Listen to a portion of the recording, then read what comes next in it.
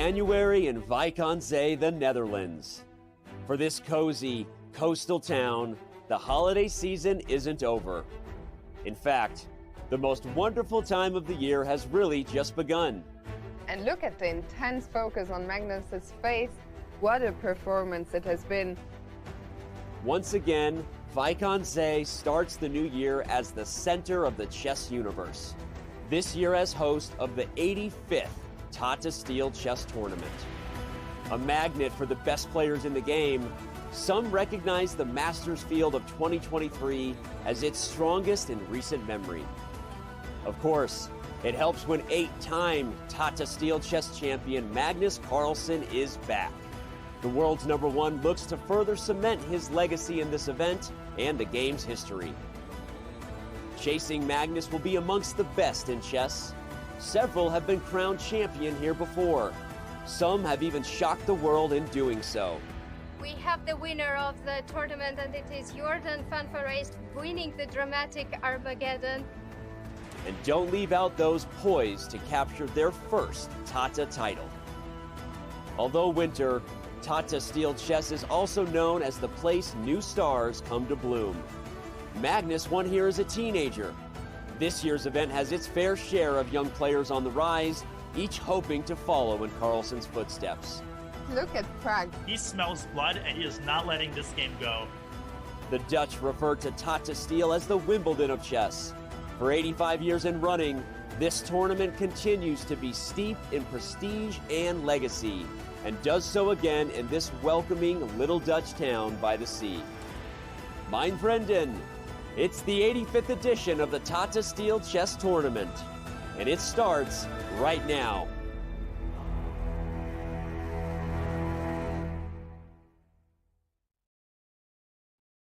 Welcome back to Wijk aan Zee. This is day 3 of the Tata Steel Chess Tournament 2023. I'm Grandmaster Robert Hess. Alongside me, my friend, International Master Tanya Sachdev. Tanya, we saw some fighting chess in round 2, 2 decisive games. Are you excited for day 3?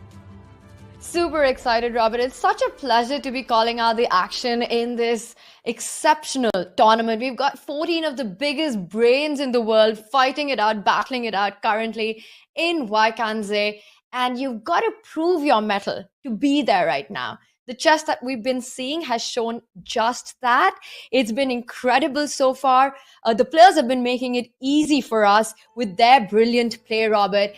We've had Anish with his explosive tactics, Magnus and Nordirbek showing some incredible technique, and of course, the resistance on display by Arjun and Parham.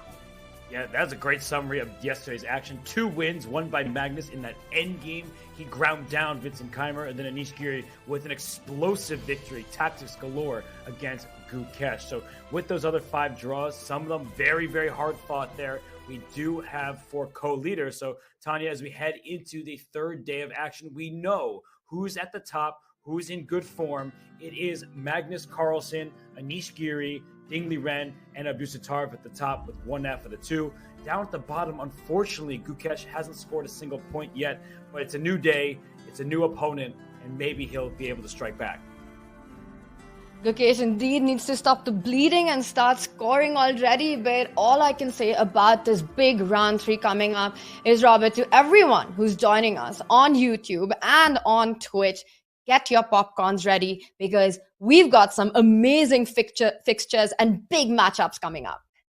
Oh, we certainly do. So while you've mentioned it, let's bring it up for everybody to see because every round has 7 matchups and they're all going to be interesting in their own way. We start at the top with Richard Rapport against Wesley So. It's 2 players of completely different styles. And to this point in their careers, it has favored Wesley So head-to-head. He has 2 wins. He has never lost to Richard, but maybe Richard with the white pieces will feel inspired and have a shot at taking down Wesley So. Big game there for Richard and for Wesley. Wesley's been pretty solid so far, but the other huge matchup is Fabi taking on Jordan. Now, these are 2 world-class players. They've had a couple of shaky years in classical chess, and they want to establish, especially, I think, for Fabiano Caruana, he wants to establish himself once again at the very top. So definitely currently looking for a win in the Tata Steel Masters. Both those players would love to get a victory and head toward the top of the standings. And the next matchup is somebody who would love a win more than anybody, is Gukesh. He takes on Abdusattorov. And this is a matchup of the young generation, of the teenagers. Abdusattorov doing very well so far, but with the black pieces, Tanya, what do you expect in this one?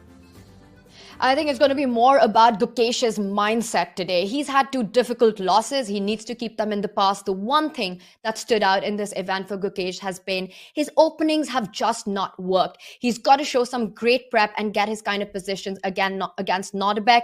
This match is special in so many ways, Robert. It's a grudge match ever since the 2022 Olympiad, where Gukesh took on Nordirbek, had a great position from the start, got over-ambitious, pushed too much, the tides turned, Nordirbek went on to win that game, Uzbekistan went on to win that gold, and ever since then, when these 2 players meet, it is fire on the board.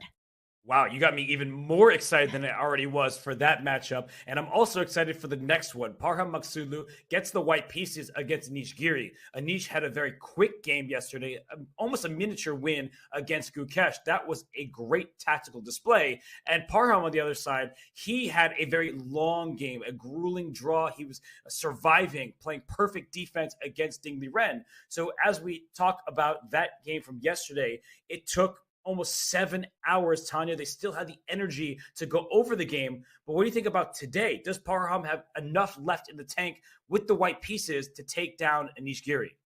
He has to find it in himself to do just that. He starts with the white pieces, and stamina, energy is going to play a big role given the time control of this tournament. That said, having quick games can have its own drawback. Parham feels himself already in rhythm for the tournament. He's played these long games. He's played great openings, middle game, and end game. Anish, meanwhile, has had explosive rounds so far. I think Parham, hopefully, he got some good sleep for this one. He needed it after that really heroic defensive task. We will talk about Magnus Carlsen versus Ding Liren in great detail. But before we do, Praggnanandhaa, Vincent Keymer, another matchup of teenagers. So, Tanya, who do you think has the edge in that one? 2 big players from their country, Prag from India, Vincent from Germany. These 2 have been making their mark in the elite world amongst the established A-listers, but they also want to prove something within themselves. We talk about a clash of generations, but this one, clash of the 2 prodigies, equally exciting. Tough to pick a favorite here.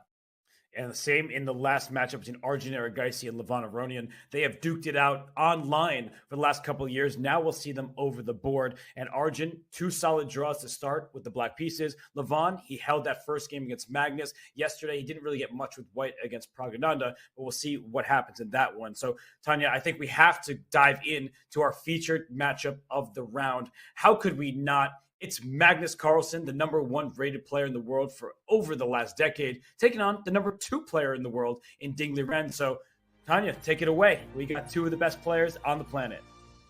It is all eyes on this game, Robert. Carlsen taking on Ding. It is world number 1 versus world number 2, as you mentioned. The only 2 players who've crossed the 2800 mark currently. This is the only possible matchup in the chess world between 2 2800s. It's happening today. It's happening right now. I think many fans, many chess lovers across the world would have loved to see a Magnus versus Ding World Championship match. That's unlikely to happen ever. But today, these 2 face off each other in what is the Wimbledon of chess.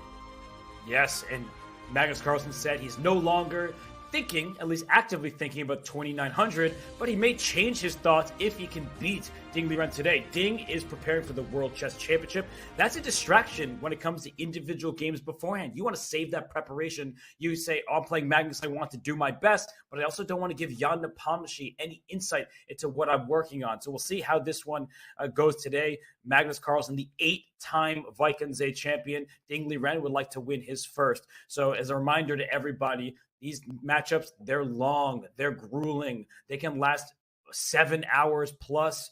But right now we see the players seated. Tanya, there's Gukesh and Nordirbek Abdusattorov. Both players, they're going to be hungry for success over the board.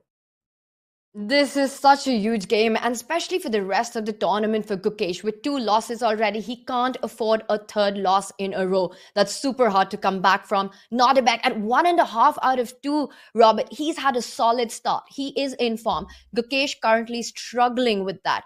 He's got to find the mental energy and the strength to play for a win in this one with the white pieces, make the most of his chances, but most importantly, stop the bleeding.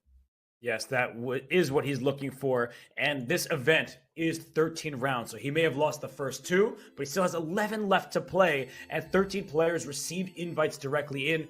Arjun Aragaisi won the challenger section. He qualified for this event. The scoring is typical of most chess tournaments: 1 point for a win, a half point for a draw, none for a loss. And if we do get a tie, when all is said and done, we'll get tie breaks. 100 minutes for the first 40 moves. You get the 30-second increment from move 1, and you gain 50 additional minutes once you reach move 40. And then if you get to move 60, if the games go that long, another 15 minutes. We saw that happen yesterday in that matchup between Parham and Ding Liren. But today is a new day. Ding Liren is seated at his board. He's opponentless for the moment. Magnus, as per usual, not showing up before the clock hits the hour. We've often seen him just arrive in the nick of time, and sometimes even later. Who can forget the video from the World Rapid and Blitz? In the Blitz section, Magnus with 3 minutes actually came to the board with just 30 seconds on the clock. So you just never know with him. But very rarely do we see him just seated there and have time before the start of the game. I think he likes to arrive just at the moment when games are about to lift off. We see Gukesh and Nordirbek, Ding ready to go. The fans are ready. The spectators, the hall is full. The amateur section is being played. We can see the spectators. They're all lined up. They know it's a huge day. If anyone's been planning to be at Wijk for the Tata Steel Masters, it's round 3. It's today that you want to be there. And we see the bell over there, the gong. There's a special guest every single round who gets to start the round by hitting that. And I don't know who it is today, but it's always fun to see the fans watching the action unfold. There's the challenger section right behind Anish Giri and Parham Maksudlu. Some familiar faces in the chess world. I believe that's Velimir Ibic over there. They're a little far away for the moment, but very strong players who would love to join the Masters tournament a year from now. And there's Leonard. I see Leonard taking photos. We have so many people working hard to make sure that everything is set. And I just saw a certain Magnus Carlsen walk through the camera heading towards his board.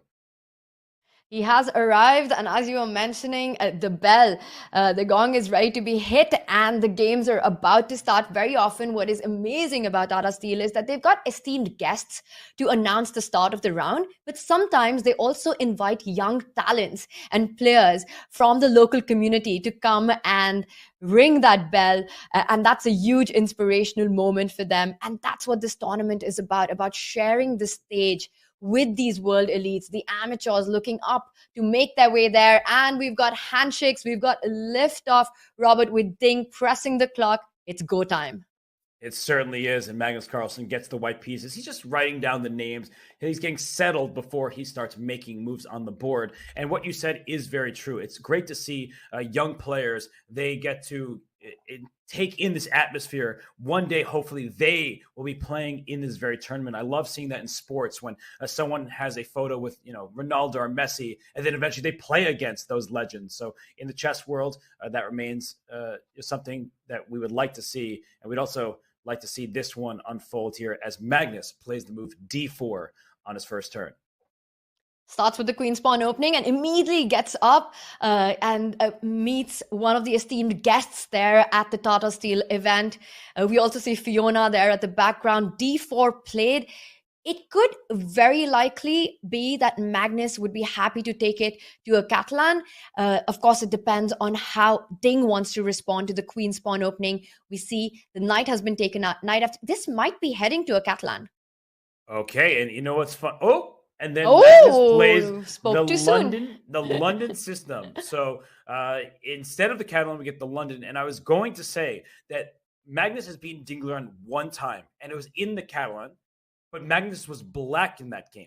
So perhaps for Magnus, he has happy memories against Ding from the black side of the Catalan, and sometimes that does play into the psychology, of the player. So a London Tanya, on the highest stage between the two top players in the world, Eric Rosen is somewhere clapping his hands, celebrating, and I'm sure he'll analyze this game in great detail later.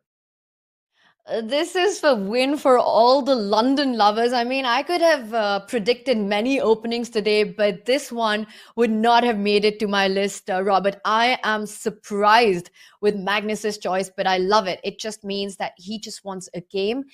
He wants no theoretical big lines here in this one. Ding Liren slowing down already because he's equally shocked at what he's seeing on the board. A London by Magnus? Sure, if it was blitz and rapid, we've seen that happen many times. But in a classical, over-the-board event, playing against the world number 2, I am surprised. It's surprising for Ding Liren as well. He is sitting and thinking. And the reason why is in response to the London system, there are many different options.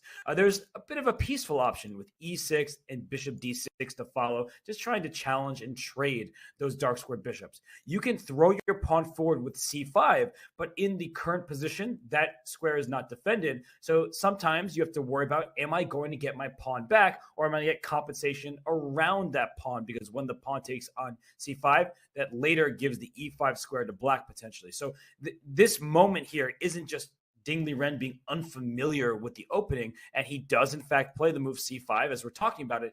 It's just which style does he want to employ, and he chooses the most aggressive way, Tanya. Indeed, this is the most combative reply to the London system, and Ding took his time because very often, this moment, move number 3 from black is what determines the kind of positions, whether they'll be strategic battles or more open, complex tactical middle games, gets decided. E3 blitzed out by Magnus. He's, of course, prepared for this answer of c5. And now I'm expecting Ding to open his own bishop on f8. e6 is a move that's often played here. You defend the c5 pawn, you clear.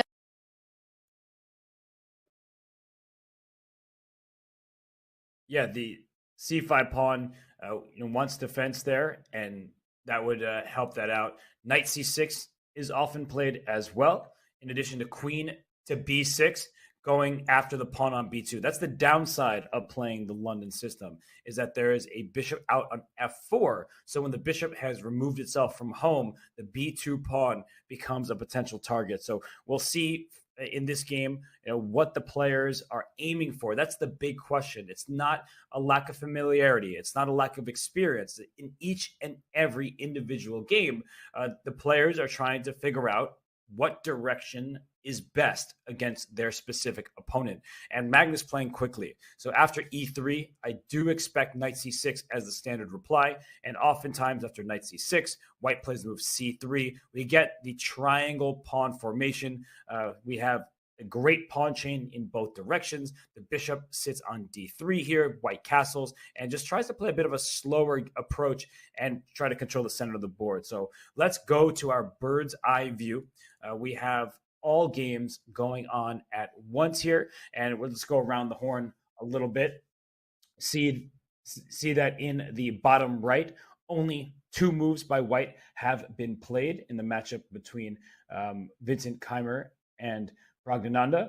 In second from the right, again, just 2 moves by white. Black has played only 1 himself.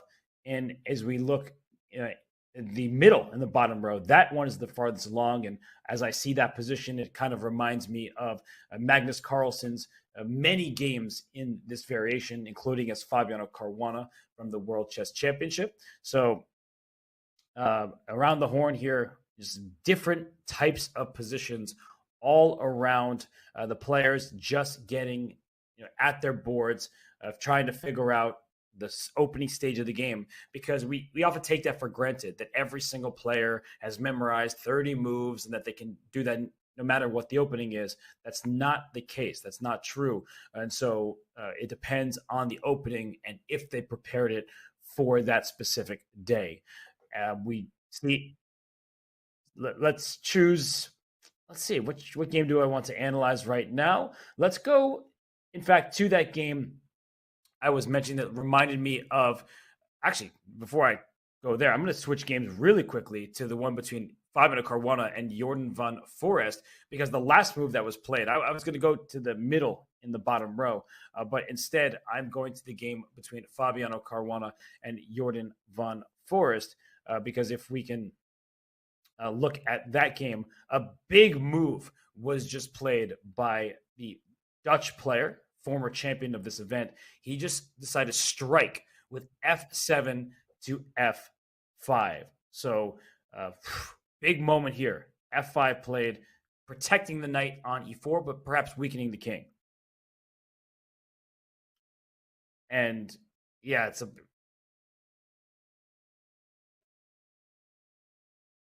Todd, you back? Out here, and I lost everything, and I was like, not right now, not when we have a London on the board at the most important round of the Wijk, but everything's well. What has been going on, and what have I missed?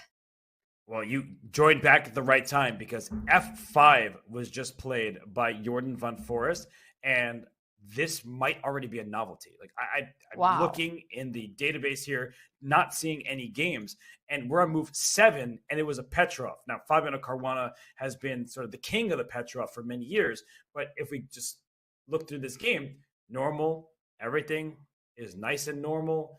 D5, bishop b3, and then bishop e6. Already, that's a very rare move, just played a couple of times. And after castles, F5 is Jordan's choice. So, Tanya, we've seen Jordan display tremendous opening ideas, novelties, and that helped him win this Tata Steel tournament a couple years ago. But what do you make of this one? It feels very weakening, or at least it gives White control of certain squares. You know, you make a move like F5 in the opening, and it's so double-edged. It goes on to show that you're ready for an aggressive fight, but yes, very early on, you are creating weaknesses in your own camp. And you know what? It's the kind of move which they say, don't try this at home. But we're talking about Jordan van Forest here. This is the guy who comes up with the most creative opening ideas. He and Richard Rappo. We've seen that about him. Jordan, when you mentioned, won the Tata Steel Masters in 2021. We saw him employ all kinds of offbeat openings and ideas. He's doing just that. And with the black pieces, when you're playing against an opening specialist like Fabi, you want to try and confuse him as early as possible. And that's what he's going for. Yeah, it is confusing because it gives White control of this juicy e5 square. When you have pawns 2 squares apart like this, look at the square in the middle. That is White's for the taking potentially, but Black does have firepower. A knight can come to d7, a bishop to d6, and then Black can fight back. Now, the e4 square looks like it's under Black's control, but if this knight moves out the way, this pawn will go up to f3 and kick the knight out. So that's a long-term thought that White has to keep in mind. Now, e5 is one square. E6 is potentially another that White can use because there are no pawns helping defend the square. But that would require the smoke to clear. Knight would be forced out of e4 just to get a rook into the e file on an open line. So I think Jordan, he's playing this sort of tricky opening, and it's not actually very obvious how Fabiano should respond right now. And that's what he's counting on, right? Objectively, it might not be the best way in the Petrov to handle what White has done. You know, you give up this e5 square forever. There's no pawn to push any piece out of there, while your own e4 square is a little shaky. But Fabi needs to figure out, how does he make the most of this weakening move f5? And it's important he does that soon, because Black has a clear plan.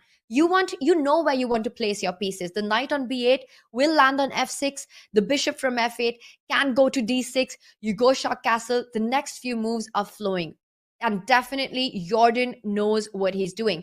Meanwhile, Fabi needs to decide, does he want to put the c pawn on c3, or does he want to play c4? More aggressive, challenge the center. The rook will come to e1. Where does he want to develop the knight on b1? Where does the bishop on c1 want to go? So there are a lot of questions here, Robert, that Fabi needs to answer. And that's why he's slowed down. He is taking a think. He's as surprised as we are. Yes, and I like what you're talking about on the queen side with c3 or c4, because just like in the position in the London, if queen b3 happens at the correct moment, the pawn on b7 is loose. That's the downside of developing your queenside bishop like this so early, is that if a queen gets to b3, there could be some problems on the queen side for black. So we'll see how Fabi handles this. We're going to zoom out because he is in a deep think trying to figure out what is best to do. So we can go to our bird's eye view, get a sense of all of the action that's taking place, 7 games going on at the same time. So as we look across the boards here, the openings, they're underway. The games are taking shape. And Tanya, the London in the top left hasn't progressed too much, but one game that is far along, it seems, is the one in the bottom left. So Parham and Anish, they've made quite a number of moves just because it's a standard looking position. Very interesting. Parham has been talking about his opening preparation and mentioning that with the black pieces, he feels quite comfortable. He's put in the work, and in his game against Ding was quite well prepared till a certain moment, and he was happy about getting it. With white, he starts with the Italian. Now, this is not a new position. This is something that we've seen time and time again. But the Italian, or the Caico piano, is just such a complex and a rich opening. It's all about little moves here and there. And what do you start with? It just changes everything. And no matter how much you know about the Italian, it's not enough. These were the famous words spoken by Levon, who's, of course, quite a master of the King's Pawn opening. And Robert, the live board that we have in front of us, Anish has chosen to immediately counter white's Italian bishop on c4. Let's take it from the top and see how we got here. Absolutely. e4, e5. So we had the Italian with bishop to c4. Black fought with knight f6. That allows white to play the fried liver, going after the f7 pawn. But at the highest level, you don't see this very often. Instead, players typically play this d3 move, because in these sharp variations after d5, pawn takes, knight a5, bishop b5 check, this is all theory. So if you want to study this variation, there is a lot of material out there that can help you. The bishop often slides back to d3, and it's a position where white is a pawn ahead, but this bishop is awkward because the bishop on c1 is not getting out on this diagonal. The knight on g5 can be kicked very easily. Black gets a bunch of time, and when we cut the board in half, black actually has, even though it's down a pawn in total, is up a pawn over here on the king side, and oftentimes the pawn goes forward once the knight moves out the way. So black gets activity for that pawn, and in this game, we saw just d3, calm chess from Parham. He did have that long game yesterday. He knows that Anish is well prepared, and we get very standard moves, including Tanya a5, taking away this b4 push. A5 is very committal. It is one of the topical, trendy ways to counter the Italian. And as you mentioned, it's directed against the plan of white expanding on the queen side with b4, a4, a5.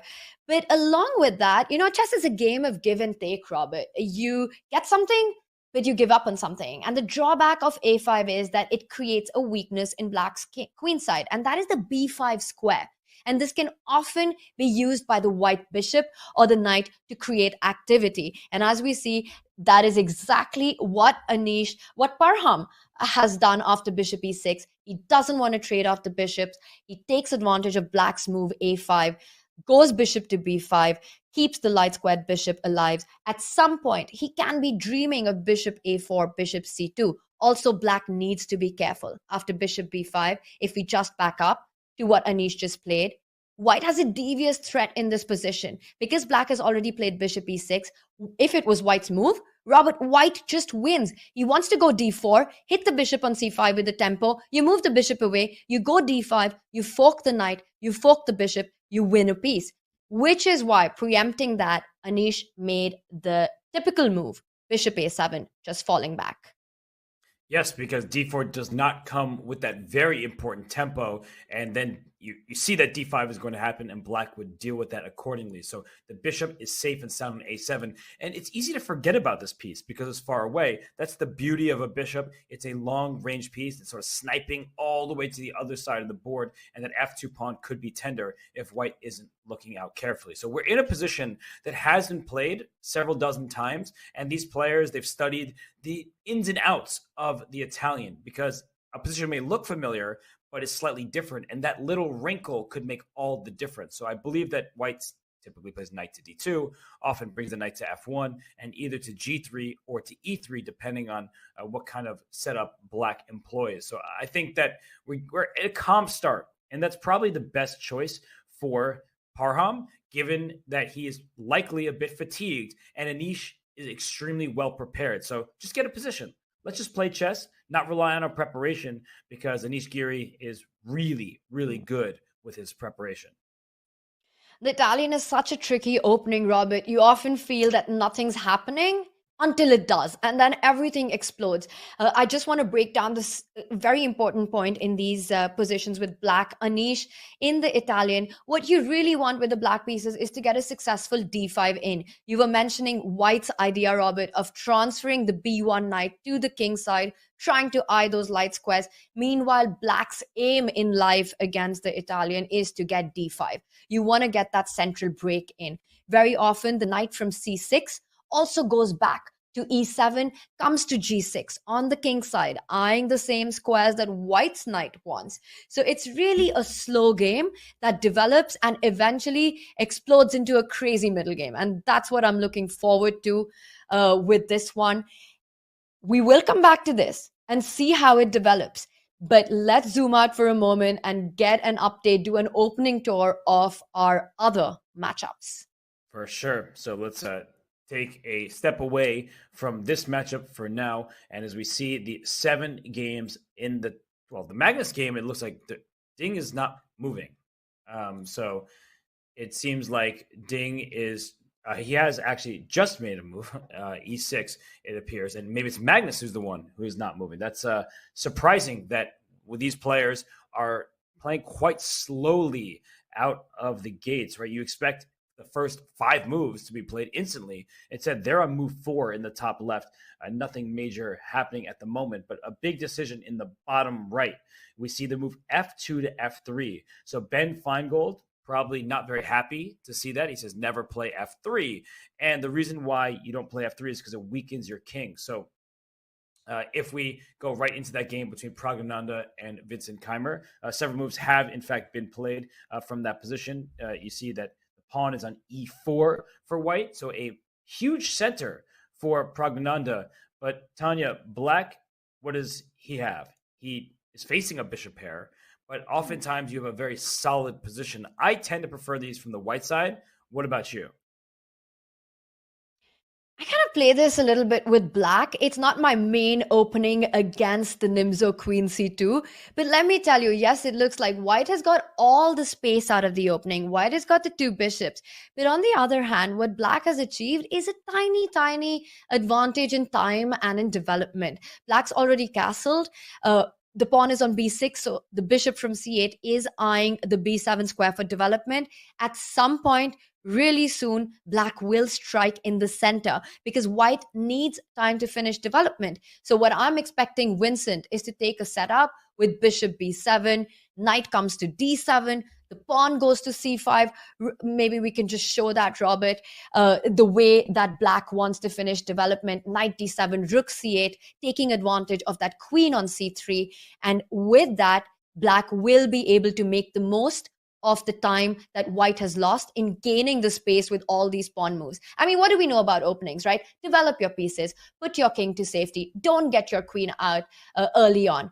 But it looks like in getting these trumps, White has disregarded all these rules. So Black gets some time, and time is of the essence, can't allow White to continue development, can't allow White to do everything normally.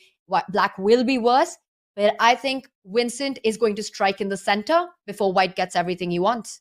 Yeah, that's what absolutely must happen, because if Vincent doesn't start putting pawns forward and threatening a White center, and you give White all the time in the world, you see a bishop coming to e3, this bishop to d3, a knight into e2, maybe even an attack going up the king side, because White has a very healthy center for now. 3 pawns, more advanced than any of Black's pieces, taking up space.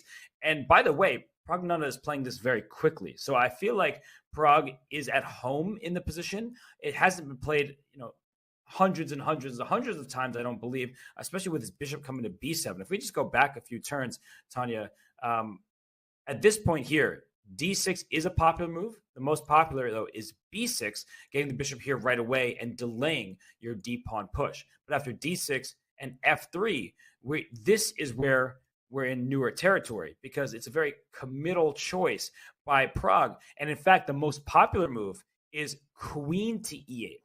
Seems very strange. Why would you go queen to E8? Is your idea to play pawn to E5? And if so, why wouldn't you just bring your rook to E8? And I think the difference tends to lie in the fact that if you play E5 at this point, the rook on E8 not doing the most here. That even if you end up taking on D4, your pawns are very healthy. And so the move queen to E8 instead, it seems like, well, what has changed after E4? If we do in fact play the move E5, like what has happened here? There often are differences where there's no pin on this knight, and that can be extremely important. So it's hard to explain all the subtleties with a move like queen to E8. Just seems awkward. But in the event of D5, the rook is better placed on F8 for when you strike with F5. That's a really good point because F5 is such a thematic idea once the center is closed, but there is still some time for that to happen. Instead, Vincent continued with a different path of development. He did make the move bishop to B7 after White has expanded the center. At some point, he'll have to take a call. Is he going to provoke White to go D5 with the break of C5? Or E5. Both have their own advantages and disadvantages. I am expecting him to first, before taking that decision, Robert, go knight D7, put your rook to C8, maybe take your queen out to E7 or E8, as you pointed out, and then take a call if you want to break with C5 or E5. But we will see one of these breaks in the game.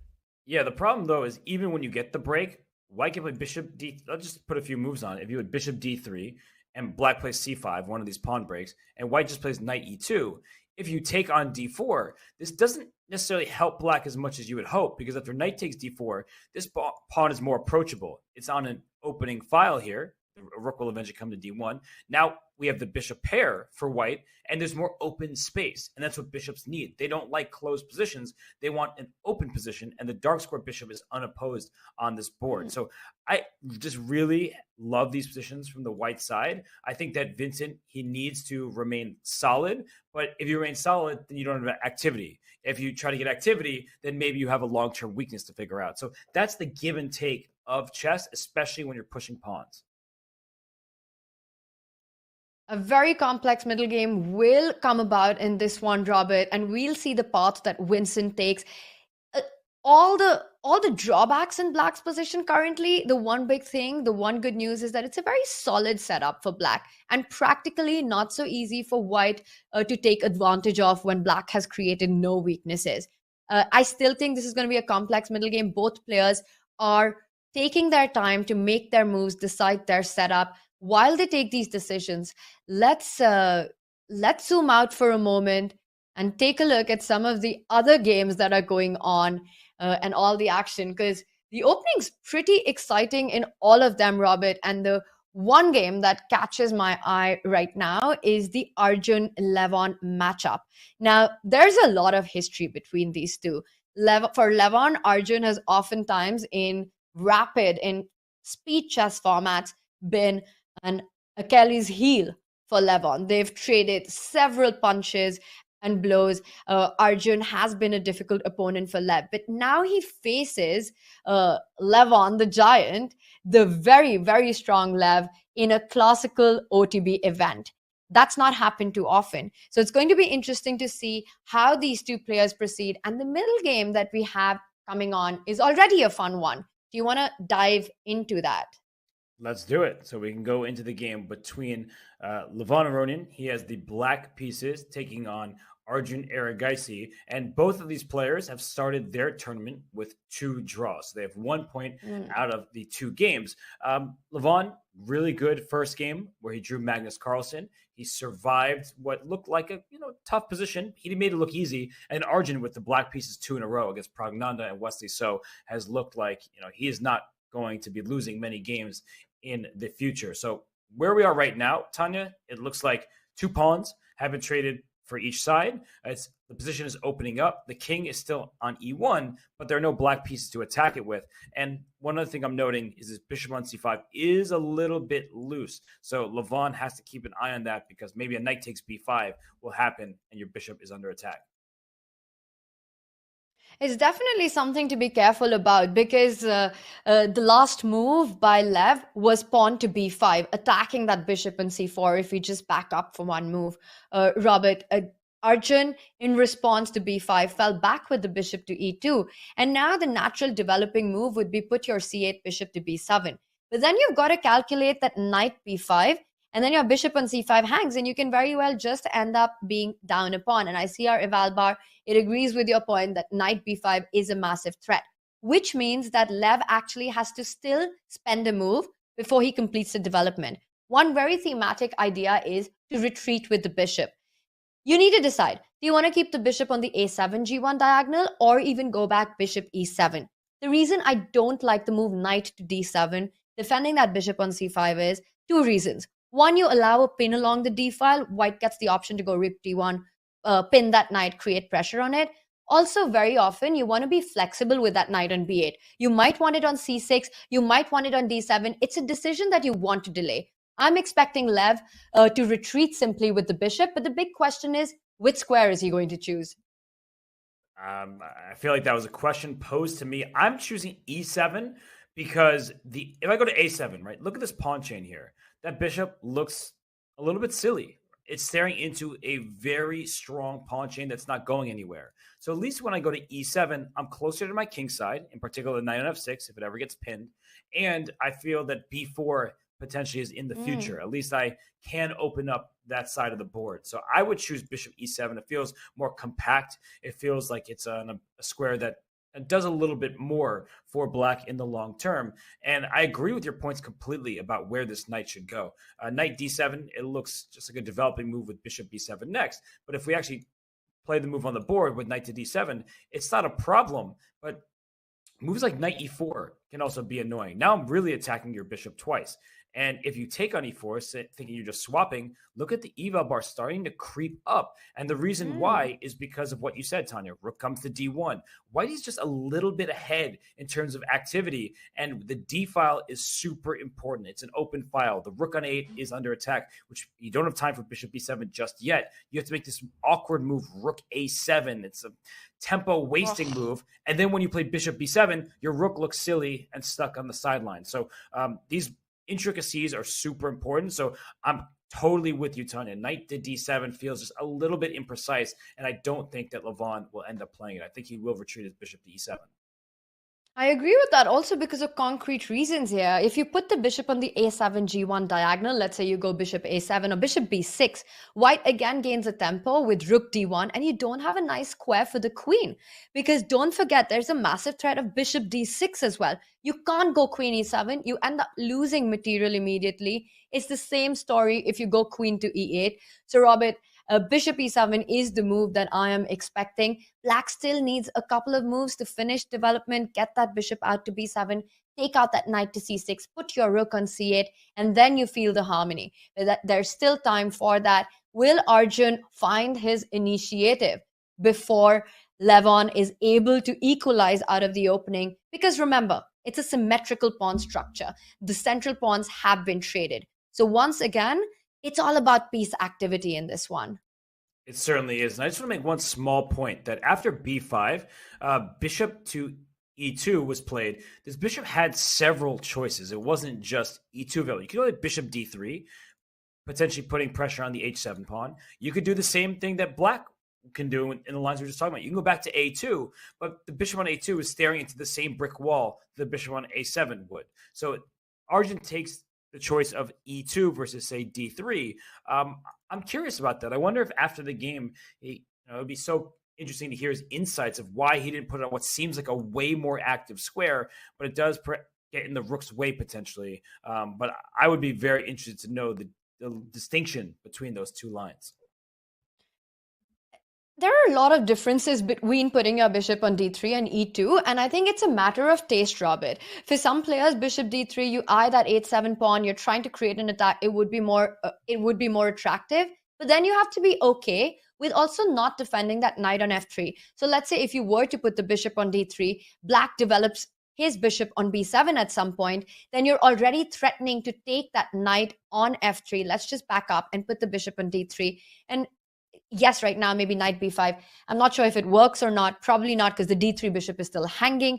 But you have to be okay with losing a tempo to save your pawn structure. Not just that. You want your rook on d1. You want it on the open file. So even though, yes, you gain an attack on the h7 point, you lose out on a lot of factors. I do see the eval bar does like bishop d3, but I think from a personal perspective, bishop e2 feels more natural in these positions. You are threatening the knight b5 trick if the bishop is not on d3. As you're pointing out, in this case, the bishop on d3 would just hang. Well, yeah, that was your point. It's a really, really astute observation. So bishop e2 opens up knight takes b5 as a threat, and that may give Arjun the time to get the initiative that we know he wants. He's a very active player, and so we'll see how this one continues. Levon is just spending his time making sure that he doesn't blunder, and it's important even at this early stage to do just that, because you don't want to hang a knight takes b5. That one's obvious. So I'll move my bishop away to a7, but as you were just saying, Tanya, rook d1, the d6 square is vulnerable, and White would love to plant a bishop there. So bishop e7, to my eyes, looks the safest. It's not the end of the story just yet, but I do think that bishop e7 will keep Levon's position compact and solid and help him try to continue maintaining this equality. So let's zoom out for a second. Levon, he's on the clock. He will consider his options. And the game between Magnus and Ding Liren has changed a little bit, where Magnus he gave up his light square bishop for a knight on c6 at the top left game on the screen here. And there's just action happening all around. We see in the second row, second from the left, Fabiano Caruana, he put a knight on e5 and then took a knight that was on d7. But Jordan van Forest continues to play extremely quickly. So, Tanya, which of the games that we haven't looked at do you think we should venture into? You're absolutely right. It looks like all the players are in a big fighting mood today. Just looking at the openings, it's tough to pick one, but the one that catches my attention right now has to be the Fabi game. Do you want to just quickly jump over to Fabi versus Jordan van Forest? Fabi with the white pieces. Jordan has made this committal decision of going f5. Already, a set of minor pieces has been traded. Black has a knight on e4 and it looks super pretty, but it can be kicked out any moment with f3. So it's not something that you can rely on. This is where we left it last, Robert. And after queen e2, bishop e7, trying to finish development, Fabi jumps in with the knight to e5 and Jordan immediately challenging that with knight d7. And after the trades of the knight d7, queen d7. What's interesting is that Jordan can still decide whether he wants to go long castle or short castle. Very good point, because castling kingside we usually do by default. There are fewer pieces in the way, but castling queenside is an option. And one more thing I want to point out is in some positions, let's say I castle, it's white serve at f3. I was going to just say at some point that if you take on e4 and I take back, this bishop can be trapped in some of these positions. So it's something to keep an eye on. I understand in this current one, it doesn't work out. There are queen h5 checks and queen to e5. It saves the day just to actually show you this tactic. That after g6 is queen e5, hitting a loose rook, freeing the bishop, white would win material. But the point I was trying to highlight here is that if this king were already castled, then this bishop would be trapped on d3. So there are positions where you actually leave your knight hanging on e4. In fact, after d takes e4, if I took this way, it shows just that. I took with the wrong pawn. But queen takes d4 is check. So if you think you're escaping, no, you're just losing more pieces. So I just wanted to highlight that point that the bishop on d3 can be trapped, and so you can leave your knight thanks to these pawns.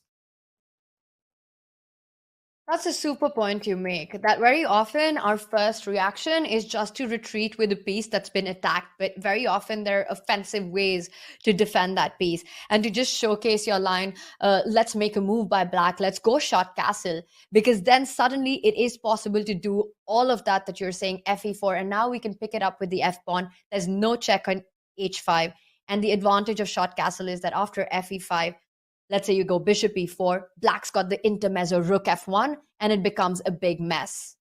And we can see, I mean, even in this position, it's a huge advantage for black. It's kind of surprising, but maybe just simple chess. Like this bishop has to go all the way around here. And bishop g4 comes to mind. Keep bringing pieces in. We'll bring our rook over. White is up a knight for one pawn, but lacks development. So I would not have assessed this as so good for black. I just don't know for sure. But now we know, because the engine's telling us this, that it's crazy to think about, that it's a knight worth 3 points for a pawn worth 1. But because white lacks development, and this is why we tell you to get your pieces out, connect your rooks, that this makes up for the material deficit. Pretty wild to think about, but that is for sure what Jordan has prepared. If he castles here, Tanya, we know that he has worked this all out. And I think that what I would do if I were Jordan, if I was trying to trick Fabiano, I would spend a good deal of time right now. Let's say he's already studied this position, but he spends 20 minutes on a move like castle. Fabiano's not going to be tricked. He's a professional player. He's going to just assess the position as it arises on the board. But you know what I mean? Like if you spend a bunch of time and you're like, okay, I'm going to castle. I think this works out. And you think, oh, something like this. I'm going to get the second pawn. And that's better for white. That wouldn't work out. But f takes e4. If he knows with certainty that it's good for black and castling is the best move, maybe invest a little bit of time just to give Fabi a false sense of security that Jordan is finally out of preparation. I don't know. Maybe I'm just playing mind games here that won't work. I'll be honest, Robert, I was so taken in with your idea of sacrificing a piece that I didn't even realize that if you don't play the move a6, as you were pointing out in your line, white will actually have the bishop from d3, the b5 square. And I think that makes a lot of difference. And I'm shocked to see that after blundering this line away, the computer, the evaluation bar still doesn't move at all. That's an absolute shocker. I think it's impossible to make the move shot castle unless you've prepared it at home. You've seen it. It is so counterintuitive because, of course, the idea relies on the light squared bishop not having a square. So you need to make the move a6 or c6 for these ideas to work. And it's completely crazy just how the computers are able to still keep the evaluation as balanced just based on initiative and development. Right. And, all jokes aside about playing mind tricks and mind games, these players, they're just trying to evaluate the line that they have in front of them at the board. So in a different position, that might work out. But because castling looks very strange with the b5 square open, I think Fabiano will quickly suss out that, yeah, this is still preparation. I don't think I'm going to take this knight just yet. He'll continue his development before trying to take this knight, and the knight will likely have to retreat. So this game is interesting, but it's going to be Jordan's task to figure out how he's going to reply, which direction his king is going to go to eventually. So why don't we zoom back out to the full 7 board view, and let's go to the game between Richard Rapport and Wesley So, because that one looks very interesting to me. It's a position where Rapport, that's in the second from the right on the bottom, he is up a pawn because it's a Caro-Kann, a Panov position, and it started with c4 on the first move. And that's what's interesting about chess openings, is that there could be transpositions. And c5, knight c3, g6, this looks nothing like a Caro-Kann, but after e3 and d4, we get a position.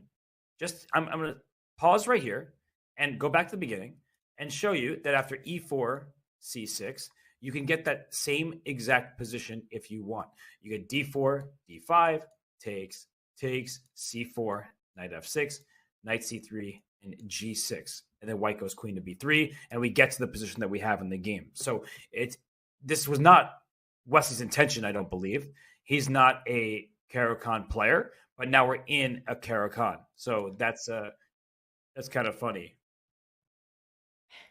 Yeah, You have to be prepared for these surprises, and especially when you're playing a player like Richard Rapport, who will create something out of the opening that you're not expecting at all. And Wesley, we see, has taken his time to deal with this surprise, as you're mentioning. A different start. You don't expect a Caro out of 1c4, but here it is on the board, and you kind of have to be ready to play any sort of a position. We see bishop e2 by Richard Rapport. So trying to finish development. Also, if we just take a quick count, White is up a pawn already.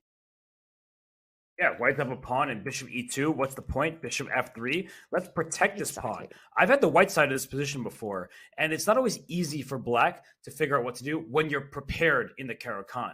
Wesley So is not playing the Caro-Kann these days, and now he's to figure out, am I just going to be down a pawn for the next bunch of moves, or is there a way to get it back? In this specific position, there's the move knight b to d7. There's also the move knight to a6. Both of these are viable opening ideas, and Wesley might not know about knight a6. It looks kind of strange, and that's not criticizing him or his opening knowledge. He doesn't play the Caro-Kann as black, so knight a6 looks weird, but it is a move that has been played. Knight d7 looks much more natural. Bishop f3 can be played. Black plays knight b6, and as we see, there's a fight at the d5 square. For white, you have 3 pieces defending. For black, you have 3 pieces attacking. For now, white wins that showdown, and after knight e2, potentially f4, you might not actually get that pawn back, and you have to play around it. So it's a fascinating opening discussion that we're having here, and unfortunately for Wesley, he's not a Caro-Kann player, at least not recently. It's going to be interesting to see how he handles this situation, as you're pointing out, that there is this idea of going knight a6, knight c7, through which you can also attack the d5 pawn, or you get the knight via d7 to b6. But once again, it's not clear how you're actually winning that pawn back, considering that white has got a defense with bishop f3. Very often in these positions, black also can think about offering a queen trade. You can go queen b6. And what's the point of that? Not currently, but once you've developed your knight. The idea of trading the queens is you get rid of one of the defenders, Robert. And then the rook from f8 can jump over to d8. So imagine knight d7, bishop f3, queen b6, you trade, the knight comes to b6, knight goes to e2, and then after rook d8, you're again able to put threats on the d5 pawn and try and win it. So a queen trade offer is what I'm expecting from Wesley at some point. Yes, and well, you could figure this out, that if that's what black wants, white might not want it himself. And the bad thing about having a queen on b6 is the knight can't get there, and you don't have as much firepower against the pawn on d5. So white will probably sidestep it, maybe even with queen to d1, knight to e2. And I just get the sense that Wesley is extremely uncomfortable here. I know what it's like, and we all do, to be taken out of theory and out of our prep, but he does play knight a6. So Wesley, wow, he finds it. He finds it. And the good thing about having your knight on c7 as compared to b6 is that you can play this move b5. It's a move that black often throws in to wreak havoc on the queen side. With this bishop coming to f3 and the knight to c7, there is an opportunity with rook b8 and b5 to play b4 and kick this knight out. So it's a long variation. There's a lot to talk about. But Wesley, he is not fooled. He figured it out. So good on him. These two players, unfamiliar territory perhaps, but a great opening display thus far. So we are going to head on to our first break as the players are breaking down these opening positions. And when we return, we'll dive right back in. 7 games are in session.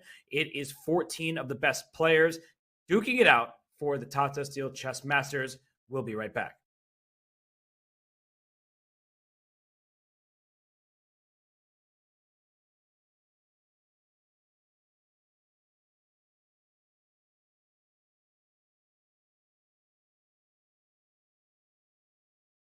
Speed Chess Championship, Title Tuesday, and so much more. Chess.com/events has all of the top chess tournaments played both over the board and online. Analyze and review games from the world's greatest players with live commentary, cloud analysis, opening explorer, and table bases. Find all the key event information, including schedules, prizes, results, news reports, player bios, tie breaks, and more. Even compete by voting for your predicted results. Explore chess.com/events today on web or with our iOS and Android apps and experience chess like never before.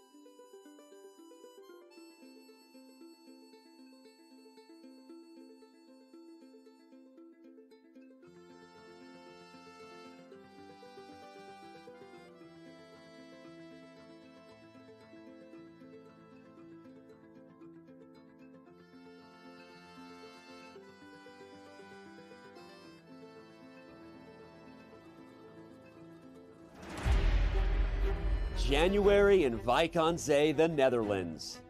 For this cozy coastal town, the holiday season isn't over. In fact, the most wonderful time of the year has really just begun. And look at the intense focus on Magnus's face. What a performance it has been. Once again, Wijk aan Zee starts the new year as the center of the chess universe. This year as host of the 85th Tata Steel chess tournament. A magnet for the best players in the game, some recognize the Masters field of 2023 as its strongest in recent memory. Of course, it helps when 8-time Tata Steel chess champion Magnus Carlsen is back. The world's #1 looks to further cement his legacy in this event and the game's history. Chasing Magnus will be amongst the best in chess. Several have been crowned champion here before. Some have even shocked the world in doing so. We have the winner of the tournament, and it is Jordan van Vereest winning the dramatic Armageddon. And don't leave out those poised to capture their first Tata title. Although winter, Tata Steel chess is also known as the place new stars come to bloom. Magnus won here as a teenager. This year's event has its fair share of young players on the rise, each hoping to follow in Carlsen's footsteps. Look at Prague. He smells blood, and he is not letting this game go. The Dutch refer to Tata Steel as the Wimbledon of chess. For 85 years in running, this tournament continues to be steeped in prestige and legacy, and does so again in this welcoming little Dutch town by the sea. Mein Vrienden, it's the 85th edition of the Tata Steel Chess Tournament, and it starts right now.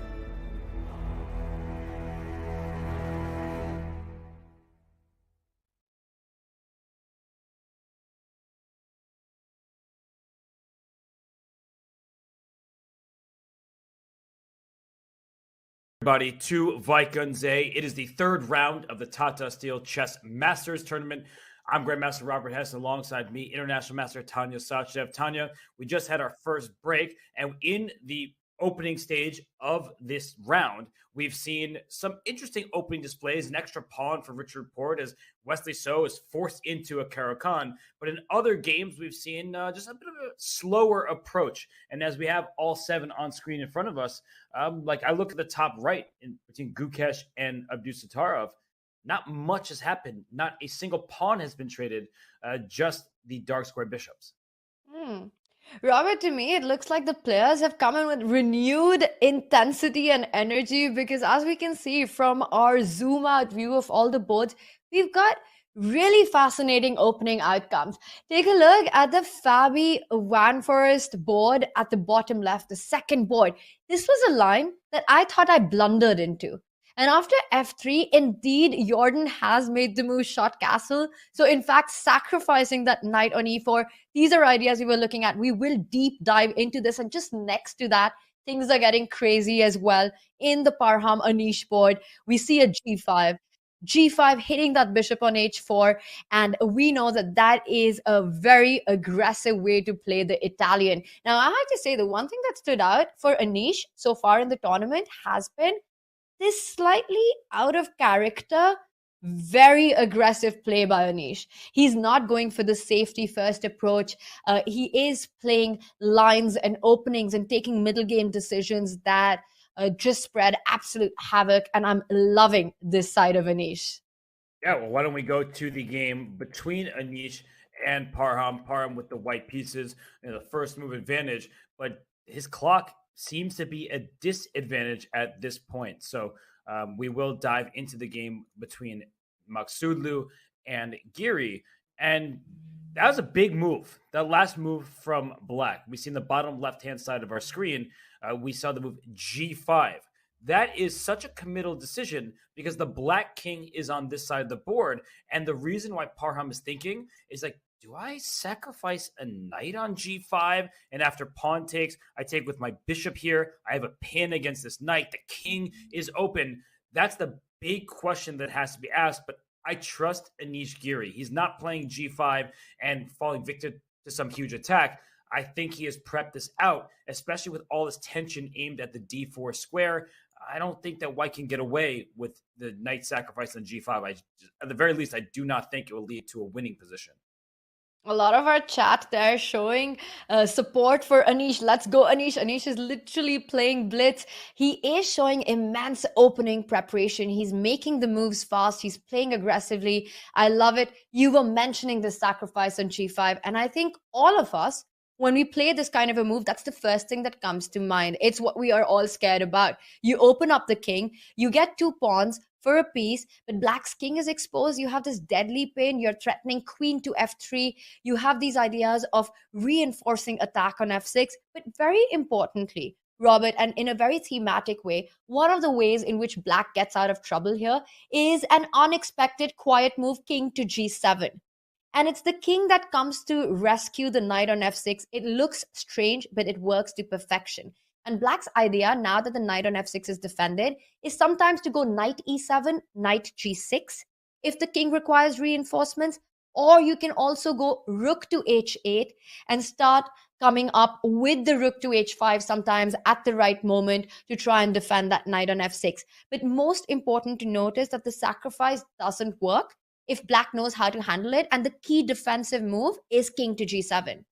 Absolutely. And in the back of your mind, you have to keep looking at this pawn on d4 and behind it, this pawn on f2. It does give black some tactical opportunities against the white king. And we just saw Parham move. He did not sacrifice the knight. He instead played the move bishop back to g3. And just to finish the line here quickly, queen f3 does go after this knight on f6, but you don't have a follow-up. You can't bring another piece to attack this knight on f6. That's the problem. And the king on g7 is doing some great work protecting this knight. So let's say you move this rook even, say rook to g8 or rook to h8. If you want to go queen g3 to get some kind of discovery, you don't even have a good discovery. So I actually think you could take on d4, but I'll just play king to f8. And now my rook hits the bishop, my queen defends the knight. You're just not getting what you need. You don't have the queen side in play and more firepower to attack this knight. So I do believe that Parham made the right decision after a bit of a think, bishop to g3, but that's also a bit of a small victory for Anish. He has shown great preparation. He's played g5. And if I'm remembering correctly, Tanya, in his match against Vidit, when that was live in India, they were in a boxing ring. It was super exciting. They actually played a game just like this.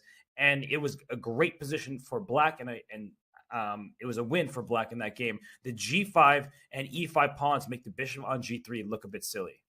You were there for that match, Robert. And it was such a monumental one. The first time ever, the death match that happened in India. Anish went on to win against Vidit in a heart-wracking tiebreak. It was just so intense, that entire match. And you're absolutely right. This opening was played in a similar setup, and it's very important that white knows how to handle this. You don't only not sacrifice it. Yes, your bishop on g3 is a little dead, but very often that's temporary because the e5 pawn is shaky. Black often needs to take a decision on that.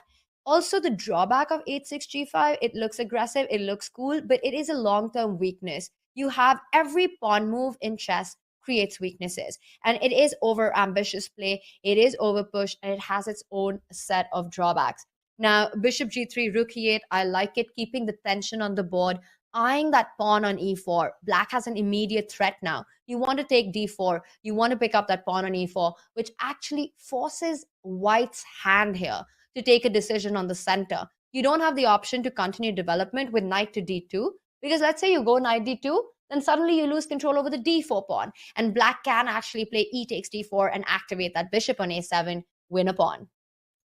It's well explained there. So that means that white has to make a choice. The e5 pawn is defended by 1, 2, 3 pieces and attacked by 1, 2, 3 pieces in return. So white can remove the guard by taking the knight on c6, but this doesn't amount to some kind of pawn advantage that you would hope for. If you take on c6 and the bishop takes back, look what has happened. The bishop and knight stare at this pawn on e4. So while you take e5, I can scoop off your e4 pawn. The bishop on a7 is nasty on the diagonal. The knight is threatening the bishop on g3 just to win it directly because the pawn f2 is pinned. And while it looked like black's king is the one that might fall victim to an attack, here it's the white king that's in trouble. So you're trying to remove the guard. You're trying to win the pawn e5. You're not getting away with it. And Anish's last move, rook to e8, it actually defends that pawn tactically, and the pawn e4 is a big target, as you were saying, and making the move d5 just to defend your center, that doesn't look right. It doesn't sit well with me to open up the bishop on a7. The knight simply goes over to e7. The knight can come to g6, and maybe even this move f5 is in the future. The rook will likely slide back to f8 at the right moment because it's not doing anything on e8, but when the knight gets out the way, f5 looks like it is very strong. Whose bishop is better, the a7 or g3? The answer is very obvious. It's very obvious. It's very clear. And you never want to activate the a7 bishop unless you get something tangible in return. And d5 is not a move that you would play or be happy playing, allowing knight e7, the knight to come on the king side. It would result in a devastating attack. I really think that Anish is putting the pressure on. Every move that he's made has a threat in the position. Starting with a5, he first stops b4, then he goes g5, hitting that bishop on h4, then rook e8, hitting the center. It's like he's playing all over the board. He's playing a bit on the queen side, then on the king side, then in the center, and d takes e5 is the decision that Parham takes. I think he's feeling the pressure. He wants to try to settle the situation down in the center. And Robert, it will be now up to Anish to decide what he wants to recapture with. Knight e5 comes to mind to try to liquidate things. As you pointed out, d5 also is tactically possible. Two pleasant choices. I would take with a knight for sure, because after knight takes e5, we see a bishop stare down. And if white decides, I'm just going to trade that bishop off the board, after queen takes d7, and if we do in fact get these trades here, we're talking about this bishop on g3. The position is objectively equal. We see the evaluation bar off to the side, but I just like the long-term advantage of a strong bishop here against a questionable bishop on g3. Knight h5 will be available if you're, leave it here for so long. Knight can even hop into f4. So I understand it's equal, but I feel like it's easier for black to play in this position with the rooks connected and the superior dark square bishop. I just think that I would prefer to have black in this game. Very well explained. You just simply compare the pieces and you know the ones that you want to get rid of. You want to get rid of white's active bishop on b5. You want to get rid of white's developed knight on f3. And you want white to stay with the undeveloped knight on b1 and the bad bishop on g3. Knight e5, I like the move. I like the way Anish has played this opening. And I think we can conclude this position, this opening outcome as one being of success for Anish. We'll see how Parham tries to create chances here with the white pieces. Currently looks like black is out of the opening without any problem. Let's zoom out for a moment because there's fire on other boards as well, Robert. Yeah, there is. And by the way, we did just see the trade on d7. So Parham, even though he spent more time, I do believe that he's familiar with his position and he understands that taking on d7, just offering the trades is going to be okay for him. It may not lead to an advantage, and that could be a bit disappointing, but especially after yesterday's long game, then he would like to just make sure that everything is fine in his position. So we have all 7 boards in front of us. We can see that in the top left, Magnus Carlsen and Ding Liren, much has changed there. We haven't looked at the top right game between Gukesh and Abdusattar, but really it's a locked position. So when things open up a little bit more, maybe we should head into that one. I'm looking at the bottom right, and a pawn was just taking on d5, but the pawn structure is such that Prague has all these light square pawns against a bishop on b7. Looks pretty nice for him. And well, I think we have to go to Magnus versus Ding. We haven't been there in a long time, and the position really is a lot different than when we were looking at it earlier. Let's definitely get a check in on that. Also, let's point out that currently Jordan is sacrificing a piece on e4, but we will come to that once we're done with this one. Wow, that's a complete structural change from the London that we started with. Let's back up a few moves, Robert, from when we visited this game last and go through it. Yeah, we saw an offer of a trade for the dark square bishops, bishop b5 check. Magnus actually really likes these lines. We're taking on c6. So he does it immediately, not even provoked to do so. And he quickly trades and plays queen a4. If black is not careful, queen a3 could be very annoying in some variations. But after black castles here, if you try queen a3, the knight can help defend this pawn. Knight e4, knight d7, more likely knight d7 to keep the pawn safe. And then black will just work around it. So castles, we see a swap, and then c5. So the move queen a3, it does pin the pawn, but it doesn't win the pawn. As I was mentioning, knight e4 not only protects the pawn, it protects the queen, which opens up c takes d4 as black's next move. So Magnus instead of rook c1, anticipating that this file would open up. And we just see this position here after a swap on b3. So Tanya, we see the evaluation is level. White has the c file for now, but I think the biggest dynamic is knight against bishop. So would you actually prefer Magnus' position here, or do you see it like the engine does as being completely equal? I think black's got his own trumps here. Ding's got a lot to play for as well. Yes, you've got the c file and currently a nicely placed queen on a5, the open a file as well. You've got a weakness on a7, but you also have a weak b3 pawn. And black can, with the rook on f8, slide down to b8, start putting pressure on this pawn as well. So, the knight from f6 can jump to e4, a nice little post there. I get it that white does have things working out, but I don't think black's worse. I understand our evaluation bars saying this is even, and I think the big reason for that is the weakness on b3. Robert, I also want to point out one very important moment when black played c5. If we just back up a little bit, because I think that's so crucial to understand that this move is perfectly timed. Black can't waste another move here. Give white one move, white goes rook from f1 to c1, and you'll never get this break. You're stuck with a weak backwards c6 pawn, knight jumps to e5, and it would be strategically lost already with the control on the c5 square. So in fact, Ding, understanding that he plays the move c5, it had to be played, and voluntarily went into this position that gives up the c file, but in return, what you get is a weakness on b3. And I'm going to add one more thing to your excellent point there, that if black had taken on d4, when white captures back on d4, maybe even with the queen, we get a 2-on-1 outside advantage for white. Not that the position is advantageous, but in the long term, it's like in the Grunfeld. Oftentimes, black wants to get to the endgame because you create an outside pass pawn. That's why Ding chose to play c4 here, that now you have 2 against 2 on the queen side, and if the rook wants an open line, you have to play b3. So we did see this trade on b3 after black gained the tempo with bishop to d7. One thing I'll note is that when this knight goes to d2, it protects the pawn on b3, and it's hard for black to pile up pressure on that pawn. So the position is equal. We acknowledge that. I'm sure Ding knows that, but I just feel like it's slightly more comfortable, because one mistake you could make as black is, let's say we get this position with knight to d2 where the pawn is very well defended, and you're saying, I really want to get to that pawn. How am I going to do it? Your bishop can't.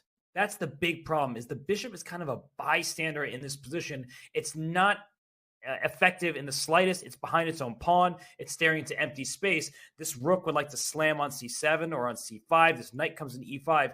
Black is doing okay, and Ding will know that, but he might also feel a little bit uncomfortable because this is the most Magnus type of position ever. With the white pieces, no risk whatsoever, and a weakness that you can go after, and a weakness on your end that's quite easy to defend. Very nicely said, actually, that after knight d2, yes, b3 is a glaring weakness in white's camp, but it's super hard for black to get to. Meanwhile, white already has control of the 2 open files. Even though even and black should be fine here, it's definitely more pleasant to play as white. And I'm just wondering, with all these points, can Ding in this position try and take advantage of, well, white's slightly weak king with all the pieces on the queen side? And let's say I offer a trade here. I start with a rook to c8, Robert, because I'm super happy if you go rook c8, rook c8. And I'm super duper happy if after that you take on a7. Nicely pointed out. The white king is in a bit of danger. So if you take on a7, you fall victim to back rank checkmate. You don't want to see any part of that. And if you play rook c8, to start with, I don't think white really wants to give up the c file. Knight b2 is an option. Also, knight c3 isn't entirely out of the question. There's a second knight that can come back to d2 if that pawn needs defense. defending. And if you ever move your rook to b8, the a rook, a7 is loose. And if you move this rook to b8, well, you just stopped on c8 and moved over, which sometimes you actually want to do because now this knight can't get back to where we were just talking about. So there are pros and cons to this wasting a tempo methodology. But regardless, I do believe that it's easier position for Magnus to play. I'm not saying he's winning, nothing of that sort. I just feel like the A pawn is stuck in its tracks. The B pawn maybe at some point can even start pushing up the board if we look at the current position. White's next move might be b4, at some point play rook c5 and just take over all the squares on the queen side. It's not out of the question if this knight is on d2 especially. So I prefer white. It's not winning. Nobody's claiming that. But in order to beat players like Ding Liren, you don't just get winning positions out of thin air. You need to maximize the potential of your position. You need to create the most amount of challenges possible. And I think the real challenge for Ding is he has the worst piece on the board, this light square bishop, and it doesn't have activity and there's nowhere really to go to. Where would you put this bishop? On e4. Why? Because you might want to take a knight. Your bishop can't get there. It's blocked in by its own pawn, whereas this knight has a dark square. This knight has a dark square. That's a light square bishop being dominated by the knights. You know, I get it. You're being super... You're being slightly, not super, but slightly pessimistic about Ding's position, and rightfully so. But I still think, Robert, that he's going to find a way. This is world number 1 versus world number 2. Ding is not going to make this very easy. And I see that in chat, it says, welcome to the London system. Very well said, because very often you think the London, that can't be too difficult. That can't be too dangerous for you. And then suddenly things can become a little iffy. And before you know it, you can be completely strategically worse. Robert, I still feel that Ding has his own ideas in this position. The more I look at it, the more I like the concept of offering a trade, forcing your knight to c3, and just compare the lines that we've been looking at. Rook to c8, knight c3. You get the other rook to b8 because I really don't want to allow you to play b4. You can't take on a7 because I can take on b3. So I'm kind of a happy camper. Your idea of getting the other knight to defend, knight d2. Now you're threatening to pick up the a7 pawn. I put my rook to b7. I prefer that than putting my rook to c7. Let's say I put my rook to b7. And if you just compare this position from the other lines that we are seeing, I think black has made progress. I attack your b pawn. I'm challenging you on the c file. Your knights are not jumping. And that bad bishop on d7, a bad piece is often a good defender. You were saying, where do you put it? Nowhere right now. But the good news is it stops knight b5. It's doing something in the position. Yes, and something is more than nothing. I admit that. But another thing you've done is you've dragged my good knight back to d2. I would want my knight on e5. That's an advanced square. It's also clogging black's pieces and where they can look to. So you're absolutely right that dragging the knight from b1 to c3 and then the f3 knight to d2, that does seem like a better set of circumstances for black. And I wonder after rook c8 if then knight d2 is still the move. That way, if you take on c1, I have the open file and my queen is better placed than the queen on d6. Queen on d6 is defensive. The queen on a5 is active. This doesn't mean that white is better. We are not saying that. I just want to reiterate that neither of us are saying that white is winning, nothing of the sort. But if you had to choose which side you'd rather play with, I think that every player in this tournament would say, yeah, give me the white pieces here, just because black is a little bit more passive with this light square bishop. But I'm totally with you. Ding Liren, he is more than capable of holding this. I just have seen Magnus win positions like this so many times, and he did go rook f to b8, and so I believe knight b1 to d2 is automatic. Couldn't agree more with you on that. Rook b8 is the decision taken. Definitely more pleasant with white. Can Ding find his own activity? He'll have to really put up a big play to be able to do that against somebody like Magnus. With this a7 weakness, knight d2 is what we're expecting. Should we just for a moment zoom out while Magnus has a think about how he wants to defend b3? Let's get the bird's eye view on our ongoing games. Once again, I just cannot stop looking at the bottom left second board here. Fabi taking on Jordan, and what a crazy opening this has been. Currently on the board, the knight on e4 is attacked, refusing to move, and that is an exciting middle game. Right next to that, we've got Parham against Anish. Nothing's happened since we left it. Bishop on d7, so trade has happened. Black is probably thinking, do you want to have an intermezzo with knight takes f3? And he replies, yes, he does. He picks up the knight, trades off as many pieces as possible. makes a lot of sense. Yeah, and he keeps the queens on the board, did Anish Giri. So he probably is trying to win this game with the black pieces. And I think he has a good opportunity. Not that his position is better, but at least it's double edged, and that gives him his chances. But I think we have to go to the game between Fabiano Caruana and Jordan van Forest, because what looked like a pretty tame position, the knight on e4, the latest move that Jordan played, G5. He is showing absolutely no fear whatsoever, throwing his pawns forward. First the F pawn, now the G pawn. He's clearly attacking this bishop on F4. And Fabiano, by the way, was not fooled after castle's kingside. He didn't take this knight. He understood that this sequence we were looking at is just going to be good for black because of the activity and the open F file and the second rook replacing the first. So instead, he went bishop F4 developing. And Jordan said, okay, take my knight now. The d4 pawn is loose with check. b2 would fall next. Bobby plays the calm c3, and this move is anything but calm. g5 slammed on the board, and he is going full steam ahead, Tanya. He wants all of the activity in the position. This is absolutely insane. I mean, it's a clear example of offense is the best defense. Neither of the players want to back down with their pieces. They don't want to retreat. Someone has got to give at some point. And we see the last move, g5, hitting that bishop on f4, and the ball is in Fabi's court. Do you go bishop e5? Do you try to trade off the dark squared bishop? Because I still don't believe that you can take the knight on e4. After f takes e4, black can think about not capturing on f4, but in fact, first, perhaps picking up the e4 pawn. F takes e4 feels really attractive here, because after bishop b5, you hit my queen, but the idea that we've been looking at, c6, attacking that bishop on f4, and you will end up winning the piece back. I like this position for black. It looks really good when g5 is the move you can successfully play, and white's best is to move this bishop probably to e5, but if this bishop goes to e5, now you're not so concerned about your g5 pawn, and the e file might just close down. This queen on e2 was really nice if the file would open. Now it's closed, and we have an asymmetrical pawn structure. This knight doesn't have f6 or d6 to go to, but that pawn on d4 was taking away the c5 square. I'll go back to c5, put pressure on your bishop. My pawns on the king side are safe, and this bishop is blockading the pawn on e6, so it can't push that passed pawn. I actually really like the look of black's position. You're very active over here, and not that white is in trouble. I think we're going to say this time and time again as we look from position to position.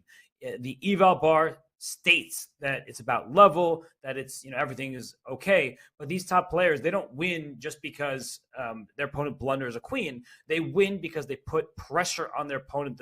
The situation is uncomfortable, and they're able to deal with the complications better. And I think Fabi, he doesn't mind a position like this, but Jordan clearly was aiming for it from the start. This was his preparation, and it's worked out well for him. This is definitely a more Jordan kind of position than it is a Fabi position, especially after g5. You've opened up the king side. You're asking questions to white, and uncomfortable questions to answer, really. The bishop on f4 hanging, this line that you mentioned after bishop e5, I think bishop e5 is the most natural response. You want to try to trade off the dark squared bishop so that somewhere in the future, you can hope and dream to take advantage of this over-ambitious g5 push by weakening the king side further. But then after that, you do allow black to jump in with knight c5. Not just that, if you just go to that position, bishop e5, you trade on e5, knight comes to c5, white has to save the bishop, and black also has another devious idea. Yes, you want to put your rook from a8 to e8, target the e5 pawn, but Robert, there's a d4 in the air as well, really opening up the position and causing big questions, big trouble for white here. Maybe in this particular position, I see our eval bar say that d4, maybe not now, but this is something white always has to watch out for. And I agree with you that Jordan's dynamic play and these practical decisions seem like they're paying off right now. Certainly. And Fabi's never been able to get settled into the position. He hasn't found that comfort zone like Magnus has, where you can safely play for an advantage without any risk. This position does have inherent risk for both sides. Black may be in danger of overextending. The king could become unsafe later. This pawn on g5 could be a target, but for now controls many of the important central squares. And we talked about when their pawns 2 squares apart, it's the square in between that your opponent can usually take advantage of. Here, if we take and a pawn's on e5, no piece is taking advantage of that square. There's a pawn that's going to sit there and may, in fact, become a target later as it is overextended itself. So I think we can safely zoom out as Fabi is figuring out where to put his bishop. Why don't we, at long last, tune in to the game between Gukesh and Abdusatara, because those two players, they have exited the opening, and the latest decisions that have been played with finally a pawn capture on d5. I think it's worth checking out the current state of affairs there, because I believe Abdusatara, with the black pieces, he doesn't just want a balanced position. He decided after this move cd5 to take with the knight. He just took the knight on d5, hitting the queen, and the queen a3 play. So Tanya, what do you make of this potential queen trade here? For me, what's also really interesting is that the move queen a3 actually allows black to double white's pawns after you take on e5. So black does have the option to actually first trade on e5. Say that you can even start with queen a3. Let's say you take knight e5, d takes e5, and now white forever has got this pawn structure where essentially you're playing an endgame, a pawn down. You've got 3 versus 2 on the queen side. Black has a clear pawn on the queen side. Meanwhile, the side where white should be having a majority, you've got a double pawn taking care. So 4 pawns are actually handling 5 pawns beautifully. And for me, that just feels as if black should at least be fine in this position. What does white have in return is that the bishop on g2 is better than the bishop on b7, and this glaring weakness on d6. Imagine a scenario where white's knight lands up from c4 to d6. That would be a very difficult situation for black. And if you have to make a move like b5 to stop knight c4, you're creating massive weaknesses. That c6 pawn is hideous. The rook from c1 can jump to c5. The knight can go knight c2, knight d4, double up on the c line. And I think the more I look into the position, the more I understand why white is willing to take these double pawns. For sure. And b5 would just be a head scratcher remove. The bishop on b7 is relegated to be looking like a pawn. We did just see the move knight takes e5 happen, and queen takes e7. There is a knight on d5 that can take back. And what black is aiming for in that situation is that he's first to the open file, and a rook on d8, whether it's the f or the a rook. I'm moving the f rook just so I can bring the a rook to c8 if needed. But if this knight moves now, there could be a rook d2 slammed on the board, hitting the e2 pawn and the b2 pawn. So black gets the activity first because white lacks in development. So after knight takes e5, which has just happened, I think that you can just take back with the pawn, potentially. Certain endgames, he takes an e7 as soon as I said that, but he's taking here. I just feel like certain endgames, you're right, Tanya, that the e5 pawn can become a bit of a problem for white. You have to play f4, but that's time consuming, and black is essentially up a pawn in the position on the queen side, whereas white's extra pawn isn't really extra because it's doubled. It's hard to create passed pawns when your pawns are doubled. Exactly. And I like the way that black has chosen the precise move order, because, Robert, let's just show the difference between the natural looking queen a3, the line that we were looking at. You might think that your knight is on d5 instead of capturing on e5 if black would go queen a3. But in fact, you're helping white to develop his own knight and allow it to come to c4 just in time, the line that we looked at. But the move order chosen by Nordirbek just shows how focused he is and how precise he's being. He says, I'm okay with retreating my knight to e7, but more importantly, you're still not developed. I'm the first to the d file, and at some point, black can dream of putting pressure on e5, the double pawn with knight g6 if required. The knight from e7 can even jump to f5, go to d4, defend d6. So it's actually a better placed knight on e7, and white just doesn't seem like he's got enough time to put that knight to d6. And one more thing I'll add to that great explanation is that in some positions, white would actually think about taking this knight on d5. So if we go to the position where you take on a3 first, knight takes back, knight e5, pawn takes, there's a universe where you take on d5 because the dark squares are black's problems. That's a light square bishop. It won't be able to protect the squares, like that knight on e7, as you were just highlighting. You go to f5 to cover weak dark squares. So that's just something to keep in mind, that there are some positions where you do give up the bishop for the knight, and it's going to be interesting to see how Nordirbek handles this. He is down on the clock. He spent a bit more time than Gukesh has. Gukesh with this thorn of a pawn that's going to bother Black for a while. And you see him, he's settled into this game. He feels, he looks more confident than somebody with 0 out of 2. But I think he understands his position has promise if he can reroute his knight to that d6 square. It's not an easy way to get there, especially with the way Black has handled the position the past few moves. We can see quite a few spectators there looking at the Masters section. Also, the challengers being played right there, the same stage, Robert, which is always really nice to see. There are so many stories out of this playing arena, this playing hall. Players who are currently right now playing in the Masters started with their chess journey in the amateur section. Jordan van Voorst, we've been talking about him, his attacking style, his game currently against Fabiano Caruana. He started when he was a kid playing the amateur section, dreaming one day of getting to the Masters. And not only did he get there, he actually went on to win it. What makes this event so exciting and so different, so unique is the mix of players that we've got here. You've got all your A-listers, you've got the established elite, but very often for a long time in the chess world, we saw the big events only ever invite the established players. But now that phenomena has changed. Now we've got the rising stars, the big talents, the big prodigies of the world fighting alongside, trying to prove they belong there. And we've got 5 participants in the Tata Steel Masters who are under 20 years of age. We've got Gukesh, Arjun, Nordirbek, Vincent Keimer, Pragnananda. They're all between 16 and 19. And of course, Jordan van Voorst and Parham as well. Parham is all of 22. Jordan, I think, is 23 years old. And these are the players who are the future champions, the future world champions. They've really been shaking up the chess world over the last year.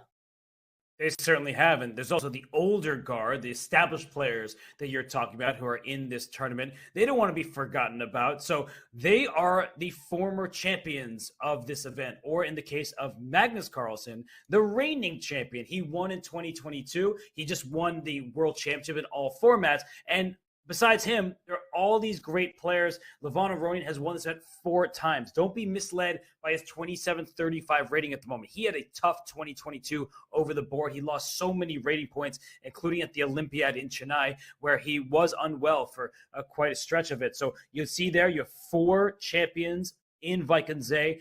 Carlsen, Caruana, So, and Aronian. And then Richard Rapport, Anish Giri, Ding Liren. Like, don't forget about us. Ding's like, I'm the number 2 player in the world. And Anish is saying, I've been the runner-up 5 different times. I know that's not first place, but getting second place here is very difficult. We can't forget that in the year that Fabiano Caruana played for the World Championship, 2018, I think he had a big minus score in Wijk aan Zee. He had a terrible performance, and then he struck gold, throughout the year and was winning kind of every single event. So there have been ups and downs, but for Anish, it seems like all ups in Wijk aan Zee. And we were looking at his game earlier. He plays that energetic style. I really think something about this tournament brings the best out of certain players, and definitely that is true for Anish Giri. 100%. And it's also the atmosphere. Anish is also the ambassador of the Tata Steel Masters. He loves playing there. He's played there, I think he's played there 19 times already. And Anish is 29 years old. Correct me, Robert, if I've got that stat wrong. But yes, he's played there several times. It's a bit heartbreaking for him that he's come so close, but yet not had that championship. And he's played 2 playoffs for that first place, but he lost to Fabiano Caruana. He lost to Jordan van Voorst in those playoffs. So it's been a bit of a heartbreak as well, but he's had solid performances. The way he started this event, showing that he's ready for the fight, he's ready for combative play. He's definitely looking for that championship that's been eluding him through his journey in Tata Steel. You said to correct you if you're wrong. The only thing I was going to say is don't age the guy. You said he was 29. He's 28. Come on, let him be young for a day here. But that smile on his face is one that we see very often in Wijk aan Zee, the 5-time runner-up. He has suffered heartbreak when he lost the playoff to Jordan van Forest. The Dutch faithful was guaranteed a champion. It was going to be Jordan or Anish. It was going to be the established superstar or the rising talent. And at that point in time, in that Armageddon scramble, it was up in the air, and Jordan was able to come away with it. And for Anish, that's going to be disappointing, but he also has a lot to look back on fondly. He has performed very well, and I brought his game up here because I think he's playing an inspired tournament. His pawn is up on g5, his bishop's over here on a7, just lurking, waiting for its chance to attack. And at the moment, he can play this move queen f6, offering a queen trade. I do think the queens could come off, and black will not be worse in that ending, but I'm also wondering if he can try to figure out a way to get even more aggressive with the queens on the board. I don't quite think so, and at the end of the day, at the end of the round, a draw with the black pieces, a solid draw, if he's able to accomplish that, he's not going to be upset. That's a good result against Parham Maghsoodloo. I agree with you, especially the kind of form that Parham has been showing in the event so far. Some great resistance there by Parham in round one against Vincent in a difficult position, and then going on to save another difficult game, a marathon one against Ding Liren yesterday. So Parham is definitely ready for a long fight. Also, just objectively looking at the position, inspired play by Anish, and beautiful storyline there with Anish and Jordan both starting their Wijk journey, with different tournaments, starting to play as kids in the amateur, then moving on to the challengers, the C group, and then finally landing up and playing several times in the Masters. It's truly a growth in their chess career that this platform has shown. Coming to the position, Robert, if we look at it from an objective point of view as well, Anish has done all that he could and gotten a dream position out of the Italian. Your bishop on a7 is super active. You've gotten rid of White's strong minor pieces, but you still have to watch out. Give White a little time, and if White can make it, imagine if White's knight lands on f5. That would be a disaster for Anish. Knight c4, knight e3, knight f5. It is en route. So black needs to be a little careful. Black can't get super ambitious. I think there are no troubles for black here, for sure. But it's time to now just make sure that this over-ambitious play with 8-6 g5 doesn't get punished, because you have created some weaknesses. I like your idea of queen f6. The other move that comes to my mind is that black can think about getting his own knight to e6, knight f6 or knight c5, trying to get it to e6, but then you have to really calculate moves like e5. Imagine if the bishop on g3 comes into play. Let's just make it on the board. Let's play knight c5 here.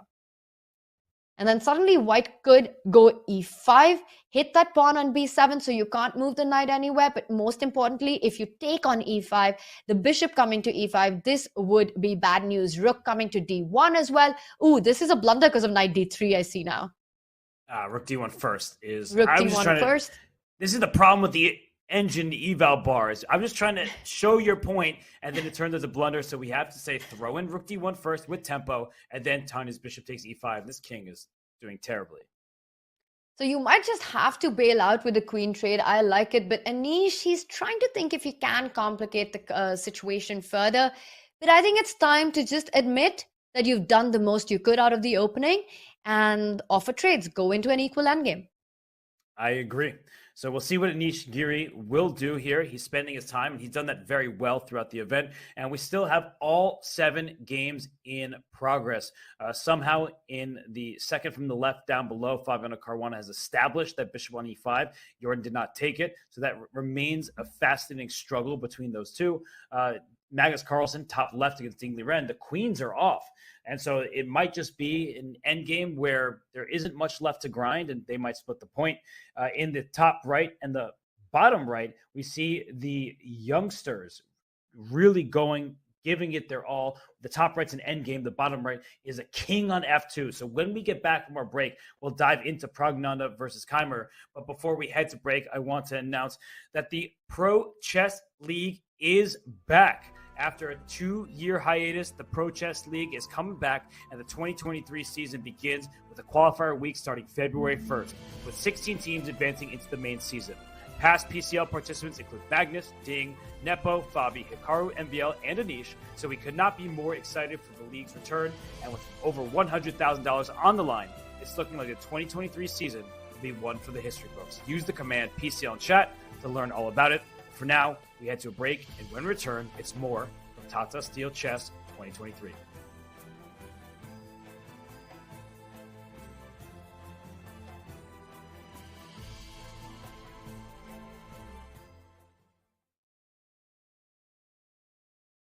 Chess Kid is fun. Chess is great for the brain, but it's also fun to play. And Chess Kid makes it easy to have fun. Whether your child is a total beginner or a prodigy, they can hop on and find a well-matched opponent from around the world at any time. Chess Kid is the safe, parent-approved way for your child to play chess online. Chess Kid is educational. To kids, it feels just like playing, but chess is a great way to learn patience, strategy, and critical thinking. Chess Kid features a comprehensive training program that guides kids to level up on their way to mastery. There are more than 50,000 chess puzzles and a whole library of entertaining videos that teach strategies, tactics, openings, and endgames specifically for kids. Chess Kid is easy. Whether you're a parent helping your child, a coach managing dozens of kids, or a school of hundreds. Signing up is free and easy, so what are you waiting for?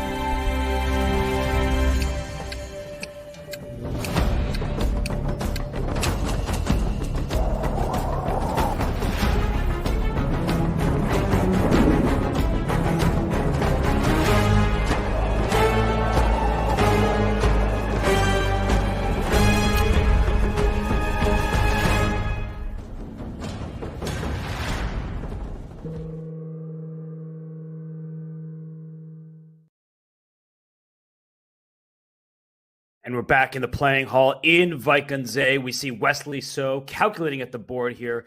And Tanya, it was an interesting opening in this one against Richard Rapport because he played the Caro-Kann. He doesn't play the Caro-Kann, and yet he was forced into it via transposition. So in the current state, he is on the move. He is trying to work it out. And we can pull up a board to show you what is happening there because it looks very awkward. We have two sets of double isolated pawns, but if we do a quick count, Tanya, white still is a pawn ahead.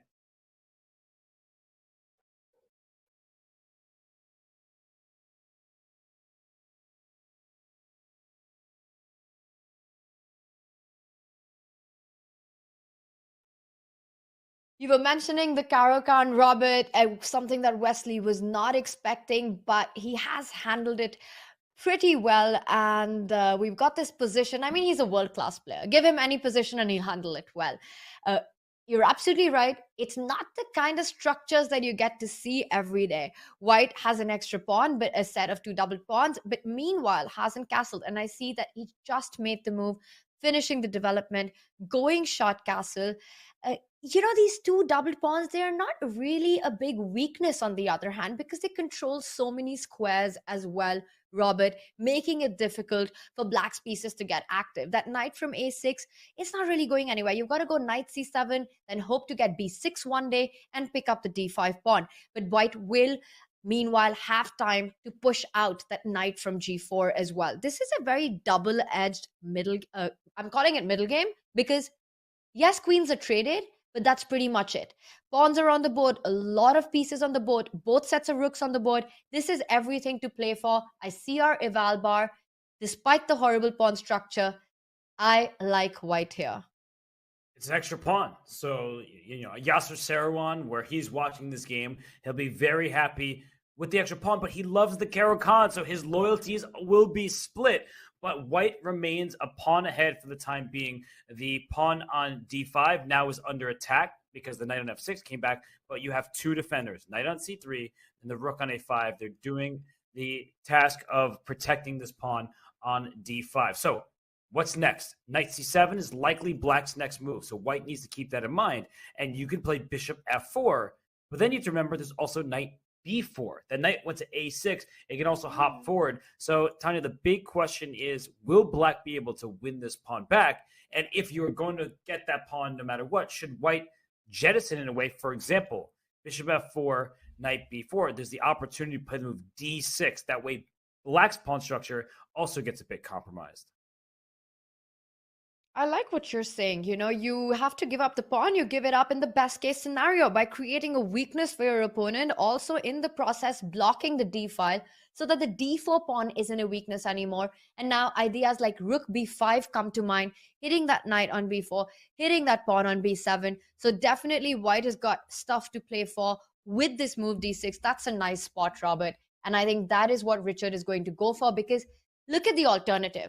Let's say you give up the pawn on d5, and this is how you can come to this conclusion via elimination. If black's knight lands up on d5 and picks the pawn, black pretty much controls the game. It's a beautiful spot on d5. You still have the double pawns on the b file. d4 is a weakness, a real weakness now because the d file is open. Your bishop on f4 hangs. Problems everywhere. I like the move d6, and I think that's what we're going to see on the board. Yeah, d6 is played in earlier lines with queens on the board. So it's a known idea. And I think, Richard, he is likely going to try to do something like that. But it's important what you pointed out, that knight b4 can always be met by rook to b5. So perhaps that's not a threat at the moment. But after bishop f4, knight b4, as you also highlighted, once the knight takes on d5, the bishop on f4 is loose. So all these points are important. Richard's position, according to the eval bar, slightly better for him. He is a pawn ahead. But he needs to figure out a way that continues to challenge Wesley. If he's going to get the material back, it'll come at a cost. If he remains a pawn down, Wesley's going to struggle because he doesn't have the activity he would like. The pawn on d5 is in the rook's way. Both pawns are healthily defended for the time being, even though they're doubled and isolated. I love the rook on a5. That was a really good moment that was played here by Richard. He brought that rook up to the defense, and then Wesley said, I need to get rid of this bishop on f3. It's too strong, and the bishop on c8 didn't have good avenues to work with. b6 looks very tempting, attacking the rook. I just want to show that once the rook moves back anywhere, let's say a4, if you think you're playing bishop b7, well, d6 often happens here. Your rook, knight on a6 is loose, the bishop trade is offered, the attack on e7, so black's pieces are kind of overloaded in this type of position. And Wesley is definitely thinking about all these subtleties. He did navigate correctly. I think both players have played super accurately so far. Wesley sacrificing that pawn early on. He gave it up. Now he's trying to regain it. But in that momentum, gets a little bit of development, gets these ideas of jumping with that knight to b4, c7. Nicely handled by black. White still has that pull till the extra pawn is alive. And Richard needs to find the best way to give it back that gives him maximum benefits in return. You can see Wesley on our screen. He looks cool, he looks calm, composed, and not much to worry about. So I think he is feeling like he's got things under control, while Richard just there coming back to the board with a drink in his hand. And we see that Wesley, in fact, has made a move, and it's Richard to play. Robert, what did Wesley go for? Oh, he brought the knight back to f6, and then Richard just was away from the board. So we were talking about it for a while. Forget who moves when, but Richard, he's going to be back at it. So let's go to our 7 board view. We can look at all games at once while Richard figures it out. I think we have to go to the game on the bottom right, the game between Praggnanandhaa and Vincent Keymer, because there's a king on f2 while black's king is safely tucked away and castled, and yet the eval bars crept up in white's favor. That may be shocking to many people. So we're going to dive right in here, as the king that is uncastled is actually quite safe for the time being. Now, the first thing I wanted to point out is that it's easy to blunder when your king is out in the open. It's defended for now by this one little pawn covering all sorts of knight jumps. But if you made a move like bishop e3, you'll already see the eval plummet, because knight g4 is check, and it opens up an attack on the bishop. So just watch out. Even though one little pawn covers important squares and limits the movement of the knights, that there could be a sacrifice just to open up this king and go for an attack, in this case, winning material. White definitely has to be careful about these tricks with knight g4 and needs to finish development. What surprises me at first is that despite the king on f2 and white having this slow development, black's finished everything, taken out the knight is nicely placed on e5. It is still giving a big advantage to white. Well, a big advantage, at least a sizable advantage. And I think the reason for that is that white strategically is stronger here. You've got more space. The bishop on b7 is a dead bishop so far, as long as the pawn is on d5, even if the bishop came back to c8. One, it comes in the way of your own pieces. Second, what's the future? It's not getting to f5. It's not getting to g4. So really, it's not going anywhere. The king on f2, you nicely pointed out that it is in the center, but it hasn't castled, but it's completely safe. And the reason for that is that there are no dark squared bishop. There isn't a dark squared bishop that black has currently. The position would be totally different. Imagine a fianchettoed bishop on g7. That would change everything for black, but it's not the case. And I like this move by Pragg. He continues to develop, and he also takes control of the g4 square that was so vulnerable that you were pointing out with that tactical line.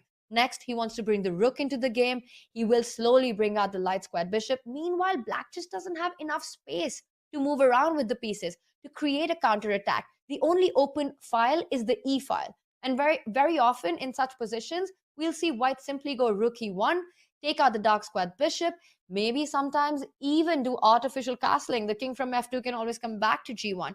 You have all the time in the world. Black has no breaks. Meanwhile, white with the space advantage, double bishop just has a long-term edge, which is why it's so important for black to try and do something immediately. And Vincent doesn't shy away from that. No, he does not. He plays b5. And now something important to note is what Tanya was highlighting, the bishop on b7 is a bad piece so long as his pawn is on d5. If you decide to take on b5 with either pawn, that will be a mistake. A takes b5, a takes b5. You're opening up some lines for black. The rook can either trade or be defended, but once this queen gets to 8, we see that it can venture even down to a2, and while the evaluation is still in white's favor, black gets the play that he needs. So what I prefer in this position is to keep as many lines as possible closed with the move pawn to b3. If pawn takes c4, you take back with the pawn. You make sure your pawn on d5 is defended by another pawn. And if black ever made the mistake of pawn to b4, you see the evaluation going really high up for white. This is a losing strategic decision because white simply moves the queen away back to anywhere. I don't think it matters so much. And then you bring your bishop out to b2 and do exactly what Tanya was saying. Bring a rook to e1. And strategically, white is dominating because black can't open up lines for his pieces. In fact, Erwin Lamy made a mistake like this yesterday against Eileen Robers in the challenger section where he closed the queen side and then she had a free hand on the king side and she played an excellent attacking game and won that one. So this would be a strategically horrible decision from black. Vincent's not playing b5 to play b4. He doesn't have a pass pawn. He's not getting a new queen. He wants at some point to open up some lines on the queen side for counterplay. That was indeed a brilliantly played game by Alina, and definitely if you guys haven't checked it out, go look at it. It is a masterclass on how to conduct an attack when your opponent closes the game on the side in which they have play. And I think that is a key point in this one, as you're pointing out. B3 makes so much sense, Robert, and I think it's better to play it now than after picking up the b5 pawn with the a pawn, not even allowing activity on the a file. But once b3 is played, what Vincent wants to do is open up the b file. So perhaps take on c4, because if you take b takes a4, it gives white the additional option to take with the rook, open the a file, challenge the a6 pawn. You don't want to allow this additional stuff when you've got the option to take on c4 with the pawn. And I think we've got a decision here. We've got a move by Vincent. He definitely hasn't gone for it. He's not gone for b4. Has he made a move yet? No, it was Pragnana who, after b5, played the move b3. Sorry, we've got b3 already, and Vincent has to take a decision. And I was just going to say, he's going to pick up the c4 pawn, eventually fall back with the bishop to c8, put your rook on b8, put your queen on b6, and the b file is where you find your counterplay. Because again, he can't just give white a free hand.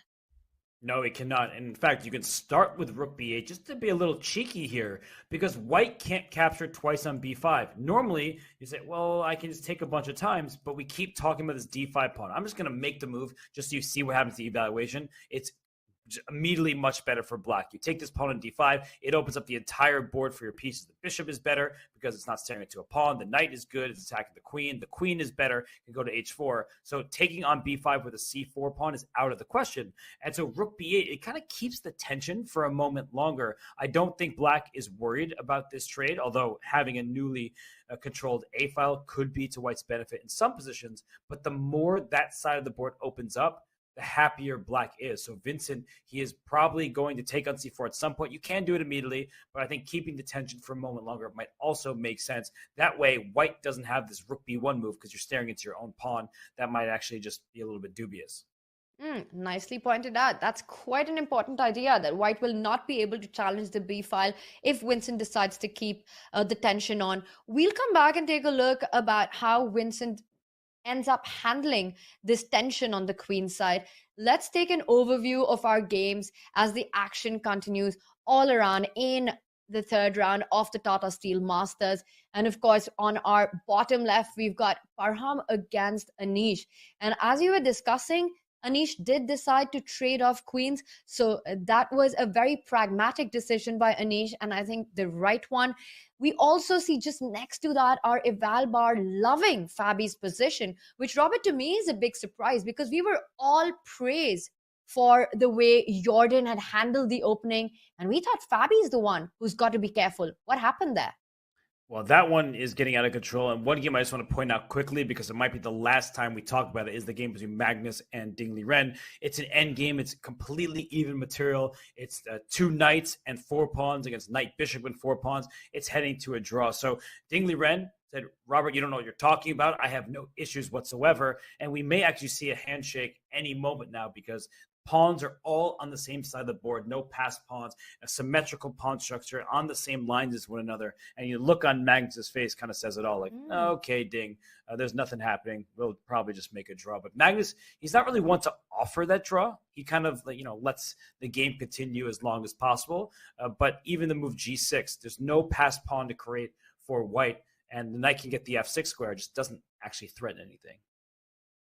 Very interesting. Actually, this whole middle game that we felt that Magnus had his chances. But again, this is the El Clasico match of chess. So, of course, the world number 2 is up to put up the fight that we expect from the two players.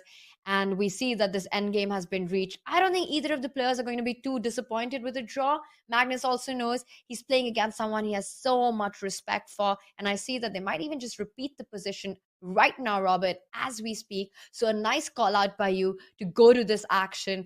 Knight h5, hitting that g7 pawn, and Magnus not shying away or trying anything excessive with pawns on the same side. Ding will now come back with the king again to f8, defend that pawn, not give that f6 square, not give any unnecessary play. And this is going to be handshakes, I think, in the next move. I think Ding is just looking, making sure that Magnus isn't going to change anything, but the look on Magnus's face says it all. He's like, all right, make your move. We can shake the hand, sign the score sheets. This game is a draw. But, you don't trust your opponent. You have to trust your own calculation. And this position is particularly easy. There are not too many pieces remaining. And there goes Ding back to f8. So I believe after the next move, knight back to f4, the players will have reached the position for a third time. So, they don't even need to call the arbiter. I know when you're growing as a chess player and you're young, they say, pause the clock, go the arbiter. They'll just say, yeah, you want to draw, let's do it. They've reached past move 30. No draws are allowed before move 30. And in general, the organizers appreciate the fighting spirit. We talked about this yesterday, how the prizes are really appearance fees. So for winning third place, there's not a prize attached to it. They're paid in advance. And the organizers always pick players who are trying to fight for their wins. And this game just happens to have been level throughout. I see Mustafa Ilmaz in the background there walking, and the draw is agreed. Magnus smiles. Ding Liren puts up great defense, and the point is split. Magnus made that move and didn't even bother writing. He just looked up at Ding and said, this is a draw. And then Ding just agreed, handshakes there. And there they analyze a little bit. Magnus probably feels that he had a little bit of a pull in this game, but wasn't really able to break through Ding's defenses. A pretty even game from start to finish. No big fireworks in this one. I did have a go through with it. And maybe, Robert, I was thinking we can just quickly just do a play-by-play of it, because it was nice to see how Ding managed that little pull, that little pressure that Magnus had out of the opening. Yeah, we left off here. We said knight d2, and the eval bar does say white is slightly better, ever so slightly better. But look at this. Rook b5 hitting the queen, and Magnus brings the queen to c7. And this was the excellent choice by Ding. Queen takes c7 would be an inaccuracy. You see the eval bar creeping up because the rook takes on c7. This pawn on a7 is threatened. This knight's hopping into e5, hitting the bishop and the pawn here. White is very active. So instead, I think this is a beautiful move by Ding Liren. Knight retreats are often the hardest to find in chess. Ding Liren found it, Tanya, and I don't think he had difficulty after it. And the best part about this knight on e8 is that once the queens get traded, which is what happens, the knight is on d6, which is a much nicer spot than it was on f6. White jumps in with the knight to e5, the bishop retreated, and just the next couple of moves, Ding liquefied the queen side with a5 and a4. Once the pawns were gone from there was no pressure at all, and just a nicely played endgame. Nice technique there by Ding to just make sure that he's not in trouble at any point. The pawns got traded, the rooks got traded, and we saw the end of the game. Handshakes there. World number 1 against world number 2. The epic matchup, the clash of the titans, ends in a draw. The first result of the day.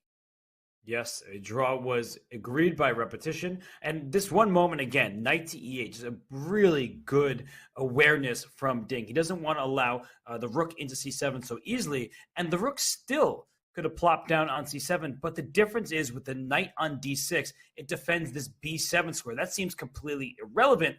until you realize the rook can just slide back to b7. And that way, the a7 pawn is protected. If we see a rook trade, we still have equality. a5, a4 to trade off that weak queenside pawn is all it takes to ensure you will make a draw. So I think that Ding Liren, he should be proud of the way he played this game. It was, if you just look at this game very quickly, you just press the next key, you might think nothing much happened, but there were a few moments he had to be accurate. He makes the draw. And I think from now, we can put this game in the past and move on to our other games. We still have 6 left in session.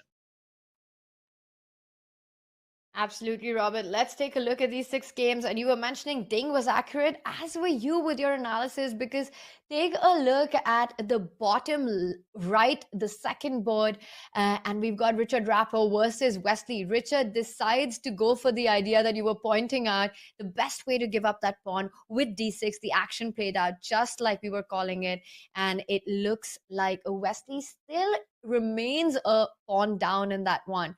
Meanwhile, the board next to that, the clash of the teenagers, the clash of these 2 big prodigies, Prague against Vincent. Vincent decided to trade off on c4 immediately, open up that b file. So very similar ideas to what we were looking at. The tension in Fabi and Jordan continues at the bottom left. There's a lot going on. Where do you want to jump to? Wow, so many good options. I like that Wesley didn't take on d6, by the way, keeping his pawn structure intact, and it's a second from the right on the bottom row, trying to get that pawn later. But the game between Jordan and Fabi, you were saying how things seem to have gotten a bit out of control, and it's looking much better for Fabi all of a sudden. The evaluation bar is up to 1. A full pawn essentially in White's favor. And I think the reason why is if you look at this bishop on e5, it's actually causing an attack against the black king. So what would be needed to deliver a checkmate? An open file. So if I play this move h3 right now and you take and White takes back, the king safely can go to h2 and a rook to g1, for example, and maybe there are threats against this king. Not to mention, this bishop on e6 is worse than the bishop on d3. That bishop defends pawns. This bishop puts a little bit of pressure on the pawns. And if a knight ever hops forward, the bishop can take it, and then you can play knight against bishop in some position. So I just think that with the queen coming to h5, king h2, rook g1, White has an easier set of moves to play. And for black, it's like, well, where did I go wrong? I thought I should be doing pretty well. Why did I start moving backwards?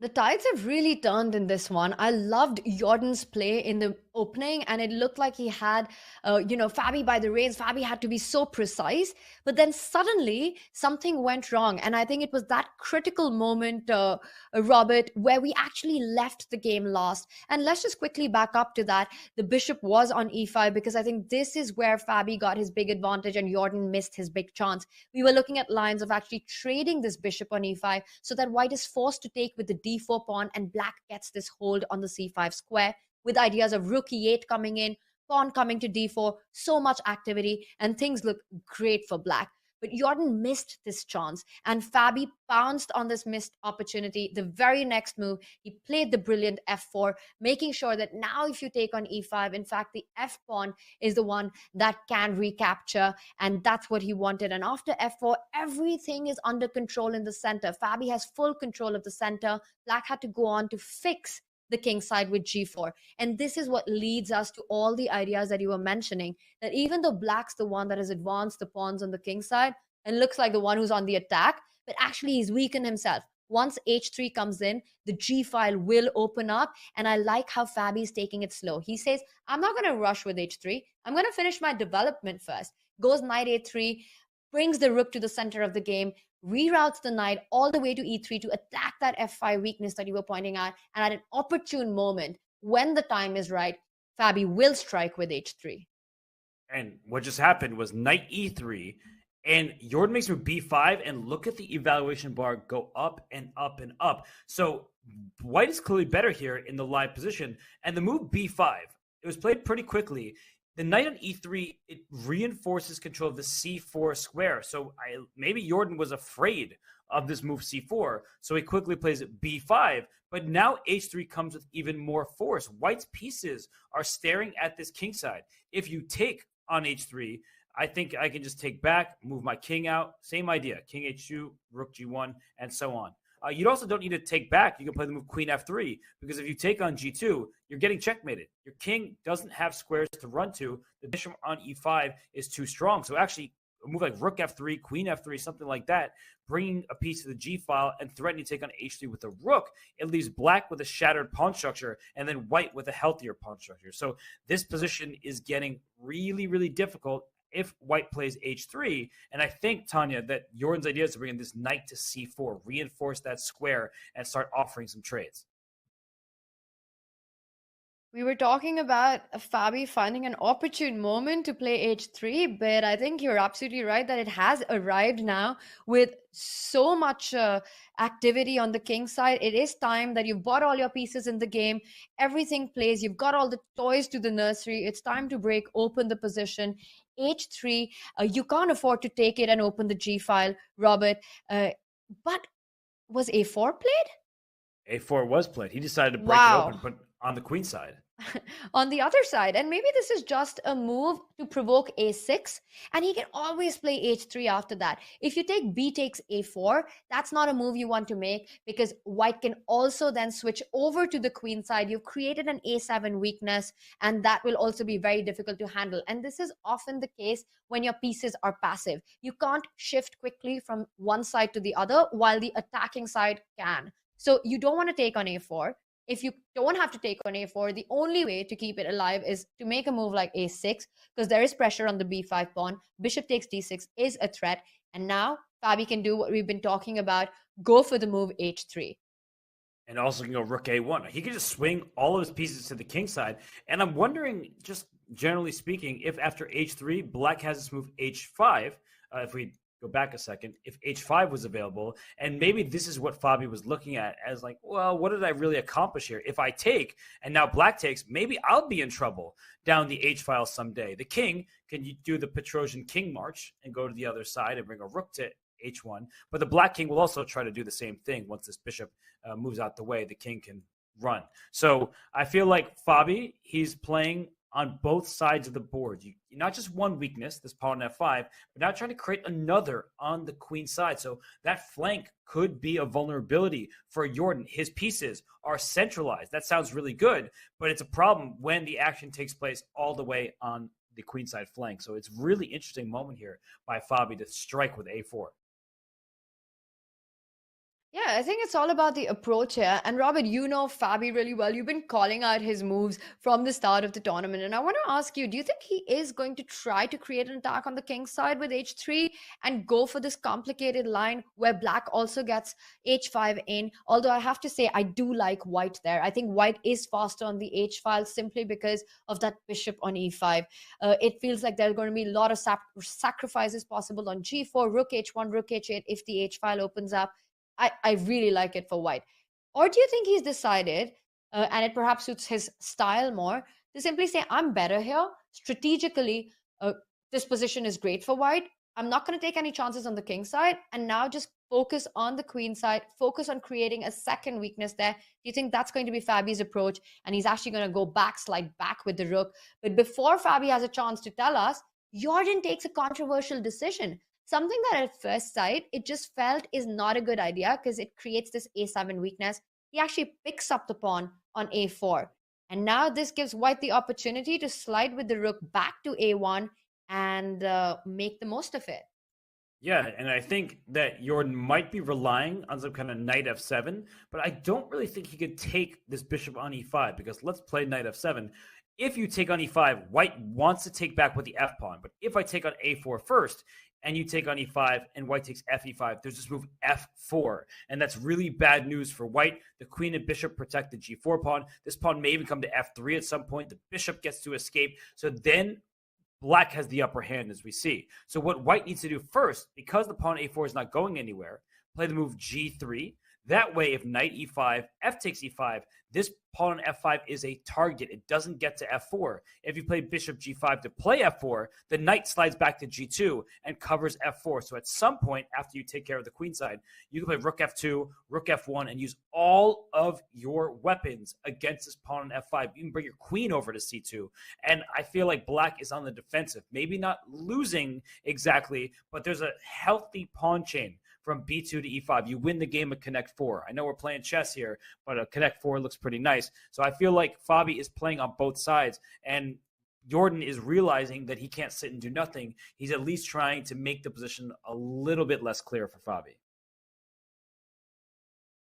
Rook a1, knight f7 is a nice resource, and finding g3 in that position to take it slow before you recapture, just a prophylactic move, stopping black from activity, it's not easy for Fabi to spot that from this position. And he's taking his time to really think, because b takes a4 was a bit counterintuitive by Jordan and maybe not expected by Fabi. Do we see any alternative? Because the other move that comes to my mind to put pressure on the a4 pawn, which I actually really like, is the move queen c2 after you pointed out knight f7. Knight f7 now, Robert, besides the fact that it loses control on f5, look at this line, and I don't know if it works, but I think it might. You don't have to take on f5. You know where I'm headed, Robert. You know what I want to take. Knight takes g4 is a huge possibility here. And this is a stunning move, because if you capture the knight, at first it feels like it's on pre, but there's actually a checkmate. We see the bar shoot right up because bishop h7, and that bishop on e5 is a monster. And because this trick was so attractive, I had to draw your attention to queen c2. Oh, that means queen c2 might be a very good move, because knight f7 is annoying for white to have to stop and play g3 for. The one maybe downside, if you think about it this way, is that black could throw in a3. Not that it's necessarily a problem, but if you take back with the pawn, you're not going to be able to exploit that weakness, the isolated pawn on a7. But after a3, just because a pawn can be captured doesn't mean it has to be captured. You could even play the move b3 and then go after the pawn a3 with your rook later. So it's an interesting dynamic where both sides have to figure out, when do I capture? What do I capture with? And I feel like Fabi, he played a4, and after b takes a4, now he's thinking he wasn't really expecting Jordan to take that pawn. And he can, in fact, bring the rook here. He can play Tanya's queen c2, which now I'm liking more and more just because it stops knight f7. And he also could throw in h3 if he wants to continue playing on both sides. But h3, I don't think that's clear. Like, it makes sense if black takes, that it's good for white because I bring in piece to the g file, or I take back on h3 with the piece rather than with the pawn. But I feel like even in the event of h5, it's not that easy to evaluate. Or if takes rook f3 or queen f3, then the bishop comes to f6, and now there's no more checkmate because the king can escape, and we're trading off a lot of pieces, and maybe we're opening files for our opponent. So it's give and take, right, Tanya? We have some good options, but maybe it gives our opponent some more good options as well.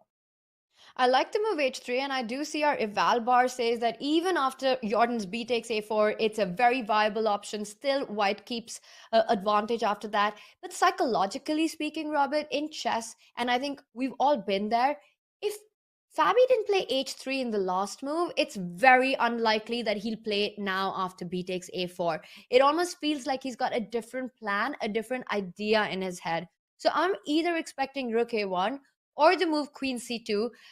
But again, queen c2 allows this idea of a3, and Fabi needs to be sure that he's fine with that. Rook a1, then you need to find g3. But I think in Fabi's head, if we try to get into that, his mind has shifted a little bit towards the queen side and now making the most of that a7 weakness. So h3, a great option, but it will surprise me if Fabi decides to go h3 when he didn't in the previous move. I'm with you.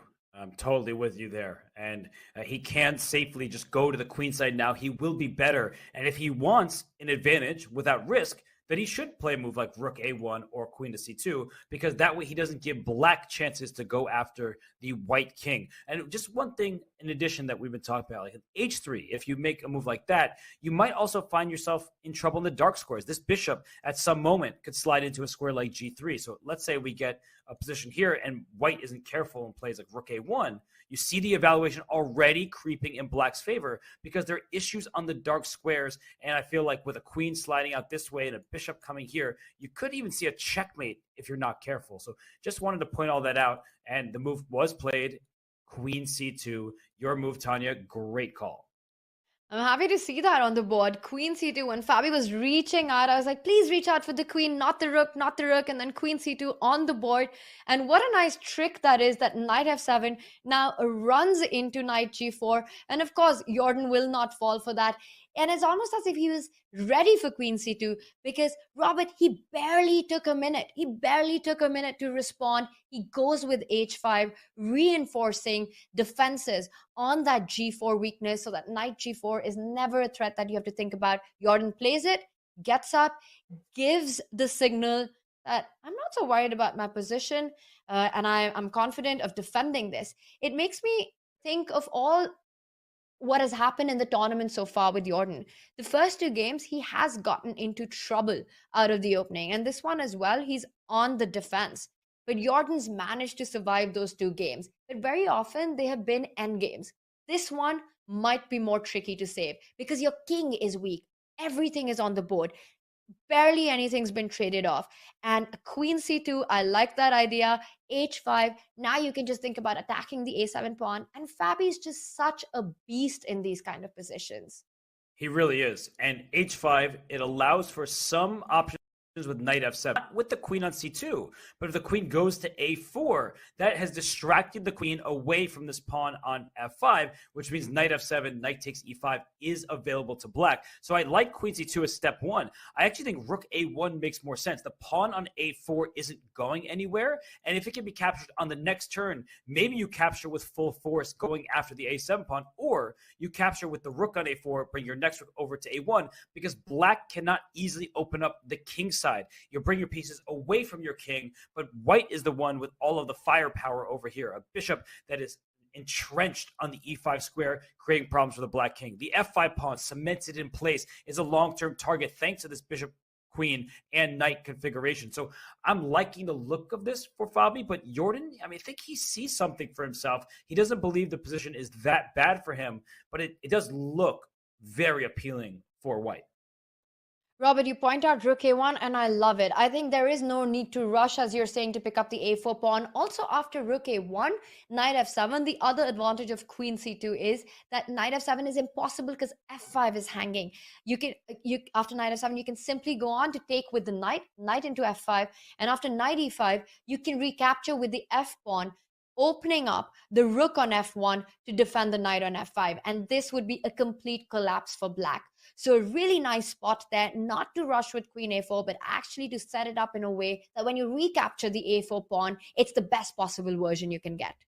Keeping all of your options open. That is what rook a1 does. And Fabi, he's trying to be precise. He's had two somewhat shaky games with white in round one against Anish. Anish sacrificed a knight, and Fabi had to make that draw. Then in game two, Fabi, he made a draw, but he was black against Abdusattorov. He was down a pawn in the drawn rook endgame. So it's not like he played badly, but he was on the back foot a little bit. He was the one who had to prove the draw. So both these players have had a start, at least by the play on the board, that they probably don't love. So they want to get a win here in game three. Fabi's position is better. He's thinking. So let's zoom out from here. We'll wait to see what move he makes. But 6 games in total, 5 other games are still going on, as Fabi did, in fact, just make a move. And it was king h1. What? Wow. King h1. That is a surprise. That's a shocker, Robert. We were looking at all these ideas about Fabi shifting play on the queen side, and he makes this quiet little move, king to h1. It still doesn't give a majority of his advantage away, but that is super slow. Does Fabi have all the time in the world to make moves like this? I guess he does. I'm really trying to figure out why that move is necessary, why he didn't put his rook on a1, but maybe he's just passing the turn back to black. I'm honestly a little confused. I don't think it's a bad move, right? It doesn't change anything, but it also doesn't put more pressure on this pawn. Really interesting. I feel like these top players often make moves that I am mystified by. But mysterious chess is still good chess if you're Caruana, and now it's Jordan's turn. So we are surprised, but we will venture to another game for now as we look across the games that we have left. Anish Giri in an endgame against Parham Magsudlu. Even material, but not the same pawn structure for both sides. That's in the bottom left. In the top right, by the way, Abdusattorov with the black pieces has fully taken control over the d-file, and yet White's king has walked into the center. I think we should go to that game just because I'm eyeing a tactic at the moment that I feel like black has to be very careful about. So we'll pull up the game between Gukesh and Abdusattorov. Gukesh lost the first two. But if White had a move, so let's make the move h6, his plan is likely bishop d3, where it shuts the rooks off from each other. And it turns out that it's actually not the best move because the exchange sacrifice may in fact be pretty decent for black. But actually we see the eval bar, once it is getting more depth, saying, no, it's actually in equal position. But this knight comes to g6, this pawn and this pawn are both weak, and maybe that's why black has enough play for the sacrifice material. But that rook on d2, don't be careless. You could find it in trouble. You've got to watch out for this idea of just intercepting the two rooks and taking away any squares from it. It's not like it's safe on b2 because the knight will jump to a4 and attack it as well. So in this position, you can't really make the move rook b2 trying to get your other rook in. Although rook b2, knight a4, e2 is hanging. So I'm just wondering, after rook b2, does he want to go bishop c2 and really boxing up that rook on that square? And then there's no saving from knight a4 or knight d1 winning this rook and potentially the game.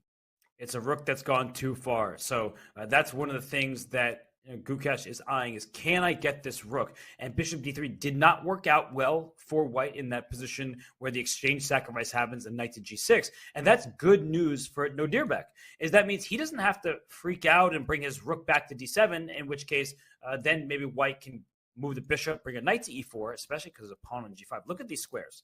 If a knight gets to e4, black is going to be in some trouble with the knight hopping in. But if you play king g7, oh no, my rook on d2, I blundered. And then we go for this variation we were talking about with knight g6, and d3 and e5 are both going to fall. Well, black is better according to the evaluation bar. So bishop e4 doesn't have the threat that you would hope for.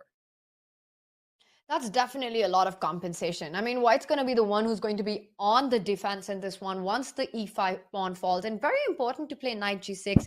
There's no f4 to control that pawn anymore. You will lose the f4 pawn, and this bishop on a6 will be a complete monster. And 100% sure Gukesh realizes that he can't afford to win this exchange. He wins the exchange, but probably ends up losing the game in that case because of black's pieces jumping around with all the activity. Now, if bishop d3 is not an option, then after king g7, how is White planning to play on? Your knight on c3 has to stay there, stopping any ideas on e2. Is it time to think about trading rooks? Is rook d1 an option here? It certainly is, because if you take on d1, and we could swap of all the rooks, but I just wanted to put a specific position on the board. The knight on e7 doesn't really have anywhere to go, at least not a place that's super appealing. If you go to g6, going for this pawn, bishop takes g6, king takes g6, and g4, an important move so the king doesn't get in. This is not what black wants. A knight that can venture into dark squares versus a bishop that doesn't have anything it can attack. This would be a better endgame for White. Not a winning endgame, but one that clearly White is aside for choice. So with the bishop on e4, you're restricting this knight. After all, the last move play was g5, so the knight could go to g6. A move ago, knight g6 is met by f4, and your knight looks a bit silly now because you're not capturing. This is a healthy pawn structure. So bishop e4 is a preventative move. It stops that knight from getting to g6, and rook d1 may be necessary, Tanya. I think that is what Gukesh will settle on, and I don't really think he's better in the endgame, but he won't be worse. But all these subtleties that you're pointing out, especially that move g4, I think once the rooks are off the board, White can try and create something. Because notice that pawn on e5, which we keep calling out a weakness, it is one, but as long as it can't be attacked. It's actually a strong hold for white, taking away a lot of key squares from black. Once the rooks are traded off, white can slowly try to get his own knight to put pressure on black's pawns. I like the move g4. And most importantly, Robert, this rook on d2 is making life so difficult for white. You're not able to move your pieces around. There's no activity. So I really think that rook d1 has got to be the right direction here, simply trading off black's most active pieces. And in that endgame, despite having doubled pawns, white's piece activity and this knight potentially jumping to e4 at a good moment, if anyone's going to try that endgame without the rooks, I think it's going to be white. And a big question is, what about keeping one rook on the board? Can you play knight takes d1? And it says it's still a level position. The reason I don't like that is the rook on d8 is better than the rook on a1. But these are the questions the players have to ask themselves. How many rooks would you like to have on the board? Do you want to trade them all off? What minor piece trades do you want?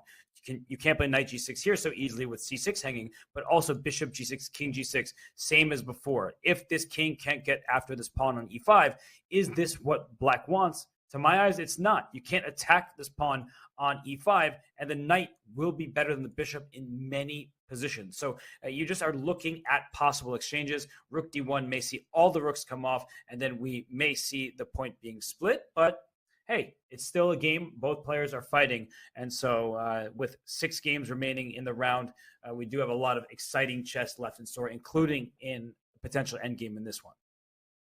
I mean, we've seen Gukesh and Nordirbek fight it down to blood in their previous battles. So regardless of what our eval bar says, what the objective evaluation is, till the board is vacuumed out, the two are going to play on. So we'll wait and see how the action progresses on that one. Let's take a look on the other boards, and the Anish Farham match still on, and we see a lot of the ideas that we were discussing have actually happened. The queens have been traded. White did get e5 in. Black decided not to trade on e5, so the bishop on h2 still looks like it is blocked and is not finding its activity. Meanwhile, Fabi with that mysterious move, king to h1, the second left board, and Jordan is still having a think. He still doesn't know how to respond to that. Yeah, it's a tough position for Jordan. King h1, one of those little devious waiting moves. Your turn. I'm going to pass it on over to you. And it's not that it's a zugzwang, but black needs to find some ideas. So very interesting play from the both of them. I'm looking at the bottom right. The king is still in f2 for Pragnananda.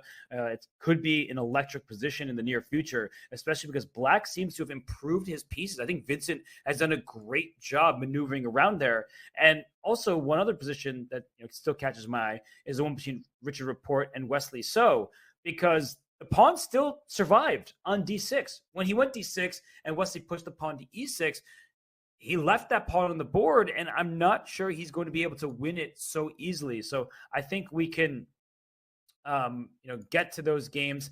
The one between Wesley and Richard, that's catching my eye. So if we can go there, it would be excellent, because this pawn on d6, Tanya, you may think, oh, bishop f8, let's get it. But right now there's already tension, and this knight on d5 is under attack twice. And there's just this endgame potential where if knight c3, pawn takes c3, we've fixed our structure. And if you play bishop f8 to go after this pawn, the reason why white is better is not because of material anymore. I just slide my rook over, you take on d6, and I plant my bishop on f6. I have a better bishop than you do. My rook is active attacking a pawn.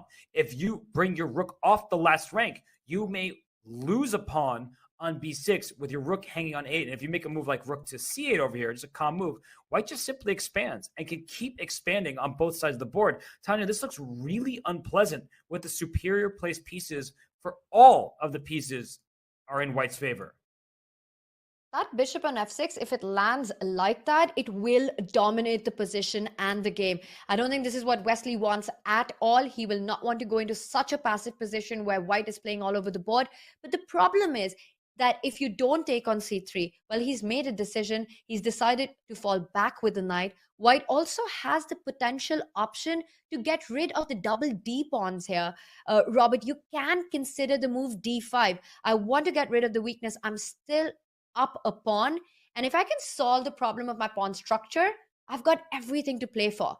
And the more I look at d5, the more I like it, unless you refute it tactically.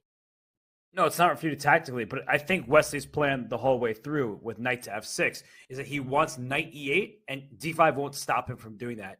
You take on e6, the pawn takes back. You take on g7, the king takes, and you are losing the pawn on d6 by force, which means we'll have an even material endgame. As we can see off to the side, it is level. It is not just level by material, but by the evaluation. So very good choice. I mean, a brilliant choice by Wesley to retreat the knight to f6 here. He could never take on e5 with the bishop because then you give white a protected pass pawn. So he goes knight f6. I love that move by him. And his next move is knight e8 to get the d6 pawn.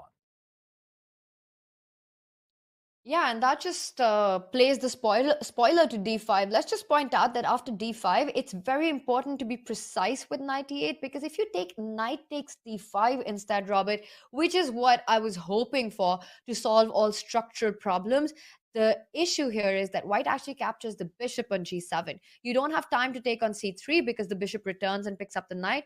And exactly. And if you take with the king on g7, now white will eternally be an extra pawn up, takes on d5, takes everything. The d6 pawn is alive. It's not going anywhere. I don't know if this is enough for a win or not, but this is long-term pressure and a nightmare to defend. Nobody would want this. And the king is very close, so there could be an opportunity to double up rooks and get the pawn. But at best, you're going to be a pawn down and hoping to make that draw. So for Wesley, I think he is choosing a more precise route with knight f6. The rook came to a1, and he can play knight e8. But I actually think that Richard is setting up a little bit of a trap as well. So if knight e8 and he plays d7, and you go rook takes d7, there's rook takes b6. So Richard, he's clinging on to that extra pawn in the most clever of ways, Tanya. I think he's showcasing his creativity. I know it's an end game. It looks like it's going to be strategic or technical, but he is finding tactics left and right. And if knight e8 d7 is available for white, that's not so easy for black to meet, because if you move your knight back to f6, then you can even consider bishop c7. And after rook takes d7, there's bishop takes b6, and there's a pin down the a file. So clever play here by the new Romanian, the born Hungarian player. That's actually super interesting. Just the way he's really clinging on to this pawn and not letting go of it. Very instructive stuff. Rook a1. Idea is to go d7, and not easy for black to recapture it. And as long as Richard's pawn is alive, he's the one with all the chances. Wesley's still trying everything that he can to regain it, and we see that he has in fact played really accurately. We see the eval bar say that everything is under control, but practically when the players are on the board and they have no idea of what is the objective evaluation of the position, until you win that pawn, you don't feel safe at all. For sure. That is a pawn that is in enemy territory. It's going to be a thorn in Wesley's side. And now he is seeing knight e8. There is d7, a nice tactical shot from Richard Rapport. Now, Wesley, he really is holding on well here. I think that he is fully capable. He is such a good endgame player, and I don't think he's in too much trouble, but it's just credit to Richard Rapport for kind of keeping that pressure up. He's not taking a single move off. He is working to his maximum capabilities and making Wesley prove it. But we will let Wesley do just that. We're going to zoom out really quickly and see all 6 games that remain. Magnus Carlsen and Ding Liren drew. Other games are still underway here. So we're going to take a quick break, and when we return, it's more from the 3rd round of the Tata Steel Chess Tournament 2023.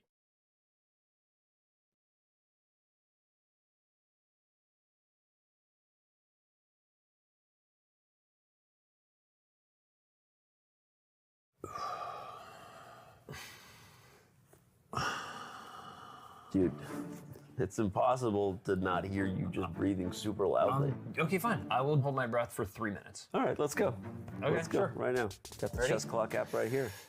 Almost there. And you did it. What can you do for 3 minutes? My wife says not a lot, but I can plank. Keep that big butt down. Dude, nice. 2, 1, you did it. Wow. I feel better. Oh, yeah. You were timing me? Yeah, you were in there for 30 minutes. Oh, man. Let's Sorry. play some chess and get some dinner. Let's do it. Time odds? Yeah. Okay. You bring your clock? Oh, I left my clock at home. Dude, you idiot. I told you to bring it. Let's just go get something to eat. Okay. Oh. Download the new chess.com clock app so you can time yourself playing chess or whatever other dumb stuff you and your friends do.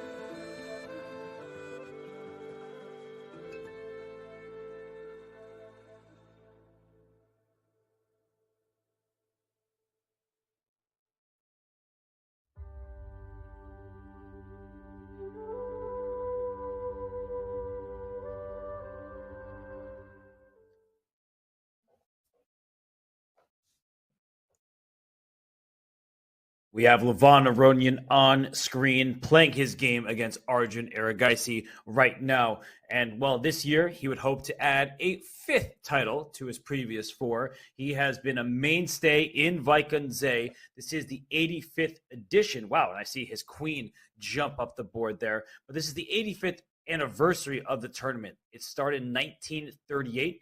It's been in Wijk aan Zee since 1968. It was in Beverwijk, which is very nearby. Before that, has been sponsored by Tata Steel since 2011. Some of the notable champions include Magnus, Kasparov, Vishy Anand, Anatoly Karpov, Hikaru Nakamura, and the man you see on screen there, Levon Aronian. So, Tanya, Levon, he's been a great treasure in the chess world, and he's been a menace for opponents in Wijk aan Zee. He just played this move, Queen C2, against your compatriot, the teenager Arjun Erigaisi, who we've been praising for his preparation and performance with the black pieces in the first two games. Now with white, it seems like he's just worse because Levon is more active with his heavy pieces. Robert, Gary Kasparov once said about Levon that the chess world is a better place when Levon is playing well. And I think that just sums up everything that Lev has added to the world of chess. He is one of the most creative players, one of the most resourceful players. He has a sense of beauty, a sense of aesthetics. For him, chess is truly art. And that's what his games go on to show. You're absolutely right that apart from Magnus, who's won the event 8 times, Levon Aronian in this field has won this championship the maximum number of times. Now he returns to Wijk, the Tata Steel Masters, as the oldest player in the field. He's 40 years old. He is a new dad as well. So renewed energy, renewed feelings about how he approaches this tournament.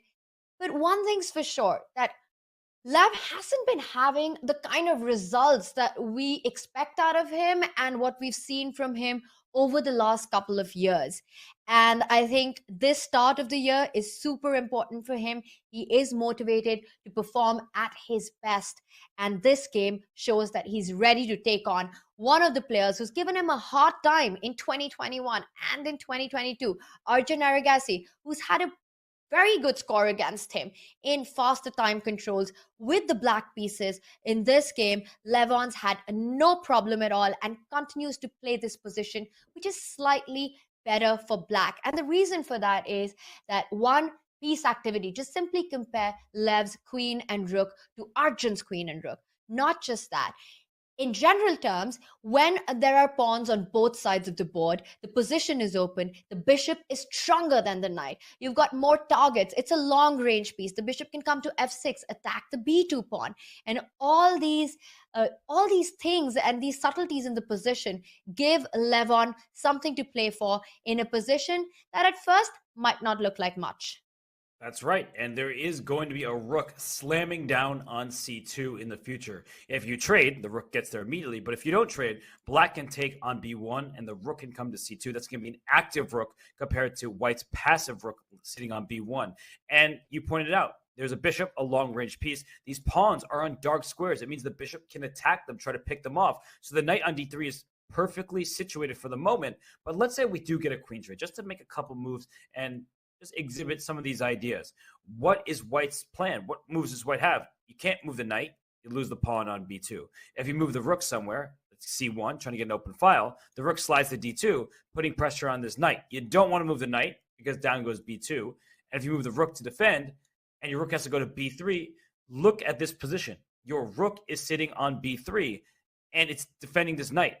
I want to kick your rook away. I see the eval bar is tanking, which means a5 is good. My next move is a4 to win your knight on d3. If you move your knight on d3, then I take on b2 and I win the ensuing endgame up a pawn. So I think that Arjun has these problems to figure out. If the queens get traded here, he doesn't really have a plan. And what Levon can do is start pushing his king forward, pushing his pawns forward, decide where his pieces go. He kind of has a free hand. This position is a nightmare to play with the white pieces because you're on the defense. You've got no trumps in it. You're going to play an endgame where black's going to pretty much torture you until eternity, and Lev's going to enjoy doing that here. Queen c2, a nice offer of trade. And with this, it looks like Arjun's facing an uphill task to save this game. A nicely played positional battle here by Lev, keeping his advantage with the piece activity. And as we know, we've actually finished 2 games already in this round, with Magnus and Ding finishing in a draw. The first one to finish in a draw between the world number 1 and the world number 2, where Magnus had a slight pull out of the opening, but Ding kept his defenses up and he made it look almost easy against the world champion. And this is why he is currently the second best player in the world. Apart from that, the crazy opening that we saw in the Parham Anish game also fizzled out into a draw, Robert. And I think both players can be pleased with that outcome. For sure, because Parham, he had a long day too. Now here in the third round, he draws with the white pieces. You might want to get a little bit more, be a bit more ambitious with white, but it was a solid draw. There was just 2 rooks per side, along with a knight and 6 pawns. Each side has some weak pawns and some strengths, but the game was agreed on a draw. Now, they drew based on a draw offer. I have pretty big feelings about this. I do not like the draw offer. I think that people should play it out. I think it's better for spectators. I'm not blaming either of the players. I think that as a rule, it's always best if people play it out. Now, this tournament has a lot of fighting chess, and there's a rule you can't make a draw before move 30 out of respect for the organizers and the sponsors. And Anish Giri is an ambassador for the tournament and a great one at that. And he had the black pieces, so making a draw is good for him. But I just feel like the fans, the public, are deprived. If we bring this position up just for a second here, why is this game a draw? Like, that would be the big question. So as we just show you the finale of the game, if I showed you this position or you showed me this position, Tanya, we'd be like, wait a second, this actually looks like there's some life here. This pawn on e5 is a potential target. Yes, the knight can go back on f3 to defend, but then we look and black has 4 pawns against 3 on this side of the board. Maybe there's a b5 push at some moment. I'm just pointing out that even though it's completely even, I think that draw offers often are bad for chess because, the games can peter out in other ways that just are completely obviously drawn, where this doesn't feel that just yet. As a spectator, you would love to see this endgame being played out, for the battle to go down to the wire and see the very end of it. And the players really prove that their endgame technique is equal to each other and to split the point that way.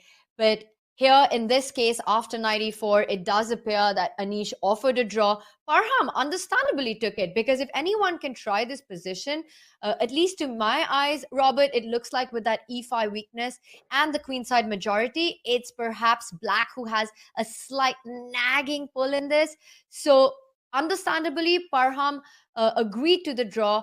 But on the other hand, f7 is perhaps a weakness, and Anish just felt that he did not have enough in this position. It would be nice to see this play on, but the two players have decided to end the day because it is a long tournament as well. They've had long fighting chess. Speaking of you not enjoying draws, if we just pull out the one game I know that you're going to be enjoying, Robert, is the second board from the left, Fabi against Jordan van Foreest. Crazy things are happening in that one. Last we left, Fabi had made a mysterious move, king to h1. Now we see the king is back on g1. Jordan is going ahead with the pawns. h4, g4 has played over ambitiously on the king side, but it looks like it might pay off, because I see our eval bar seems to say that Jordan has covered ground. Well, yeah, after we left, a3 was played. Fabi took it, and Jordan took the opportunity to play knight c4. He didn't want to hang about all day and just let Fabi do what he wanted. So he goes knight c4, offering a trade. Fabi takes the bishop, the pawn takes back, and king to g1. Look at this by Fabiano. He just moves his king, shuffles back and forth, not really clear what he's doing. Maybe he's saying to Jordan, you don't really have any improving moves, but Jordan plays h4, and look at the eval bar. I'm going to show that again. It was slightly better for white. Now h4 is played, and it's significantly better for white because knight takes g4, Tanya, and it was a one-move blunder. If you take on g4, in comes the queen to g6 check. You've been just a champion of this bishop on e5, and it's leading to victory. The king can't move. The only legal choice is queen g7. Queen takes g7 is mate. So I think that was a one-move blunder because Jordan played bishop d5. The knight goes back, and yes, Jordan's bishop is on e4, but c4 is weak. You're down a pawn. That was a big, big blunder by Jordan. That's a huge blunder after h4, and suddenly the moves king h1, king g1 seem to make a lot of sense if your opponent just walks into this. Robert, that means that Jordan has actually blundered a pawn in his first 3 games of the Tata Steel Masters, and he's constantly on the defense, being a pawn down in these games. You remember him missing knight to f4 in his game against Wesley, giving up that e2 pawn, and it was the same narrative with him being a pawn down in round 2 as well, I think it was. And now h4, a one-move miss, knight takes g4. Let's just show that on our analysis board again. And of course, Fabi doesn't miss that kind of stuff. After he had to keep the pawn on h5, you played that move to keep the g4 pawn defended, not to create attacking chances on the king side, because it's your king that's weak with the bishop on e5. h4 walking into this huge trick with knight g4, a trick that we've been talking about in a different position. And as you said, fg4 is met by checkmate in 1. The queen jumps in and it's all over. Of course, This Jordan realized after he played h4, it's too late. Bishop to d5 happened, knight e3, and now we've got the same position, but white just has an extra pawn. And suddenly, these mysterious ideas by Fabi of shuffling the king around, it's worked to perfection. And you can see by body language as well that Jordan, we can see it at least, that he has his hand on his head. I mean, he's distraught at the moment. He simply blundered a pawn, and the pawn on c4 is also going to be vulnerable. So a really bad miss for such a great player, a champion in Tata Steel in 2021. And I think we just have to show it one last time because you're right that Fabi was doing something very clever. He had his king on the corner, but he brings his king back to g1 because in the event of bishop d5, he doesn't want his king to be in that bishop's sight. And other moves like bishop d5 were just better for Jordan. Not that he had the advantage. You can see that white is still better. And maybe moves like queen a4 attacking this pawn, a rook coming to b1. I think it's quite natural that white has the advantage here with great control over the position, and it's very difficult for black to keep everything defended. Like this pawn on c4 is defended for now, but at some point you can even consider taking on d5 and going for the open files. The bishop on e5 is still the best piece. The position remains relatively closed, which is good for the white king. And well, h4 was just a tragedy. It blunders a pawn, and now the problems still exist, but white's also a pawn ahead. This is absolutely horrific. And you're completely right that you look at Jordan a couple of moves ago, he was walking around, getting a drink, looked completely chill, and now you can see the shift. At this stage, at this platform, being at the Tata Steel Masters, you can't make these kind of errors, Robert, not against the world-class players that you're facing. Against Fabiano Caruana, you don't make a one-move blunder and hope to survive it. This is shocking. But it's great for Fabiano, right? One person's pain is another person's pleasure in this case. And for Fabiano, he's going to be thrilled to get a victory in this game if he can work this out and win, because he had two kind of shaky draws himself, not his best stuff, and a win in game 3 will catapult him to 2 out of 3, likely in the lead, because co-leaders Carlsen and Ding Liren, they drew. Anish Giri, who was in the lead, also drew. And unless Nordirbek Abdusattorov wins, that means Fabiano will enter the 4th round of action in a tie for first if he can win this game. And well, I think queen a4 looks pretty straightforward, Tanya, going right after the c4 pawn, because bishop d3 is the point, defending and attacking the rook. But white can just like swing his pieces around. You play queen f7, you defend this pawn enough times, but then c6 is hanging. Oops, sorry, that's c6 over here. And if you play queen e6 to defend c6, a7 is hanging, and queen g7 checkmate is threatened. So I feel like white is about to win a second pawn. And so for Jordan, his body language looks to me like he kind of wants to resign. Maybe he has some chances here. He needs to give it his all because the game isn't over just yet. You're not only a pawn down as black, you've also got the ugliest pawn structure in the world. Look at Jordan's pawns, a7, c6, c4, f5, h4, all of them disconnected, all of them weak. So him ending up losing another pawn, I will not be surprised at all. Fabi chooses another path, a really nice one as well. I like it. Queen to e2. You're threatening the same pawn c4, and you're pretending like you're walking into a move like bishop d3, which would be a skewer. But the queen actually jumps over Robert all the way to h5, threatening a devastating check on h8, and you don't care about the rook on f1. So I like the move queen e2. It not only threatens another pawn, but also threatens to attack black's king. Right. So the best move would probably queen h7, and you could trade queens if you want. But I think that even if I was just wondering, if we give up the exchange here, you have 2 pawns and a knight for a rook. This king is weak. This pawn is weak. All the other pawns, as you mentioned, are isolated. So even if you give up that rook for the bishop, it's still going to be good for Fabi. That's just how big of a blunder it was from Jordan. The g4 pawn was too important, holding his position together, and now he will need to find some kind of resource. I don't know where it will exist, but it looks like he is going to suffer. He's going to suffer, and this would be a huge win for Fabi, who's currently on 1 point, and winning that will leapfrog him further into the standings. This is where we stand with the game still in progress. Magnus has already finished his round, which ended in a draw. So he, along with Anish, Ding, and Yeah, the three of them lead the leaderboard with 2 points currently, but of course the games are still ongoing. So in fact, Fabi, if he wins this, can join the leaders at the end of the day. And it's nice to get off to a good start, a running start. So for Fabi, he really wants this one. So Jordan, he has his work cut out for him. It's not going to be an enjoyable task, but maybe he can fight back here in this game because the knockout punch isn't that obvious. Let's zoom out again, look at our remaining games that are still going in addition to this one, because we have fights across the board. We saw in the middle on the bottom, Levon Aronian remains better in the end game. He didn't bring his rook down to c2, but instead put his rook on d8. The bishop will outclass the knight. It looks like Wesley So did not get that pawn on d6, instead bringing his knight back to d7. That's second from the right on the bottom. But my eyes are still on the bottom right game. There's a king on f2. There are many pieces on the board. A black queen has ventured out to h4. So, Tanya, I feel like we should go on over to that game between Praggnanandhaa and Vincent Keimer.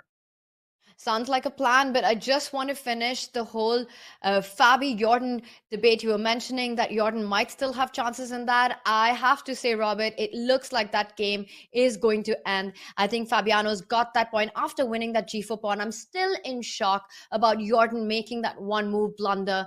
And it's, again, not just the pawn is not your only problem. Your king is weak and the pawn structure. And I think that's going to be a Fabi game. But coming back to this one, where we have no idea who is better, but one still has the feeling that with the two bishops, White should be. And I see our Evalbar seems to be saying that Pragg has the upper hand. And the reason for that is also that the a5 pawn here is so weak. In fact, it can be picked up. The only thing going in Black's favor currently is that the c4 pawn is under fire as well. So in fact, the last move played was rook from e8 to b8, putting the rook on the open file, hoping that one day, it was a trade actually, after rook b8, and you're hoping and dreaming that you can get that rook to b4 to defend that a5 pawn. I think it's impossible for White to currently pick up the pawn on a5. If you play queen takes a5, perhaps Black can just play bishop c4. Yes, the queen is needed in the defense. Bishop c4 just grabs that pawn, and that's very bad news for White. And if you don't have time to pick up the a5 pawn, that gives Black the opportunity to place the rook on b4. And Robert, that gets me to the point that I want to make here, that maybe it's important for White to play energetically in this position. You've got this Evalbar telling us that White's better, but if Black's rook comes on b4, whose pawns are weak? a4 is attacked, c4 is attacked. So how are you going in with this position, and what is it that our evaluation likes so much about Pragg's gameplay? Yeah, the pawn h2 is also loose, so many white pawns are also under attack. And I was thinking, if I could play queen takes g7 and knight f5 check would be a fork to follow. But I can't do that because you have a knight in the way, and playing f4 runs into knight g4 check, which I don't want. So king g1, sliding away from the pin, protecting the pawn on h2 looks very good to my eyes, because if Black plays rook to d4, I now have f4 cutting you off from this pawn on c4, which is what you're attacking. And if you try to take on c4 here, I have knight f5. So now I don't even need to take right away on g7 with the fork. I play knight f5, threatening checkmate in 1 and your queen. The only way to stop that is queen f6, but that rook on b4, that's a problem, because once the queen moves out the way, I get your rook first, and then I get your knight second, and White will end up an entire rook ahead. So king g1 actually is a tactical move, not just a defensive move. It slides out of the pin. It allows for the move f4, followed by knight f5. And I do believe that Vincent needs to be careful. And a big question is, can you play this move queen d4 check, opening up the c5 square for your second knight? These are really big, difficult questions to answer. And you were mentioning the h2 pawn, which made me wonder why it was not picked up. And I want to show the reason for that. When Black made the move rook b8, let's just back up a couple of moves. Here, Vincent was to play with the Black pieces, and the h2 pawn looks like it's hanging, but that's a devious trap. You pick it up, and then suddenly you realize your queen's got nowhere to run, nowhere to hide, and it would be trapped on h2. So in fact, the pawn is not on pre, and king g1, as you were mentioning, let's go back to our current position. Of course, Vincent did not fall for this. He trades up one pair of rooks, wants to activate it with this small move, king g1, channeling Fabi's spirit. Will Prague find it? If he goes King G1, that's super impressive. He's played it. He makes it. Just as I was saying, Robert. Amazing stuff. You were saying it would be impressive. He wanted to be impressive. And now you are looking at this position with F4 available. So Vincent has this big choice of Queen D4. I think if he doesn't play Queen D4, he's much worse because F4 is about to happen. At the very least, kicking this knight back. A5 is a target. So I think that Queen D4 check, it's a big chance for Vincent because after takes, pawn takes, you're threatening D3. You're trying to bring the knight to C5. Go after this pawn. C4 is still a bit weak. The B file is available for this black rook. And yet the eval bar still says that white is better. What does somebody have to do to eliminate that advantage? I don't know. Yeah, I'm really surprised with this evaluation bar in this position. You point out Queen D4. I love it. It's black's rook that's on the open file. You can't even make a move like knight F5. Looks really attractive, but that just invites rook B2. And suddenly your bishops are not happy at all. And this would be big trouble. So if it's not knight F5, the C4 pawn is under fire. There are threats of rook C8. Knight B6 is coming in, Robert, eyeing that A4 pawn, eyeing that C4 pawn. How is white even handling this? And why, again, the question is, it's so hard to understand engine evaluation, and you're pointing out this energetic move with F4, kicking that knight out, taking advantage of the fact that right now C4 cannot be picked up. And if the knight has to go to G6, that's definitely progress for white. Yeah, it is. And rook B2 is still available, knight C5, but the A5 pawn. And it's not just A5, it's also the pawn on D6. And I think that at some moment, white can go after these pawns with your knight F5 move as well. So bishop F1 or something like that, avoiding this rook B2. Okay, the evaluation went down when I made that move, so my bad. But I was just trying to find a move that avoided this rook B2 tactic. But D4, D6, A5, all weaknesses, even though there are squares and weak pawns in white's camp, it seems that white should have the better position at this moment. And Vincent playing it just like you said he should. He's gone for the move Queen D4. This was his moment to offer a queen trade before white had the opportunity to make the move F4 and block that queen out on H4, with the queen on C3 being super strong. So nicely timed by Vincent. And looking at all these factors in the position, I don't care what the eval bar says anymore, Robert. I think it's an endgame where anything can happen. Black also has his own trumps with the C4, A4 weakness, the rook jumping to B2. It's hard to justify the evaluation. And imagine the players on the board who have no idea about what the engine is saying. They can definitely feel that this is a messy endgame. It will be a messy endgame, and I think that white doesn't have too much of a choice, because if you move your king somewhere, let's say king F1, that rook is still landing on B2 with pretty devastating effect. So Prague's hand is forced. He has taken on D4. The pawn captures back just now, and with the C5 square available to the knight B6, as you mentioned, rook B2, rook C8, it feels like black has an initiative, some counterplay, and that's all you could ask for when you have an opponent who has two bishops, who has the opportunity to attack your weak pawns. So I do believe that the activity should be sufficient to give Vincent good drawing chances, but it is apparent that he is worse after the move F4. Very important for Prague to find F4 as well. And take a look at the clock situation. Prague is down to 20 minutes. Vincent has got about 20 minutes.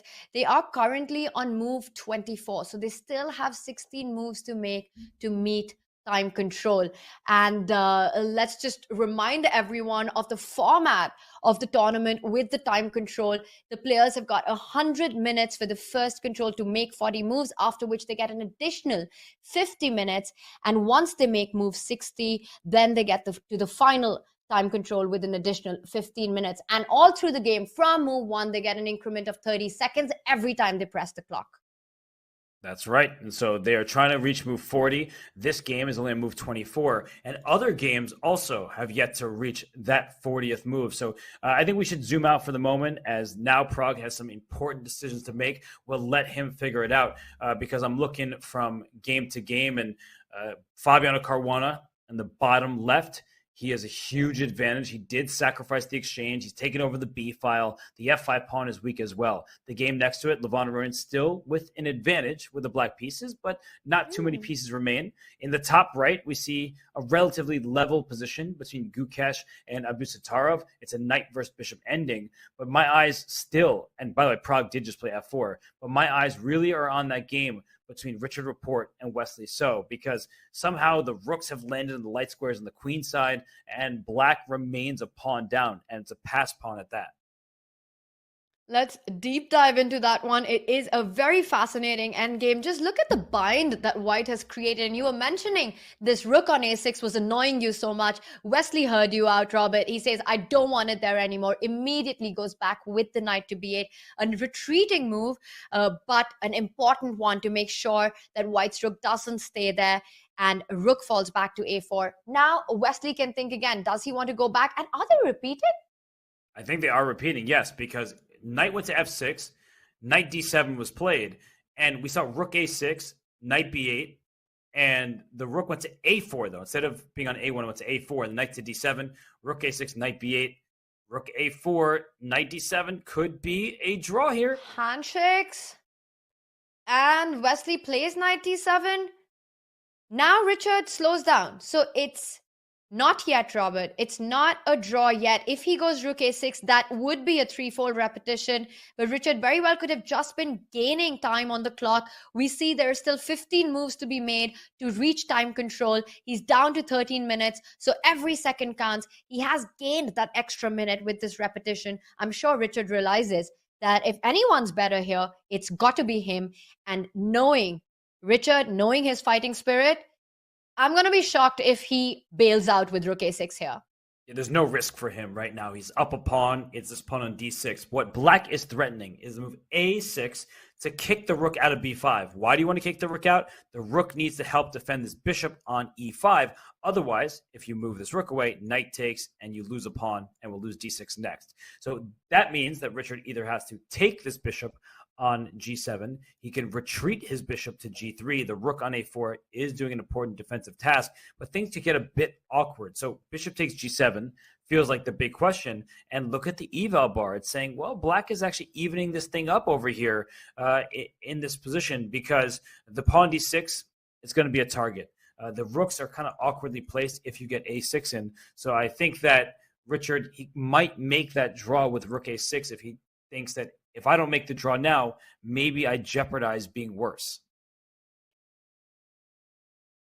And let's point out that a6 is just the beginning of problems for the rook. Let's say if you decide to take on g7, king g7, and just to make a point, after a6, white's rook falls back on b4, and imagine black gets b5 in, Robert. b5 in, you're hitting that rook on a4, and this rook on b4 is trapped for the rest of the game. You've got to give up. You can go knight b6 or knight f6 after that, no matter where you move the rook. d5 would mean giving up a pawn. d6 is under attack. The rook on b4 is struggling for breath here. And this is a problem which makes me think that perhaps, whether Richard likes it or not, rook a6 might be objectively the best move for him now. Yeah, and it would just be that repetition. So he started with the rook on a1. He brought his rook up to a6. And I guess he just hasn't found anything, because the knight going back and forth, it's looking like, now that the continuation, it's settled in on analysis, this whole position is just equal. I mean, Wesley So bringing the knight back to f6, back to d7, back to d8, and then returning to d7 after that. He's shown great technique in this endgame. He has equalized, and if the move rook a6 is played, that means it's the third and final time. It's a repetition, and it would be a draw. Very impressive play by Wesley. He's been down the pawn for the majority of the game, and yet he's managed to keep the balance with these retreating moves, which are super imaginative by him. They're not easy moves to make. He had the option to try and go directly, take the pawn with the move knight e8 at some point, but he didn't do that. He went knight d7 instead, finding the most accurate defense. And Richard is still thinking. He hasn't yet made a move. I thought he was going to reach out for the rook, but it looks like with this precise defense in a difficult opening, and very impressive. I mean, at first it might look like, there wasn't much in this game. There wasn't that many sacrifices or anything, but finding this kind of defense, this is a pure class by Wesley. It is indeed. He is a great defender. He always remains objective, and he is going to complete his objective and make a draw in this game. It looks very likely. So while Richard decides whether or not to play Rook A6 and make a draw immediately or somehow play on, we can go to our other games just to see what's happening because they're some of completely full of life. And, well, Jordan Van Forest is completely falling apart. So the eval bar is just... it's like on a rocket ship. It's going up, up, and away here, and his position looks miserable, Tanya. He has an extra rook for a knight and 2 pawns, but the white king is way safer. Let's just bring that board up so we can show what's happening here. The last bunch of moves were, if we go back in time, H4 was the big blunder, giving away the G4 pawn. Just to show it one last time here, Queen G6 is check and mate. So it's just a one-move blunder of a pawn in a difficult position. And now, after this, it was an exchange sack for a bishop and another pawn, and Rook B1, Rook B8, and we see the move C4 played by Fabiano. D5 at some point can be the choice. You can also play C5 and knight C4, bring a knight in. Such a miserable position. That bishop on e5. It all goes back to a long, long time ago when Jordan had the option to actually just swap off and trade these bishops, and none of these problems would have happened. But instead, he decided to keep the bishops on the board, and it's now this bishop that dominates Black's position. White also has the tactical trick always to pick up another pawn in this current board that we've got on by going knight f5 or queen f5. The bishop on d8 hangs, and with these extra pawns and the killer bishop on e5, White will be the one dominating that endgame as well, Robert. This is just massive problems for Jordan. He has survived 2 difficult games in round 1 and 2. I don't think that will be the case this time. And he's going to be pretty upset because he's played badly in the first 3 games. And I only state that because he is capable of so much more. And we've seen that here in Wijk aan Zee. He won the event in 2021. He's overperformed his rating every single time he's played in the Masters section. He's beaten the likes of Jan Nepomniachtchi and other top players in Tata Steel's past. So for Jordan, he's just 23. His best isn't behind him, nothing like that. But the highlight of his career to this point was winning the 2021 event. And now he's off to the worst start imaginable. He had the white pieces in 2 consecutive games. He drew both those from positions of inferior positions. And then now with his first black pieces, he's in big trouble. He had an opening prep that looked good, but since then it's been all downhill for him. Absolutely. This has been a tough tournament so far, and this one move blunder by him going for h4, and it's something that he's done in round 1 as well. It just goes on to show that he isn't in his A game. He isn't in his best shape right now going into this event, and he just hasn't had his kind of positions. Very tough event so far for Jordan, and it looks like Fabi will not let Jordan's luck continue. If he does win, if Fabi takes this point home, that would mean that he would join Magnus Carlsen, Anish Giri, and Ding Liren on the leaderboard. Fabi would jump over to 2 points. And meanwhile, of course, the rest of the games are in progress. And if we just bring them up, let's take a quick look at what is happening all around. We will keep an eye out on the Jordan board. But the one big board that catches my attention, where so much has happened, has been the game and the narrative that we've been discussing between the 2 prodigies, the 2 talents, the 2 teenagers of the tournament. And we have a result. Yeah, I believe that Richard Report and Wesley So drew their game. They split the point. We were expecting that to happen with the rook going up and down, the knight going back and forth. So we have now 3 games finished at the moment, and that means we have 4 games remaining. And there we have our tournament hall and our remaining games here. We've got, if we take a look at the bottom right, Prague against Vincent, so much has happened. A black pawn has reached e2. We've got to back up to that moment when Prague took the decision to go f4. We were talking about energetic play here after the queen trades, and that's exactly what happened. After f4, Black responded with d3. So counterattacking the bishop on e2 while giving up the knight on e5. Prague decided to take it. Black recaptures the piece on e2. White picks up the pawn on d6. And this is where we are. Rook c8, putting pressure on the c4 pawn. I see our eval bar says that after all these trades and all these exchanges, White's the one who lands up with the upper hand. Is that because you can simply go knight e2, knight d4?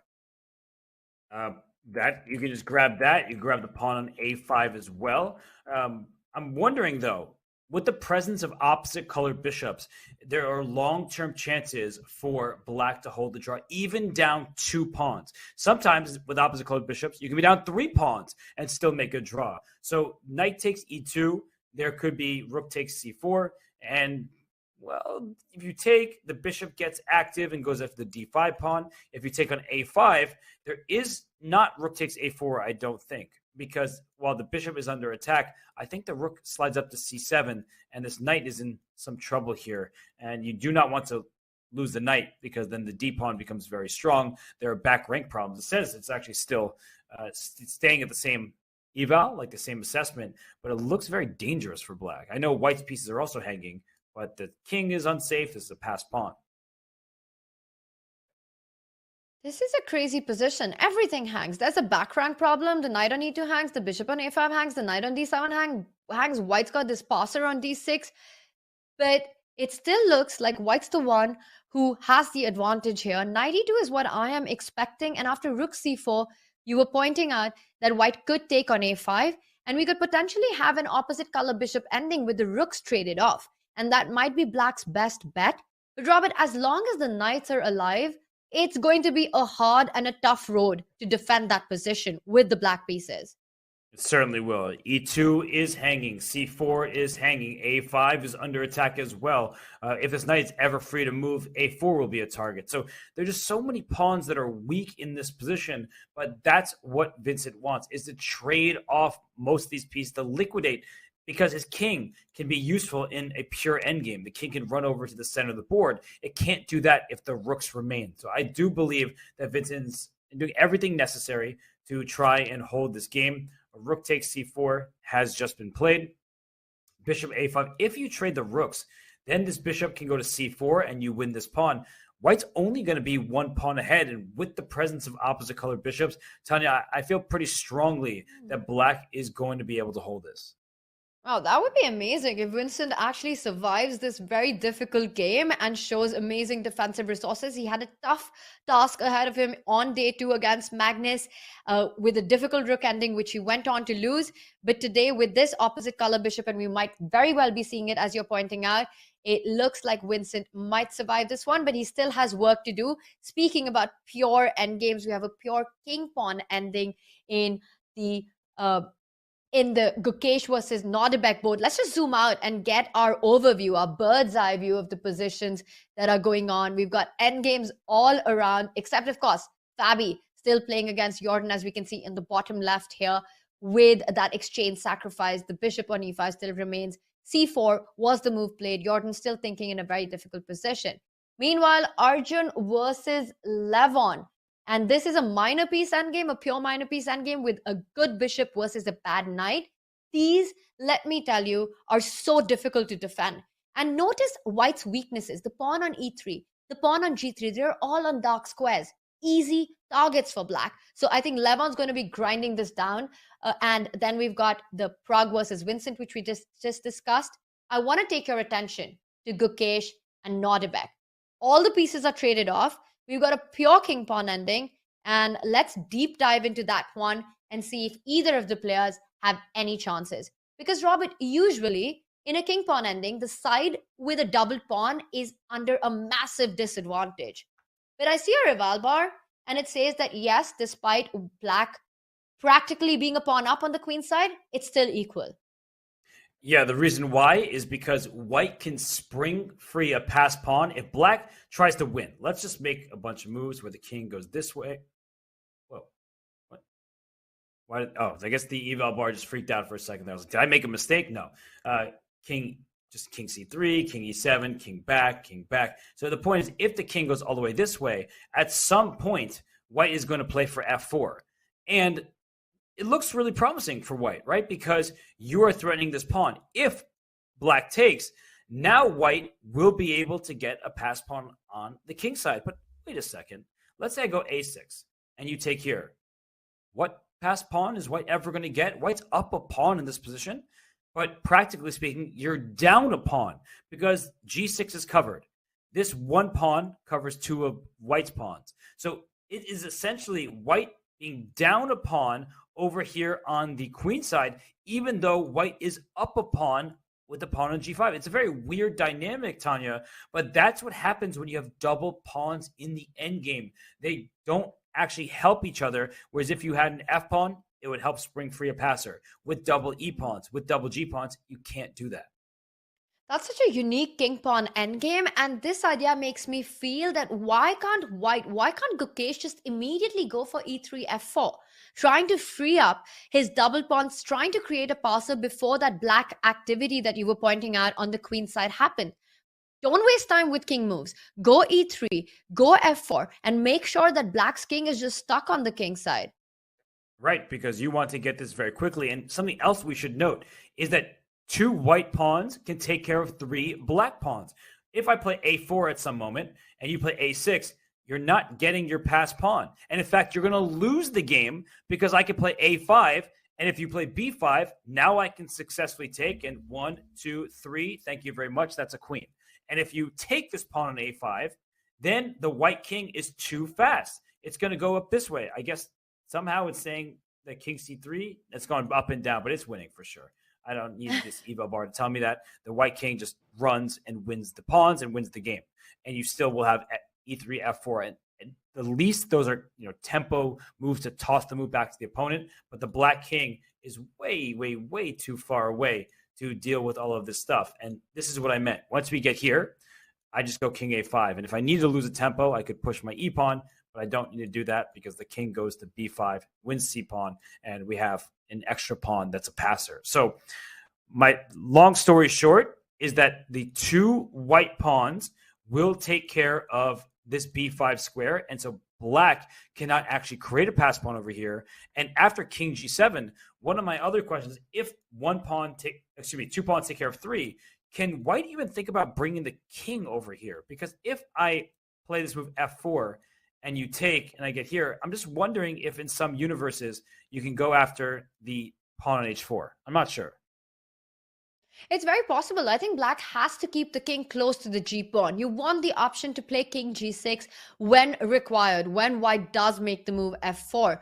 So some really interesting dynamics in this king pawn ending. At first, it feels that if anyone should be able to try, it's got to be black with those 2 double pawns. But in fact, with these ideas of a4, blocking those 3 pawns on the queen side, and e3, f4, targeting the king side, it's actually black that needs to be careful here with the king moves, deciding where you want to place the king. This could be Gukesh's chance, and it's Nordirbek who has to play a very precise king pawn endgame.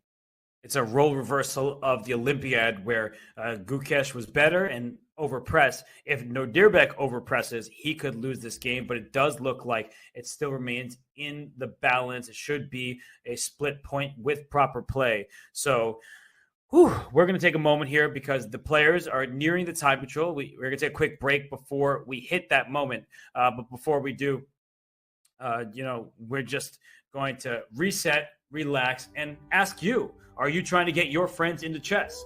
Because now you can challenge any iOS user with the chess.com iMessage app. Your friend doesn't need an account, just tap and play. Text an old friend, a family member, or your crush who you have no idea how to talk to. Head over to go.chess.com/iMessage or use the command message in chat to learn how. We'll be right back for more from round 3 of the 2023 Tata Steel Chess Masters.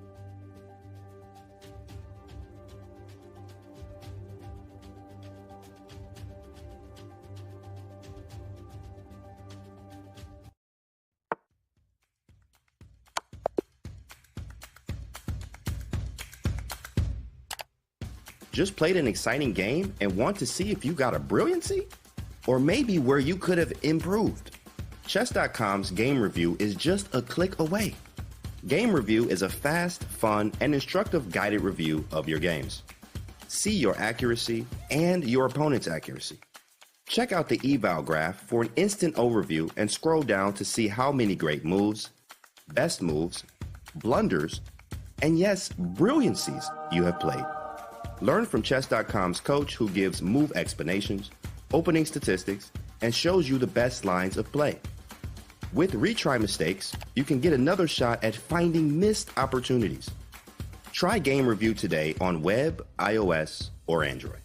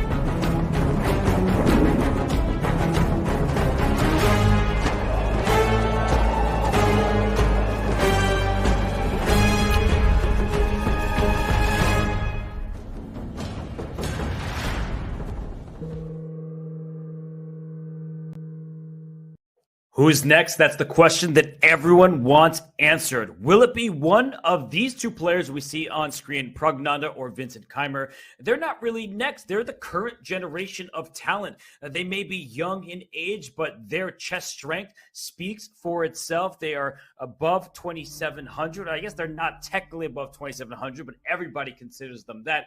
And we see the rising stars of this year's edition. Tanya, we're very familiar with them at this point. This is the youngest ever Tata Steel Masters, and that is saying something when you've got the youngest ever Tata Steel Masters also being the strongest ever Tata Steel Masters.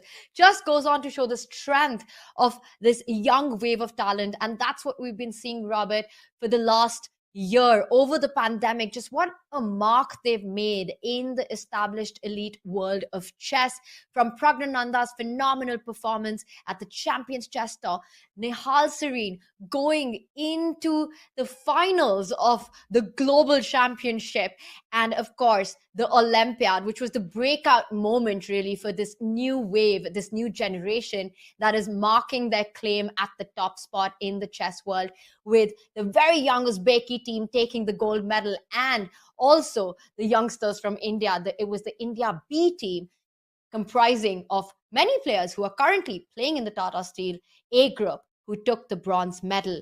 And right now, the two players that we've got in front of us are the two front runners. Vincent Keimer with his win at the Grenke Masters, a meteoric rise for Arjun Ergassi. This is the chess we love, where you've got these hungry for success, hungry for opportunity, talents of the world fighting against what is the best that the chess world has to offer.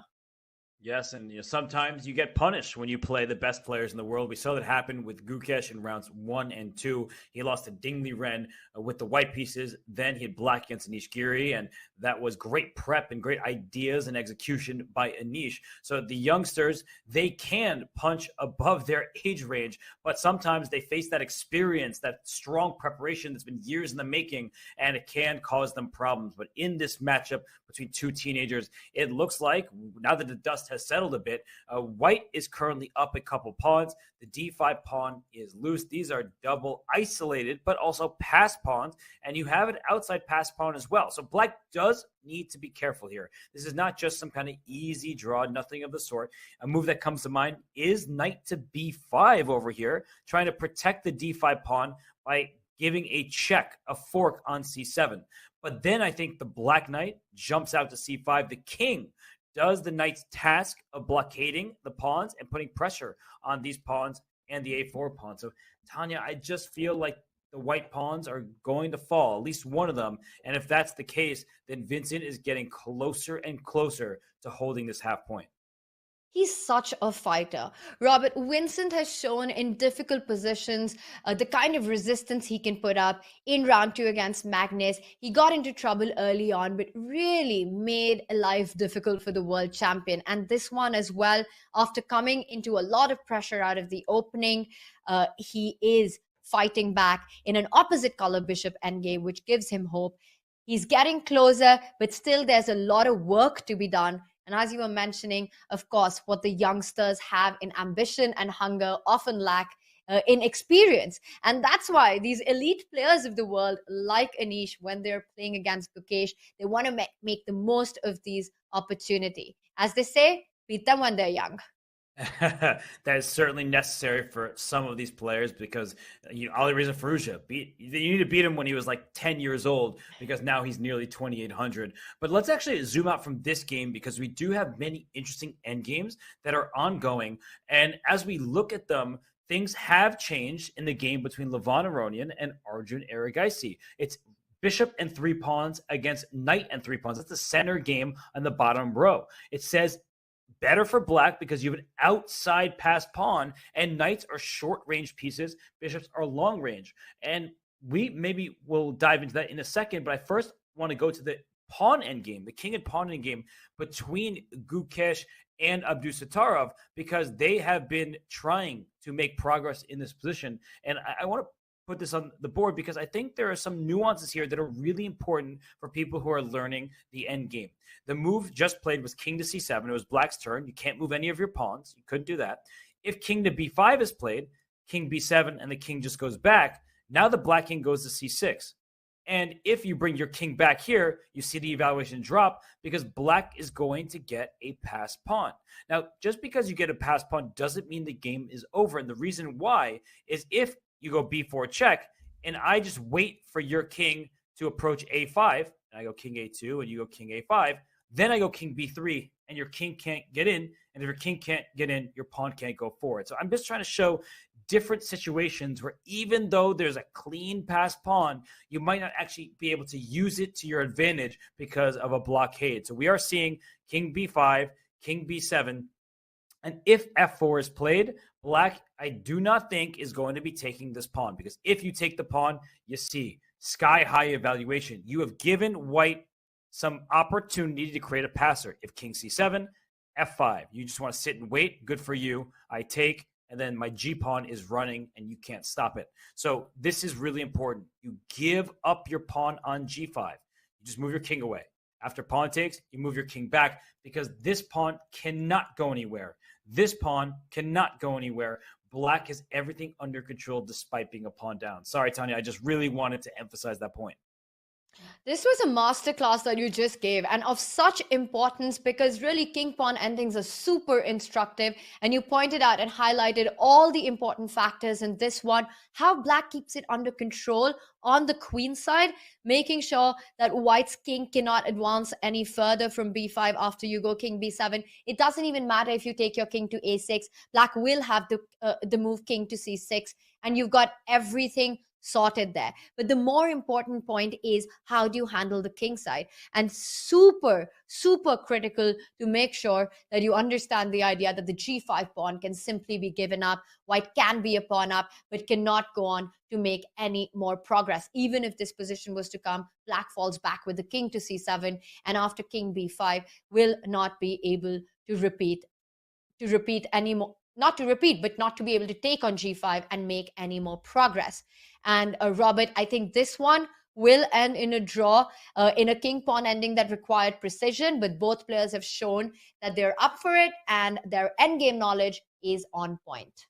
And yeah, there's one last point I want to make, is if you play f5, you see again the evaluation change, because pawn takes, white may be thinking about getting a queen, but black actually sacrifices a pawn. It's not about pawn quantity in many endgames. It's about the quality. h6, g4, h3. The black pawn gets to the other side, whereas white doesn't get there, because if you take, the king is already in the square. So you're not going to make a queen. If you play f6, the king goes back, and now the king is in the other square. Your g-pawn is too slow, because h2, h1 is a queen in just a couple turns. So I just wanted to point all these little things out. They're very important, and we are going to see a draw very shortly. I think we might see this draw. After king c6, pawn g5, king c7, we'll see the move king a7, and these moves are going to be forced back and forth.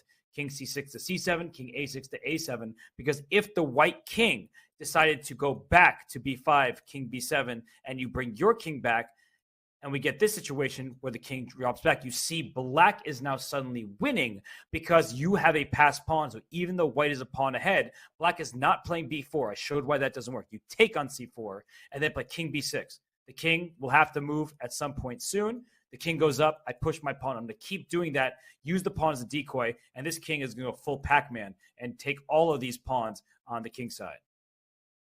Robert, you've just called out the whole game, because as you were pointing out, the players realize these lines, and we're seeing the current position with king c7. And very important that after king a7, king c6, white also doesn't have the option to go king b8, trying to come from the other side. He's too slow getting over to the king side, because black just goes on to queen the c pawn, and it's going to be a lot faster. And there we see king a7 has been played on the board, king c6, king a6. It's the only way. It's almost like a mutual zigzag with only one good move for both players, and this will end in handshakes.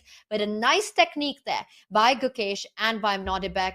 With this draw, Gukesh finally starts on the leaderboard.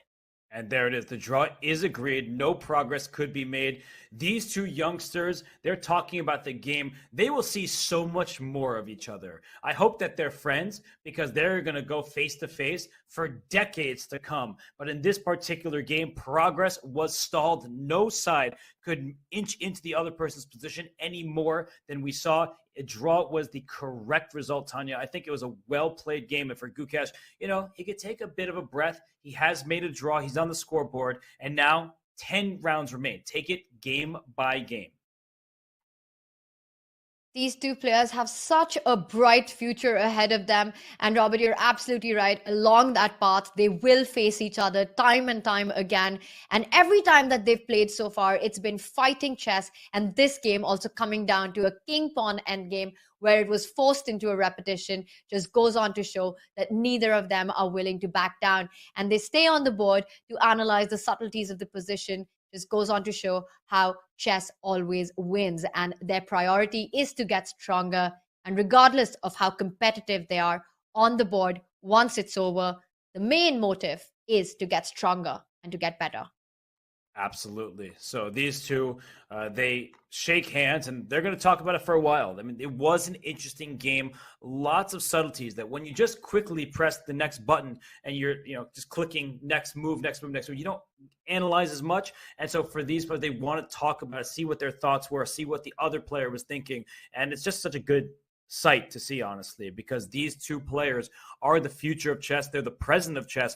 Nordirbek is an Olympiad gold medalist with his team. Gukesh won the Olympiad gold medal for board 1 ahead of all of the best players on the planet. So these two are just magnificent chess players, great human beings, and they are going to be role models for the next generation of chess superstars. But with that game in the books, we still have 3 games remaining. The other 2 teenagers are facing off in Praggnanandhaa and Vincent Keimer. Arjun Erigaisi, he's trying to survive against Levon Aronian in that game. So, Tanya, I feel like with Jordan van Forst struggling, it looks like he's going to go down in that one against Fabiano. Maybe we should tune into the end game between Arjun and Levon. Absolutely, and we see the 2 youngsters still continue to discuss their games out. I won't be surprised if we again see the arbiters intervene and say it's time to go back, the other games are on. But right now, they're just involved in their discussion. What also is amazing about Nordirbek and Gukesh is just how modest and kind they are off the boards. They're extremely soft-spoken, and whenever you talk to them, it's always a pleasant feeling.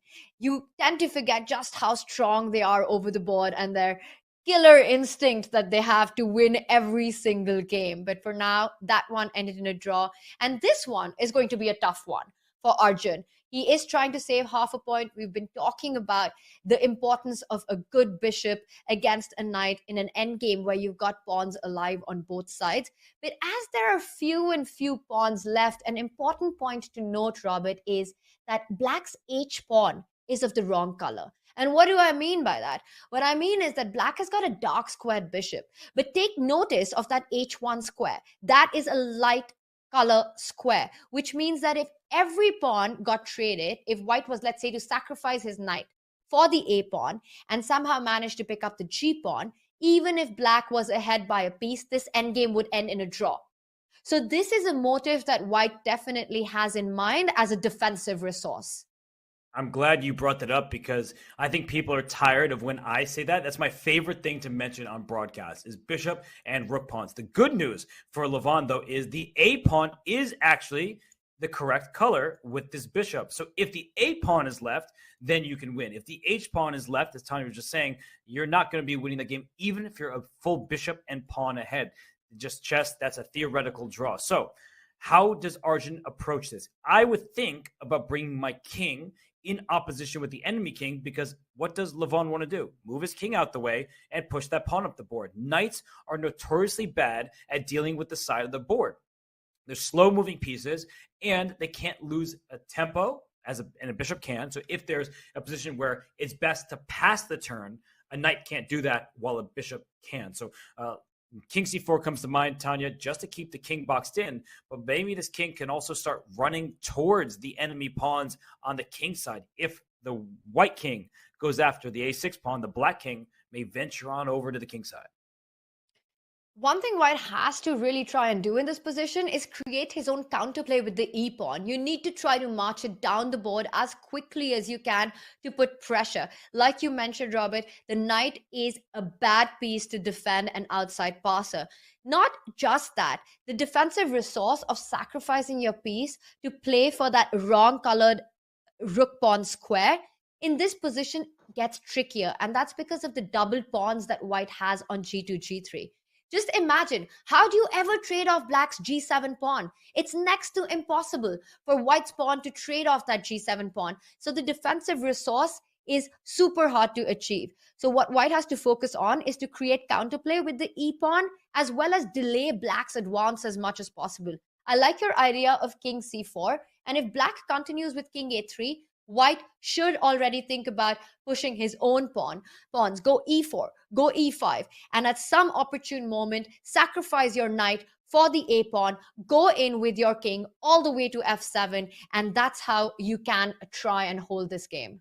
Yeah, if that king can go all the way to f7, then you are definitely going to get this g-pawn. And the knight will have to take care of the a-pawn, but that's notoriously difficult. So we see the eval bar saying 0.7. It's not that straightforward for white in many of these positions, because let's just go forward with king to c4, and I'm just going to make a move like bishop f8. Well, it turns out it was a terrible move, so let's take it back. Bishop g5, let's attack a pawn. Okay, sure. The knight has to go back to f1. I play a5. E4. So we're getting sort of what we were talking about. E5, king to B2. If this king goes to B5 and takes this pawn, I'm wondering now if the white king is too far away and the black king could even actually almost trap this knight and go after these pawns over here. That's what I was aiming for when I was describing it earlier, is, you know, you have fun with this pawn over here, and maybe I just win the pawn and then go this way. But the point is that white's king is very far away from the remaining action. This is white's best hope, and this will be the plan that I think we will see Arjun go in with. Will it be good enough to hold or not? Time will tell. Levon will, of course, push this to the end. It's a game that he's playing for 2 results. Arjun is the one who needs to be precise. This is a big game. It certainly is, and they've already reached move 40, which means that they received that extra time, and there's plenty of time on their clocks for now. So let's zoom out once again. I know there are going to be intricacies in every single endgame. I love endgames personally. I find them so much fun to look at and to dissect, and we'll see how much fun he has in trying to make this draw. But for now, Levon is in the driver's seat. But I was noticing, Tanya, look at the game between Fabiano and Jordan. It's gone from bad to worse to probably just completely lost at this point. Fabi is the only one who's having fun in that, and deservingly so. You just cannot make a one-move blunder against one of the best players in the world. I still cannot believe Jordan missed that trick after h4. That was truly the turning point in the game, and after that, it's just been all suffering for him. The current position, bishop d6, I really like this move by Fabi, getting rid of black's biggest defender. Look at that king on f8. It is absolutely naked there with the f5 pawn hanging. If you were to trade on d6, white gets a superpower on d6. Not just that, knight f5 in the air. Your king is weak. White's got a huge pawn on d6. c5 coming in for support. This is game over. You haven't succeeded in creating a single threat. Not just that, the queen on d5, the knight on e3 control the only soft spot in white's position. That is the pawn on g2. And you just cannot make anything out of the queen and the rook.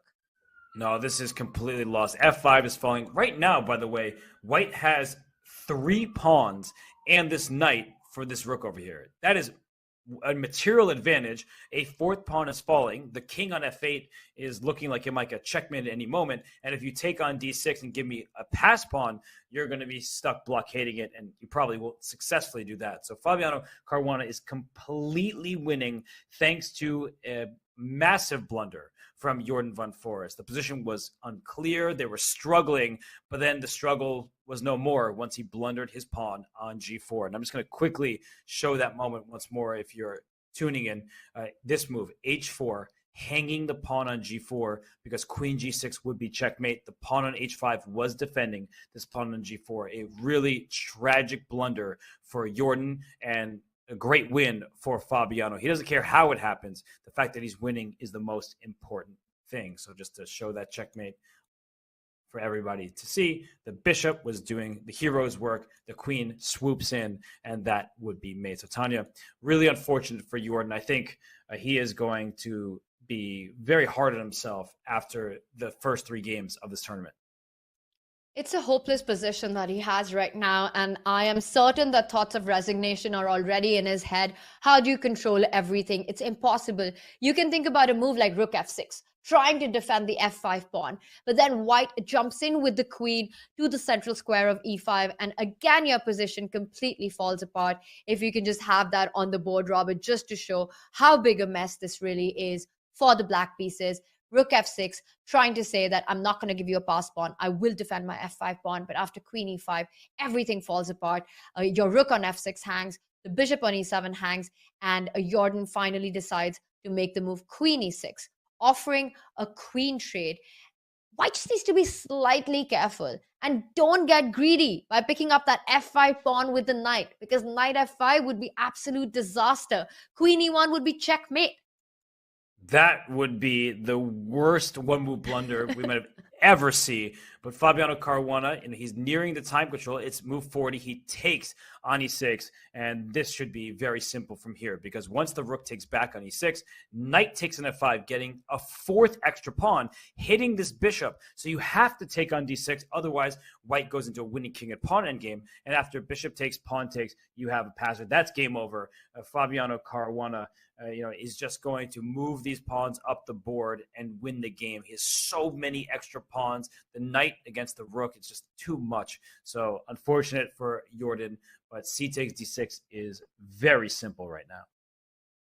And you don't even have an option to stop the pawns from rolling down the board. If we just play on a couple of moves after bishop d6, c takes d6, you can't go king g8, king e8, because there's a fork on g7. Knight g7 wins the rook, wins the ensuing king pawn endgame. So you have to actually give a check on e1 before you move the king. And then king comes to f2. Now if you go rook c1, d7, probably wait with d7, because rook to d1 might be a little tricky after that. I was very excited about d7 here.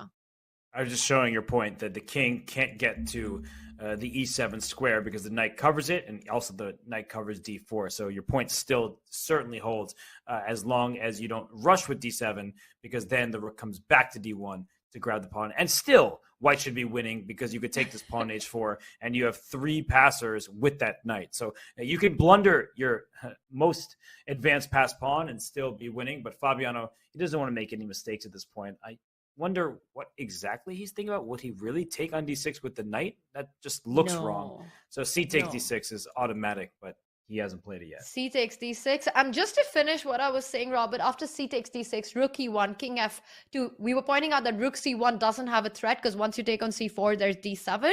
But even if you go rook d1, the c pawn just advances down the board. Let's say rook d1, c5, and king e8 is not in time, because white gets in c6, and it just looks like white is rolling down the board. And I am equally surprised that Fabi hasn't just blitzed out c takes d6. Why is he thinking in this position? Maybe he's just composing himself. He reached move 40. He doesn't need to rush. Maybe he's enjoying it. It's the first time all tournament where he's had an advantage, and now he has a huge advantage. So he's just taking stock of the position, completely winning for him. He's going to take c takes d6. I just can't imagine a world where you don't take with this pawn, advancing towards the other side and creating two pass pawns with one move. I don't know. Maybe is he really thinking about knight takes d6? I have a hard time believing that. I don't think so. I think it's just a professional approach. They've just made time control. It is the 41st move. Yes, he knows he's completely winning, but these guys are pros, and they just want to calm down, compose after making that time control. He did have enough time on the clock anyway, but I like it that regardless of how winning he is, he continues the correct way to play right after you made time control. You always take it easy. You always just calm yourself down and then make the next move. Eventually, he does go on to pick up the bishop with the c5 pawn. Of course, that's what he decided in the first 10 seconds, but he just first takes a deep breath. And Jordan, I mean, he makes this move, rook e1 check, king comes to f2, and it's clear, the look on his face says it all, but also the position does the talking, because king to e3 We keep talking about it. If you take this pawn on c4, d7 happens, the knight takes away the king's square, and that means the king can't stop the pawn. So if the king just joins the party with king e3 to d4, your pawns are going to be pushing along with the king's help. It seems like there's nothing that black can do. Once this king reaches d5, it's completely over. And we see Jordan get up and leave the board. Fabi having a think. Of course, I did blunder into d7. Fabi must not do that. Even if it's winning after that, you just have to win the position all over again. Don't do that. I like your idea of getting the king into the battle. King e3, and once king goes to e8, your king comes in to defend the c4 pawn and will also support its march down the board. This looks like it's going to be a Fabi point, which means that he will move on to 2 points and join Magnus Carlsen, Ding Liren. There we see Jordan return to the board, return to the misery that's been his game thus far, blundering that pawn on g4 and a nice conversion. But for me, what really stands out about this match has been Fabi's king h1, king g1. In a position where it felt that he had everything, he makes these small moves and immediately we see his opponent collapsing. And that was a very interesting moment. King e3 played, Jordan there shaking his head. I get the feeling that he is going to resign soon. He makes the move king e8 and expecting Fabi to continue with the king march. King d4 is obvious now, and I think Jordan's going to play a few quick moves and then just resign. But for Fabiano, this is a really important victory for him because he did not have a good 2022 in classical chess. His blitz rating went through the roof, right? Over 2,800. I think he was number 2 in the world in blitz and during some of the rating lists. Then at the World Rapid Championship, he ended up with a bronze medal, 3rd place. So he performed really well in the quicker type controls. He also won some events. He won the American Cup, which was a knockout event that was classical chess. He won the U.S. Championship, which was also classical. But in the events that mattered, right, he had played the Candidates Tournament. After the first half, he was 5 out of 7. He did not know that Magnus Carlsen was going to step down. He thought that Magnus for sure was going to play. Because if he knew that Magnus would not have been playing the World Championship, he would have sailed through the second half and end up in 2nd place. But he thought 100% certainty that Magnus would play, so he needed to go all out and win. It completely backfired. He stumbled down the stretch, losing many games in that second half, and then he had to pick up the pieces from there. His rating was gone. His chance of the World Championship title was gone. He played in the Olympiad, performed very poorly there. Hard to find motivation, but then he was able to right the ship later on. So for Fabiano, I think gaining this confidence, trying to win this tournament, he needs this game right here. He's getting it, and it's just step 1 of a very long event. The candidates was so unique in that aspect with Magnus's decision. And one understands where that decision came from. It was a personal choice with what Magnus wanted to do with regard to the World Championship match. But Robert, I always had the feeling that decision on him had to come before the candidates. And of course, he did nothing wrong because there was a certain timeline by which he had to give the answer, whether he was going to play the match or not. And he respected that and acted upon it. But I just feel had that timeline been different, the candidates would have been very different as well, because the players would know what they were fighting for. Was it a tournament where only the first place mattered? Or was it a tournament where you could come second and still try for the World Championship match? And these were, of course, questions from the past, and it's a lot of what ifs. But the one thing that really stood out to me was that Magnus's decision and FIDE's question about whether Magnus wanted to play the World Championship or not, this was a call that had to be taken, decided upon, and mentioned out before the candidates started.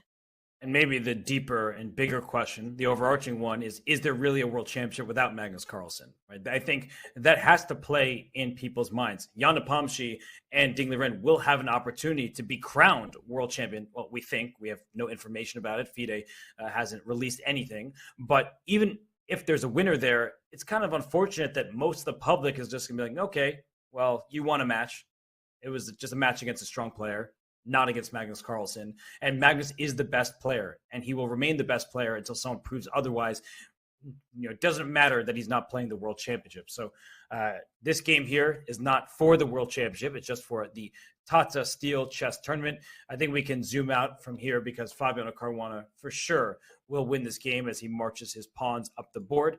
And I thought there was going to be a handshake, but not yet. But we do have the two other games. We're in the end game. Tanya, it looks like on the bottom right, it's no longer an extra pawn for Pragnanda. And it looks like it's all fizzling out now. No extra pawn. Well, you've still got a passer on d6 as we can see, and it's still very much alive. But knight jumping on to c4, there are attacks there. It definitely looks like everything's fine for Vincent. Meanwhile, Arjun's board, the center board against Levon. Let's take a look at that. You've got the double pawn still on the g file. White did go king c4. This was the line that we were calling out, Robert. It has happened. It will be all about White creating chances with the e-pawn and Black's king coming over to the other side with the march that you were talking about with king a3, king b2. Meanwhile, White has to create his own chances, pushing that e-pawn down the board. It's going to be all about timing and precision in this one. Levon's still pushing, but I think Arjun's close enough to make a draw. Yeah, it seems that way. And the king for White is going to have to deal with the a-pawn because the knight is far away. It takes a lot of time. So I just want to look at that again. King a3, e4. Let's say we go a5 and don't actually give you the pawn. Because earlier I was saying the king would win this and the black king would do all that stuff. So let's say after e5, White plays a4. The problem it appears is king c3, and somehow White is better now because the bishop is tied to this pawn and the king is going to be stuck here. So it means e6, knight e3, and the tides turn in White's favor. That's amazing. I was just kind of making moves mindlessly, but you can't do that in a position like this. And look at Levon. He goes king to a5, Tanya. He says, I'm going to go king b6, and I'm going to make your task more difficult. If you want this pawn, you're going to really have to come and get it. And then the black king will sprint on over towards the center, and the pawn is still not advanced very far. That's a really cool idea what Lev has done. And it actually makes a lot of sense. Let's just try and play a couple of moves and see what Levon has in mind. Let's try and get into his brain right now, Robert. Let's say you go e4, king b6, e5, you go king c6. And what you really want to do is go king d7, king e6 next. Now, White's king cannot go all the way to the king side because the a-pawn will be unstoppable then. So let's say you play knight to h2, trying to activate the knight, the only square available. King to d7. I still don't care about king d5 because my a-pawn will be strong enough. Knight f3 or knight g4. And now you get your king to e6. You can't ever take on g5. A king-pawn ending will be dead lost. This will be game over because White's king is way too far and distracted with the a-pawn. But let's back up. Let's say White's king starts the march along to pick up the a6 pawn. King c5 or king b4 come to mind. You say your knight is defending the e5 pawn. But now what Black wants to do is get the bishop into the game. You can go bishop to c1, bishop to b2, pick up that e5 pawn. Meanwhile, White will win the a6 pawn, but the king will be super far away. Black will simply come up with the king to g4, also win the g3 pawn. And this is what Lev has in mind. King a5, a retreating move with the king. Counterintuitive play in the endgame when you retreat with your king, but what a try. Yes, and what White needs to do is get this pawn with the knight. You mentioned this earlier. So in this position, if the White king is in fact able to, and I don't even know if we let the king approach the b6 square, I think actually you can keep it out directly and just win the pawn on e5. Your variations are just so strong right now. And if the king went to b4 first, I think we can keep the king out this way with bishop d8, bishop c7, take e5. By the way, Fabiano Caruana has officially won that game against Jordan van Forst. No surprises there, but a win in the books for Fabi. That's a huge win. He leapfrogs the standing with 2 points now on the leaderboard and felt like a gift really by Jordan this one, playing that move h4 and giving up the pawn, and with that essentially landing up in a lost position. We have 5 games that have ended so far with 4 draws and 1 win for Fabi. Richard Rappo, Wesley So ends in a draw. Gukesh Nordirbek, what a fight. Came down to a king pawn ending. Both players holding their own. That ended in a draw. The first game was between the world number 1 and world number 2, which finished, and Anish and Parham was also even Steven. It was, in the 2 games remaining, there could be 2 more draws, and that means Fabiano is the happiest player of today's action. He'd be the only winner, but we still have 2 games left to look at, and we'll have some great matchups for tomorrow as well. I mean, that's the cool thing about this event. 14 players, 13 rounds, and every round promises fun, fighting chess. But at the moment, we see the standings as they currently exist. Round 3 is still in progress. Some of the players like Levon Aronian here trying to jump to that first place tie. Will he be able to take down Arjun Erigaisi, with whom he shares 1 out of 2 on the leaderboard? That's the big question. And Tanya, I really like his position. I'm just not convinced there's enough material remaining based on what we've been talking about, based on how you said the knight willing to sacrifice himself for the G-pawn. But I also trust Levon. I feel like he is so much experience and his technique usually is superb that in an endgame like this, if there's a tricky path to go down, I feel like it's going to be difficult for Arjun. But we've also seen Arjun's resourcefulness, right? He always goes for the dynamic way to defend. So I think he's definitely thinking about this idea of eventually, when the E-pawn gets traded off for the A-pawn, if that is allowed, the knight sacrifice will come. Arjun will try to make it. We see our eval bar. So he's still pretty much in the perimeter of a draw. It's not a lost position yet. Knight to H2 was his last move. He wants to get the knight into the game, expecting black to play out the line that we were talking about here. But Levon slows down. And I'm just wondering if he's thinking about advancing his pawn. Is he thinking about the move A5? Does that change the dynamics in the position? I think if I want A5, I need my bishop on E7 so I can put it all the way down on A3. If you get your pawn to A3, I think you're just winning. So I want to show that. Let's say A5, knight F3, bishop to E7. And I make some kind of random move, A4, and I make another move like knight C2, A3, and the king comes back. The reason why I think this is winning is because if you take here, the black king will end up winning this pawn. So king and pawn endgames are often just winning for black as the white pieces are distracted to the flank while the enemy pieces, the black pieces here, go towards the center. So this position also is kind of a standstill. You can't make progress. The king can't go to these squares. So you could probably even throw in a king C6 first. But this is what Levon undoubtedly wants. He desires a way to get his bishop to E7 and pawn up the board. So knight E1 was a silly move, but let's say go knight D4. After A4, now knight F5 happens, and we get what we're looking for. The knight attacking the G-pawn and the king going after this pawn on A4. But yeah, it's not the end of the story exactly, especially if the black king can sprint on over to the F2 square to make this draw that we keep talking about. I'm just going to show it because I think it's much easier if we do it. This is losing, but I'm going to make it a draw. So everyone let this happen for a second. All right, here you see it. Going to happen. Whatever, some random move.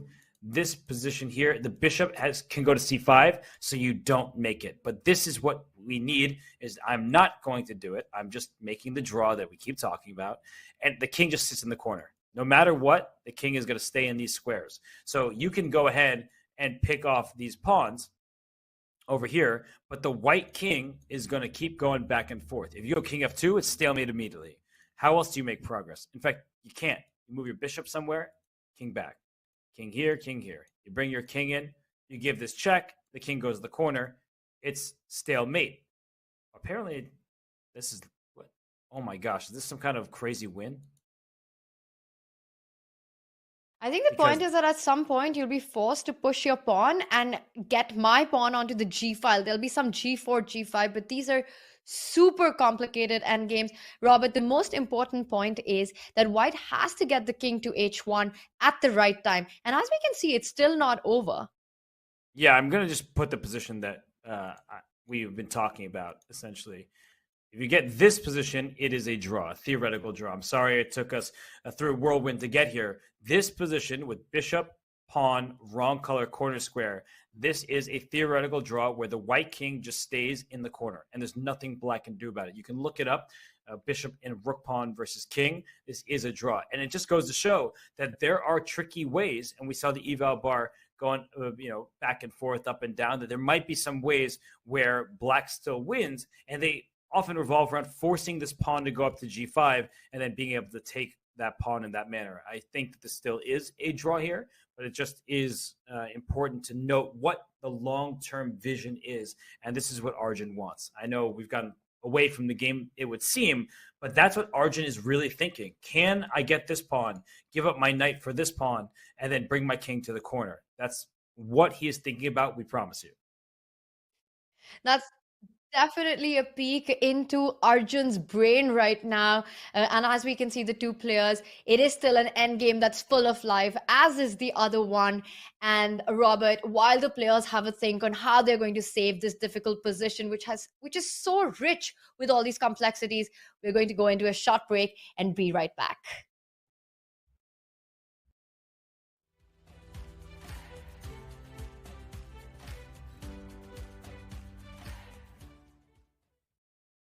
Interested in becoming a chess streamer like your favorite creators, such as Hikaru, Gotham Chess, and the Botez sisters? Come on, look at this! Woo! Chess.com is excited to announce the Community Streamer Program. Whether you're just getting started with streaming or already established and looking to expand your audience, you can now connect your account to Chess.com and have your stream promoted on the game's largest platform. Simply link your account at chess.com/settings/connected accounts, set your category to chess on Twitch, and start streaming. You'll get an ad-free experience on chess.com. You will pop up on our list of live streamers. Your chess.com profile will feature your Twitch stream, and your stream will be linked to your games on our Play server. Type Command Community Streamer in chat and start growing your stream today.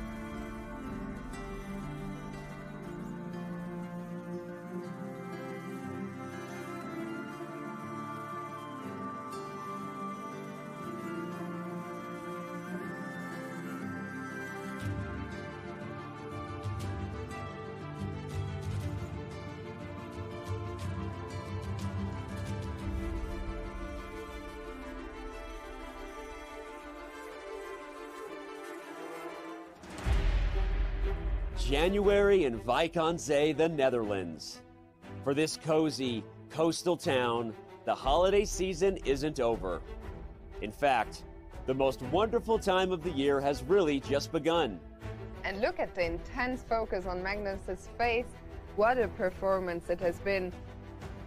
Once again, Wijk aan Zee starts the new year as the center of the chess universe. This year as host of the 85th Tata Steel chess tournament. A magnet for the best players in the game, some recognize the Masters field of 2023 as its strongest in recent memory. Of course, it helps when 8-time Tata Steel chess champion Magnus Carlsen is back. The world's #1 looks to further cement his legacy in this event and the game's history. Chasing Magnus will be amongst the best in chess. Several have been crowned champion here before. Some have even shocked the world in doing so. We have the winner of the tournament, and it is Jordan van Vereest winning the dramatic Armageddon. And don't leave out those poised to capture their first Tata title. Although winter, Tata Steel chess is also known as the place new stars come to bloom. Magnus won here as a teenager. This year's event has its fair share of young players on the rise, each hoping to follow in Carlsen's footsteps. Look at Prague. He smells blood, and he is not letting this game go. The Dutch refer to Tata Steel as the Wimbledon of chess. For 85 years in running, this tournament continues to be steeped in prestige and legacy, and does so again in this welcoming little Dutch town by the sea. Mein Vrienden, it's the 85th edition of the Tata Steel Chess Tournament, and it starts right now.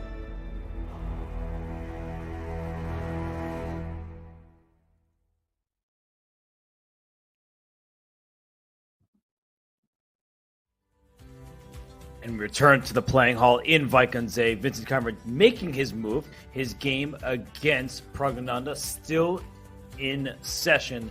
He has been fighting tooth and nail to try to hold this half point, Tanya. He kind of looks like he's been through it. It feels like he's a player who's been exhausted by playing first Magnus Carlsen yesterday, now the black side of this game against Pragnananda today. So I feel for Vincent. He's so close, but he still has to make sure that he plays precisely till the very end in this one. Robert, the worst is behind him. In this event, with the kind of playing field, every half point matters.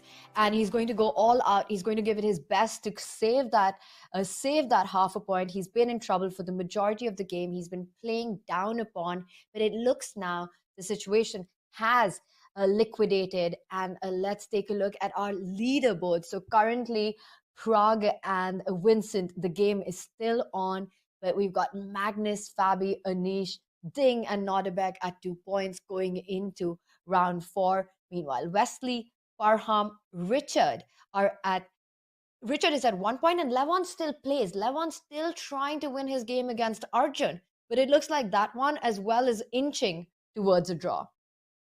For sure. And Vincent, in his game, he would love to be able to get that half point and get the white pieces once more. And as you're talking about Levon and Arjun, he has shown great defensive skills throughout the first 2 days. Now in day 3, he needs to hold that to the end. But let's first dive into the game between Pragnananda and Vincent. The last moves that were played, we left off a little while back, but the Black King was running towards the center, and the bishop ran back to d2. And after knight c5, a5, now the d5 pawn was taken, and bishop b4, knight a6.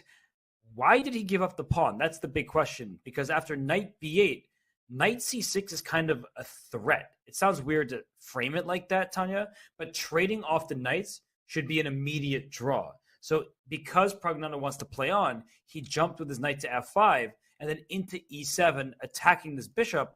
But the bishop went to b7, and now knight c6 is a threat. You put that in air quotes because it doesn't win material, but it will liquidate, attacking the pawn on a5 and threatening the knight on e7. So that's why Prague went g3, and after knight c6, moved his knight back to d5, giving up the a pawn. And then we had a check with the knight on f6, still trying to be a pawn up, still winning that pawn on h7. But the problem with the piece placement is that after knight h7, black has a nice reply, Robert. Now you can take advantage of the discoordination between white's forces. Let's say Prague picks up that pawn on h7. Black has the option. Vincent is considering to go knight c4, and that's what I'm expecting. And the problem is that you don't have a good square for the bishop. You can go to either b4 or c5. Either ways, the geometry of the position is such that this gives black the option to go knight e5, threatening a fork on d3, threatening a fork on g4, either winning the h2 pawn or driving the bishop away. And in this way, Vincent can keep the material balance, which is why he gave this position a long thought before deciding to retreat with the king to d8.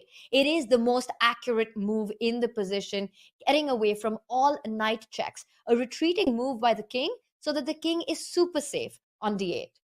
Because if the king went up to e6, to your point, there could be a knight g5 check with a fork of king and pawn. So he stayed out of harm's way by going back to d8. And as you were indicating in this line, no matter which square the bishop goes to, the knight can always hop back to e5 with this fork of king and pawn. And if you run with your king to jump out of the fork, you can even play bishop a6 check.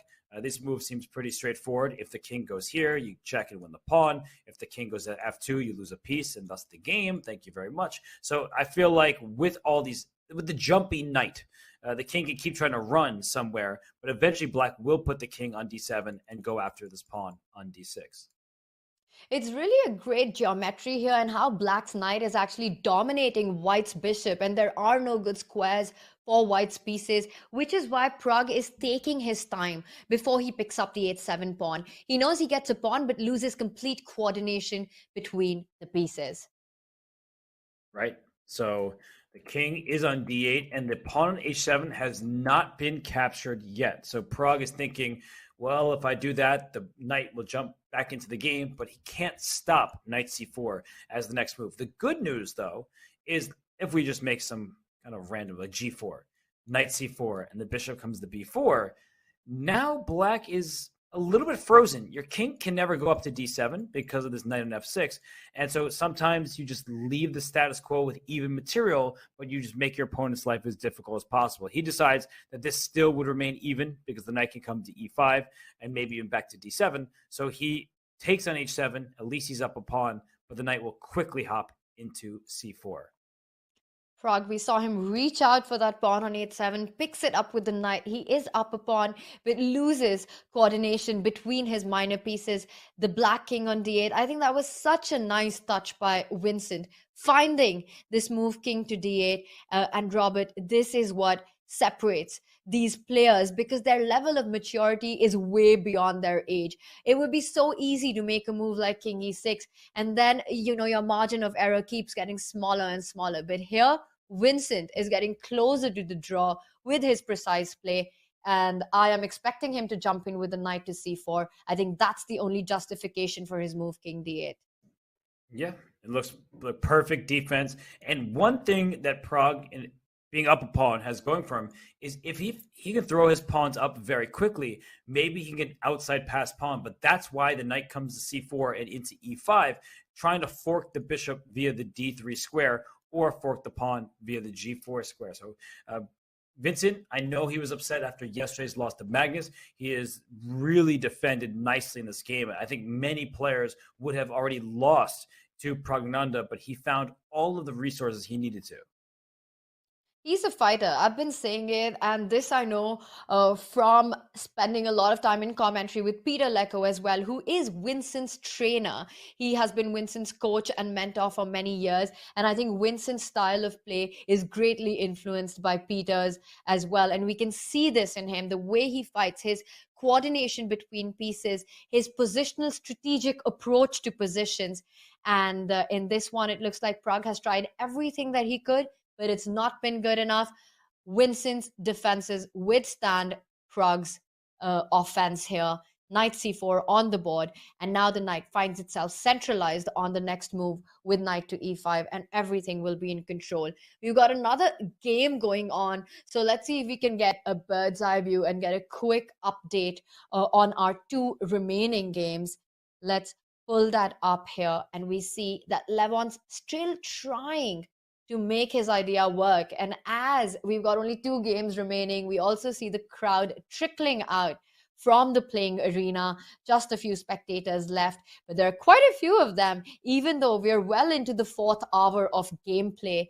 And there we see Levon still fight it out against Arjun, who, just like Vincent, is showing incredible resistance. Really nicely done by Arjun. His knight went back to then go forward, and the knight is in the center here on d4. And for Levon, playing a5 becomes difficult now that the king is pushed back. And let's think about a move here. If you play e6 check and the king decides to step up to d6, then knight f5, and we take g7 and we take h5. Of course, white is very happy to win all those pawns. And if you go to a square like c7, I think the white king can even come up the board here, and black needs to be a little bit careful. If the knight gets in here, attacking the bishop, attacking the pawn, trying to promote, you could find yourself in a teeny little bit of danger. I don't think black has any actual problems here, but somehow white got really active. It feels like Arjun made 4 free moves almost. I agree with you. I mean, the king marches all the way to the center of the board, but Arjun's having a think. It's an important moment for him. E6 is a very committal move. When you've fought this hard and you've come to this point where you can feel that you're so close to saving that half point, you want to really think through moves like e6, because they can prove to be a big blunder in these positions. Of course, we've got the eval bar telling us once you play e6 on the analysis board that everything works out, Robert. But for Arjun to make this move, I think he's going to still take some time and see, because if you move the king to d5, you also need to keep in mind black's pawn moving forward, the a pawn, let's say in that line with e6, king c7, king d5, and then suddenly you're looking at all a5, a4, a3 coming in. You really want your king on c4. You want it to be in reaching distance with that a pawn. So it's going to be interesting to see how Arjun approaches it. We look at him on the screen. His clock's running down. He's just leaned back on his chair. He's not even looking on the board. His attention looks like it's elsewhere. The one thing's clear, and we've been saying this again and again with Arjun, regardless of where he's looking, the board is in his mind. He is calculating this position, trying to get that defense that we've been talking about giving up that knight, getting the king to pick up the a pawn. How does he make all of that work? Good question. You know, he wants to put every single detail in a perfect little box, nice and tidy, and try to win the game. If you're thinking from Levon's perspective and from Arjun's perspective, you know, you don't want to just make a careless move that gives Levon the upper hand. So e6 is that big decision that we keep talking about, because pawns do not move backwards. And bringing that king to d5, allowing a5, I was wondering if knight c6 with a fork is good, but suddenly I realized bishop b4 is available. If you take on b4, the pawn takes back, you see the evaluation drop. We keep talking about this. The white king is getting distracted away to the queen side, whereas all the remaining pawns are on the king side. The black king just walks right up, and just to show you how this ends, the white king needs to be over on f2, and even if it were on f2, the g pawn could push, but it's too slow.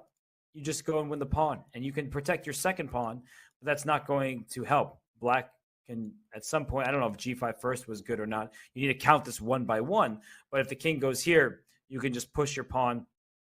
And I think we've reached a winning position that no matter where the king goes, it's going to be losing, because if you go to the corner and up, you have to move h3, g3 check, king here, h3 also works, but that's the main point, is you were trying to spring free your passer and deliver a checkmate with a new queen. It's a really big moment for Arjun, this one, and not easy. I see our evaluation. It says that things are still under control. But all these lines that you're pointing out, Robert, and all this analysis that you're showing, which really brings out how difficult this endgame with such few pieces really is. It's not a clear path for Arjun. We have all these concepts about how a draw can be achieved, but how to get there is completely unclear when you're trying to keep the king side under control as well as the a pawn. If you don't play king d5 or you don't play e6, how are you making improvement in this position as white? Or how are you holding this position as white? You've got to make one of these two moves. Meanwhile, play for Levon is super easy. He wants to go a5 next. What is also a really standout point has been this super tricky plan of Lev, of just walking back with the king. And I think that's really impressive. It just goes on to show what a classy player Levon is. There's a direct path which would be so obvious for all of us. You move forward with your king, try and get it closer to the king side pawn, but Levon actually changes course, and it is getting trickier and trickier for Arjun to save this position. Not easy at all, regardless of what the evaluation is. Yeah, I was just showing that he went back with his king rather than up the board, and he brings his king back. And I think Arjun, he has played very nicely to this point. You ask what other moves are possible. A move like knight f5, it attacks the bishop and attacks the pawn, but g6 is good because if you take the bishop, you're in that lost king and pawn ending. And if you just have to move your knight back, then black pushes the pawn to a5. King b5 looks good, looks sufficient, but we just were talking about this exact endgame. The bishop supports the pawn. The pawn supports the bishop. They're really good friends over here. And knight c6, the king can always go to e6. You're never going into this endgame with the king and the pawns because black wins. So this is just a huge, huge problem for Arjun as he figures out, can I afford to push my pawn forward? Can I bring my king away from the enemy passed pawn? But you can't do nothing. That's the critical point.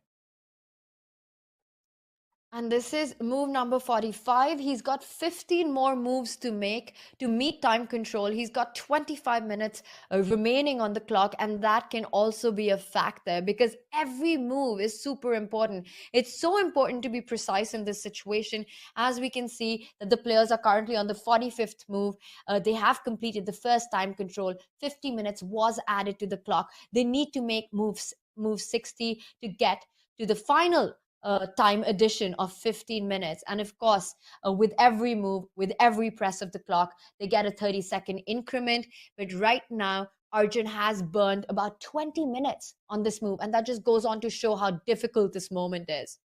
Because you can't take the move back, especially if it's a pawn push. That pawn is not moving back. And it's not easy here. The eval bar, it can mislead people. It can mislead me. I'm speaking from experience as well, where I'm like, okay, it's just a draw. I'm like, hold up. There may be only one path to maintain that material equality. Not material equality, just equality overall. But in this case, it is all about the material and the ensuing endgame. So e6 might be too committal, and it's process of elimination to some extent. King d5, pawn e6, some kind of knight move somewhere. I don't think you want to bring your king back to b3 because you're going in the wrong direction. Maybe just bishop c5 to kick this knight away and then bring the king to e6. So you need to make a choice, and most moves you can just eliminate off the bat. They don't make so much sense. But I like Levon's strategy of playing h5. He doesn't give white a chance to push the pawn to g4, and then he'll put his pawn on g6. And that way you have connected pawns. You're also taking away critical squares from the white knight. A critical moment that we keep talking about, and Arjun almost looks like he's distracted, but he's reaching out now and he makes the move. He goes for e6. So all this while he was not looking at the board, Arjun Arigesi was calculating all the lines in his head, in his mind, because otherwise you never make such a move. He's gone for e6. It is the right approach. We see our eval bar says everything is in balance after this. And now King d6, bad idea. As we pointed out, it runs into a fork, knight f5, and white is doing absolutely fine. But the tricky question is, after king goes to c7, how will white respond? And will Arjun continue to play out at precise resistance? I think he's fully capable. King c7 has been played. And you see Arjun once again looking away from the board, but we know he's working hard and calculating. And it's all about this king going to d5. Knight to f5 is another option. The bishop slides up to f6, and then black will play g6 next to boot the knight from its square. That's why this pawn went to h5. If the pawn were on h6, you couldn't push the pawn to g6 ever. So let's just go back to that moment. I don't want to take it for granted. It seemed random at the time, h5, but in these positions where the knight is coming around to the f5 square, you can't push the g-pawn in the same exact type of position because if you ever push the G pawn, you lose H6. And if white pushes the pawn to G4 here, okay, the king is very fast, so I'll bring the king to D5 and threaten E5. But my main point was that the pawn is not pushing without the H pawn going to H5. So I think that Levon had the foresight to recognize that and push it immediately. That's an amazing point, because that just shows Lev's long vision in this position, that he anticipated that white will try to get the knight on F5, and when that happens, he should be able to make the move G6 without losing that pawn on H6. So H5 was not a surface move. It wasn't a first thought of just defending the knight to G4, but it had a much longer vision, and that's what we're seeing being played out now. It's not that easy for Arjun to make the move knight F5. It will always be pushed out once the bishop moves. Also, let's point out that after knight F5, let's say the bishop moves to F6, and you can never make the move E7, because black then just simply slides with the king to D7, defends that pawn from going to E8, from promoting, and you end up losing that pawn for free. So it's not something that you need to worry about in the position. Not in the slightest. So Arjun's still on the clock here. Who's in front of the camera there? It's not Levon, so maybe it's an arbiter. Oh, that's Prague. I don't know. Oh, it's Prague. That's Prague. I didn't see a face. I just saw a back essentially. But Prague, he's playing down the hall over there. So just looking at his friend's game. And well, speaking of Prague and that game, I wonder if any progress has been made. Not really. It's just the position we were talking about earlier. So that's what happens at this stage. The players, they received more time. 50 minutes were added to the clocks at move 40. So until move 60, they have to use that time that they gained. Then when you reach move 60, you get an additional 15 minutes. The Tata Steel tournament uses the really traditional classical time control. And I know some people will say, well, that's so long. Why do they have so much time to play? It's because they play the best chess that way. When you have 1 minute on the clock to start your game, bullet chess, well, you're making sloppy moves. It's not really chess, some people would argue. So they are just trying to allow the game to be as beautifully played as possible. And somebody who has a beautiful style, who sees chess as an art, is Levon Aronian. He is trying to win this game here and go to 2 out of 3, tied for first in the standings.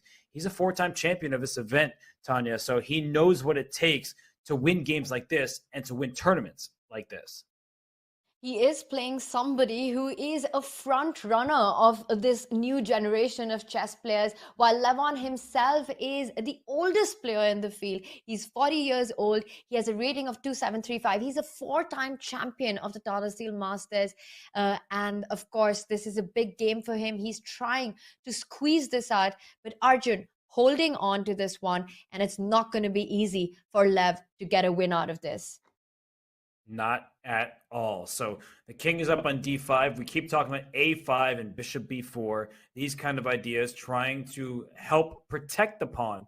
But let's talk about it. A5, knight C6, bishop B4. You can't take this bishop on B4. That's what we're talking about.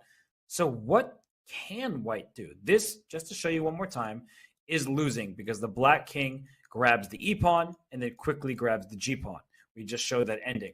So if you can't take on B4, you can't move the king, you lose the knight. You play E7, the king slides over. It says somehow it's still just about level. And maybe it's because the knight can't be captured. Tanya, this might be it. Wow, I didn't see this in advance, but once we're here, you can bring the king back and the black king can't take because then you promote. This is an amazing line. And if you take bishop e7, you just go knight a5 and hold that without any problem, because unlike the other positions that we've been seeing, white's king is close enough to the king side. Right, the king gets back over, and with the knight on the board trying to sacrifice for this g7 pawn, we've seen how you can make a draw. Then, as long as these pawns come off the board, even if black is up a bishop, that position would be a draw. You can't mate with just king and bishop versus king. So that's actually unbelievable that in this position, it is in fact e7. We were saying earlier, e7's not a move you want to play in so many different variations, but here you have king c4, and I would play bishop to e1, going after this pawn. I don't think you want to lose the pawn on the g3 square, so you would try to hand black double pawns. And you brought up this move, and that's the first one that came to my mind because of a nice little fork. If you take h takes g4, White has got the idea to go knight e5 and pick up the g4 pawn. That's right. You can just grab this pawn at any moment. And I actually think this might be just no progress. Because now that you play, you can't take the knight. You can't take the knight? I don't think I've ever seen this kind of geometry. Or like, not that I can remember. But this is a beautiful spot, Robert, that you just put your knight on c6, you defend the e-pawn, which is on e7, black's king is stuck to it, black's bishop is stuck to defending the a5 pawn, and Arjun once again looking really relaxed. It's almost like he's seen this line through. He doesn't seem stressed at all. He played the move e6, he's found the move king d5, and now it's to be seen, does Levon go for a5, which almost seems like it's landing into this forced sequence of moves that you've just pointed out. If not a5, do you see another alternative for Lev to try to continue the pressure? Let's say you make a move like g6, just stopping knight f5 in some situations and keeping the position as is? I think still just knight c6 and the bishop moves somewhere, let's say down to a3. You can maybe even go after the g pawn, but I was thinking you have to go king d7 and I give you a check and take the pawn. Nice stuff. It looks like Arjun's really inching towards closing this one up. If he is able to get knight c6 e7, then yeah, he found a very creative defense here, and a5 has been played. So I wonder how much time Arjun will take. He doesn't take any time at all and makes an inaccuracy.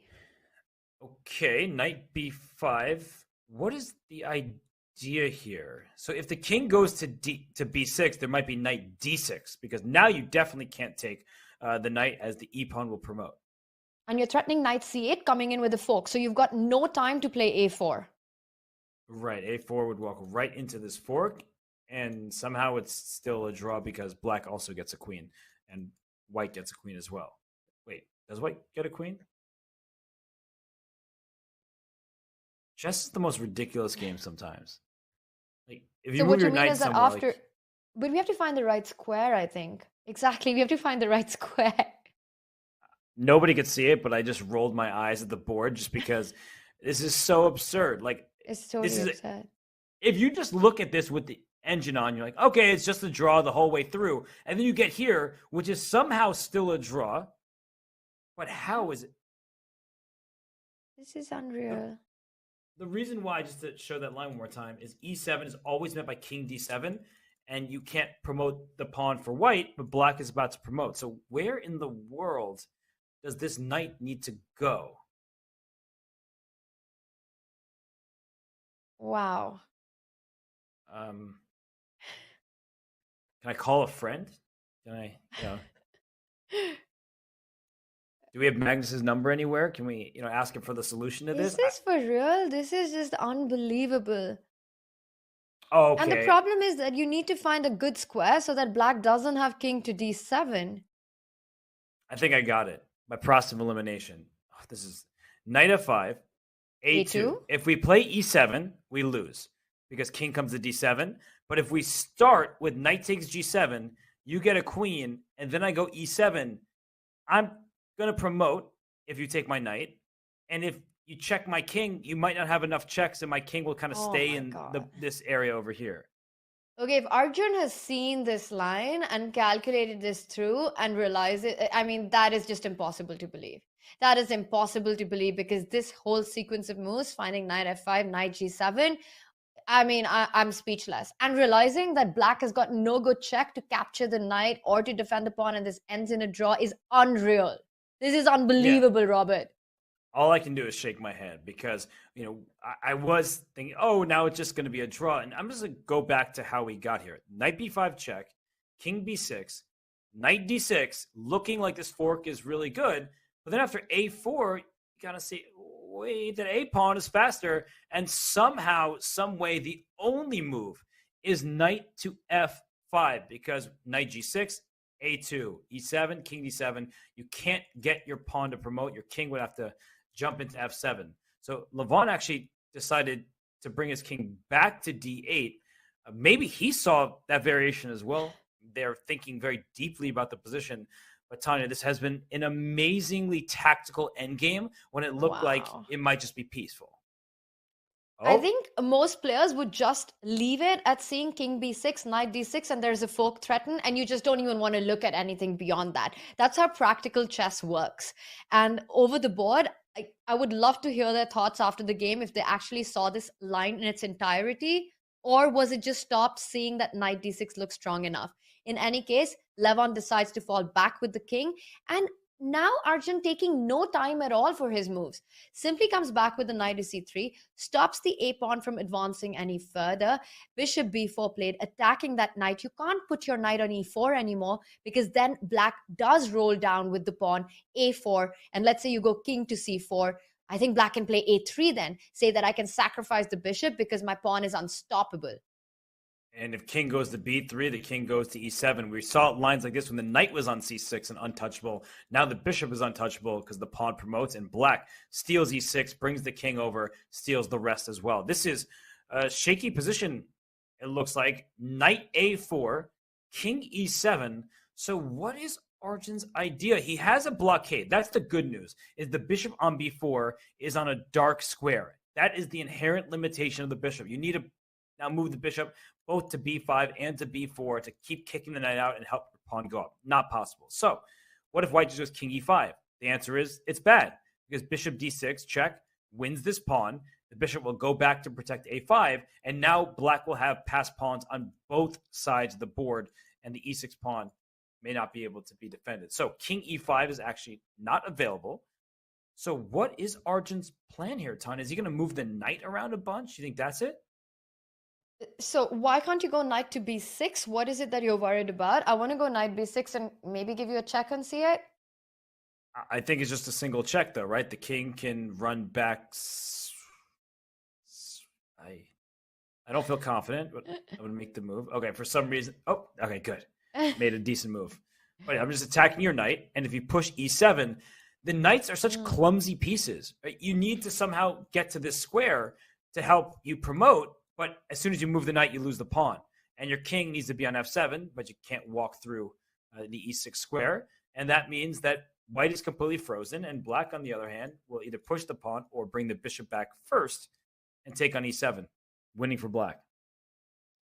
You know, I see our live board and I see our eval bar, and it feels like Arjun's still within the reach of a draw, according to our evaluation. But the last couple of moves that he's played so quickly, Robert, knight b5 and sort of getting the knight from the center of the board to the square a4, I feel like that margin of error has really reduced. He needs to play super precisely right now. As you're mentioning, the g3 pawn is under attack. And I know that there are some ideas where you mentioned earlier, which might be possible, where you go g4.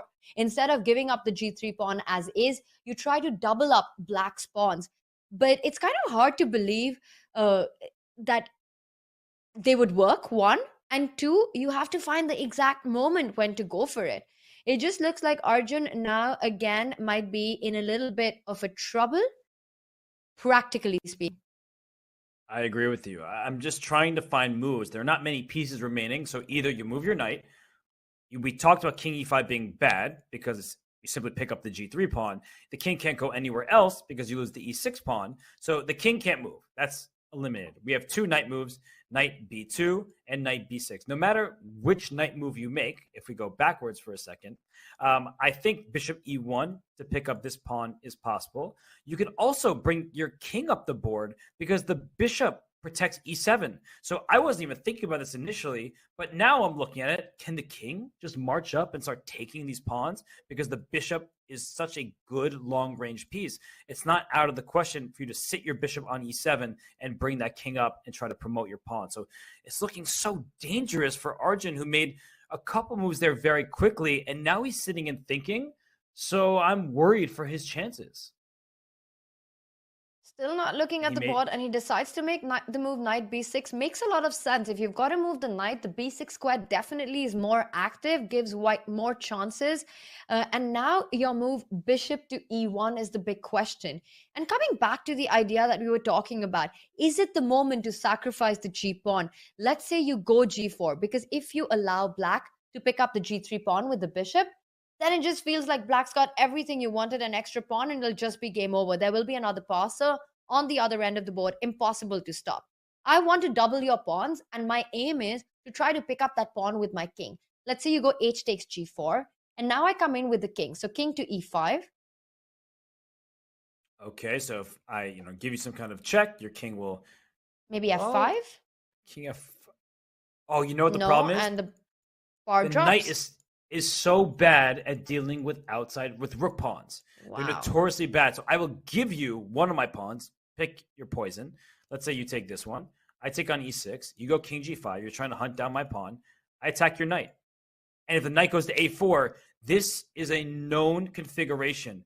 Bishop on d4 takes away all 4 squares. Remember, knights in the center can go to 8 squares. Knights on the rim can only go to 4. So even if you end up winning this pawn on g4, the black king simply wins the knight on a4. And to finish the variation here, you may think, I'm just in time to get your bishop.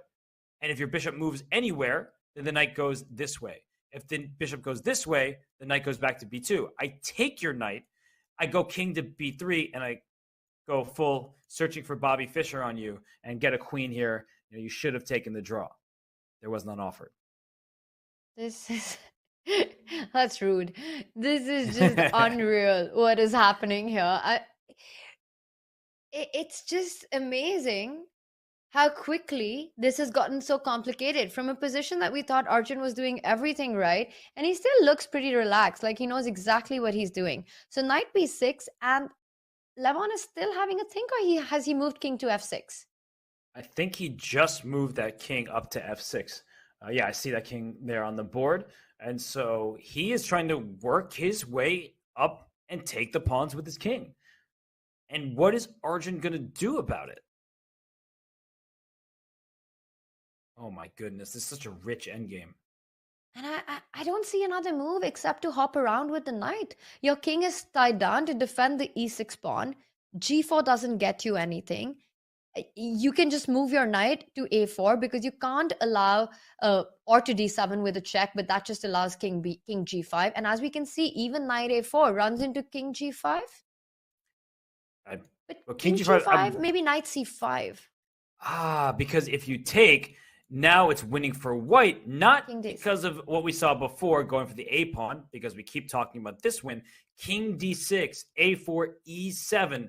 I'm 1 square away from promoting if you try to stop me. Now the king reaches a d7. The pawn will reach the promised land, and that will be a queen. This is such a complicated endgame. So after knight c5, we can't take. We have to bring our king back, but we just saw this position with the knight potentially coming to a4 or to d7 with check. But I think the reason why knight a4 is a little bit less precise is the bishop can run away. And now, if you bring your knight to c5, I can take it because e6 is in contact. And if you move your knight somewhere else, like knight to b6, I think king f5, avoiding the fork. And if your king moves, you lose the pawn. If your knight moves back to a4, now it's time for my king just go gobble, gobble, win the g pawns, and the h pawn will promote. This is unbelievable. Just amazing stuff. And Levon really focused there. He has made the move king f6, so he realizes that he needs to get the king to pick up the pawns. And Robert, let's just go back, because king f6 made me think about something that we perhaps missed when you were looking at the option of immediately picking up the g3 pawn. Let's just go back one move, because we were very attracted to the possibility of black playing bishop e1 here. Why not just pick up the pawn immediately? And we came up with the idea of g4. G4, h takes g4. But let's take a deeper look at this position. Actually, if white just stays here, black doesn't have a way to improve. Because yes, you won a pawn, but in a sense, these are double pawns. What you really need is to create a passer on the king's side. Yep. Just like in the endgame we saw between Gukesh and Abusatarov. We saw a lot of concepts revolving around double pawns, how they cannot help you promote. And in this position, after h takes g4, you can go in with a check, because now, very importantly, Levon's move, king f6, is impossible. I think can you go king d6, or does that not? Okay, the bar still stays, so that's a good sign. Yeah, this is so wild. King d7, and if you go oh my god. Knight d6 is the move? There's knight d6 and knight b6 because you're attacking the pawn and threatening the fork at the same time. Oh my god. Knight d6 also looks really good, and Oh, it works. it's just it forces the draw here. Queen, and because we promote at the same time, actually this almost loses for white. Like, you have to be very careful in this position to not lose because the black king is snaking away, and you're up a pawn and g2. Oh my gosh, it's still zeros, of course, because I wonder if queen obviously e5 won't be a draw, yeah? This king pawn endgame? What? Oh, you're no right. way. Whoa. You are correct. King h4. King f4 was the idea. Yeah, king f4 here, but then there's g6. Oh my god. I wasted tempo. Somehow this. Oh my gosh, you go king f5, and if g6, you go king g5. So when the king takes, you take this pawn and go back and then take that pawn. Oh, and look at the construction on the board. Just look at this. All the king and all the pawns are on the g file. G6, king g5, g4, king g3, g2. This is aesthetics. It's like a kebab, you know? It's a skewer. It's like a skewer, yeah. Well, now that we found this position, Arjun, of course, sees everything that we just talked about, as does Levon. I mean, this endgame is so much more difficult than meets the eye. It's really tough to figure out what move to make at any turn because you have to see so deeply.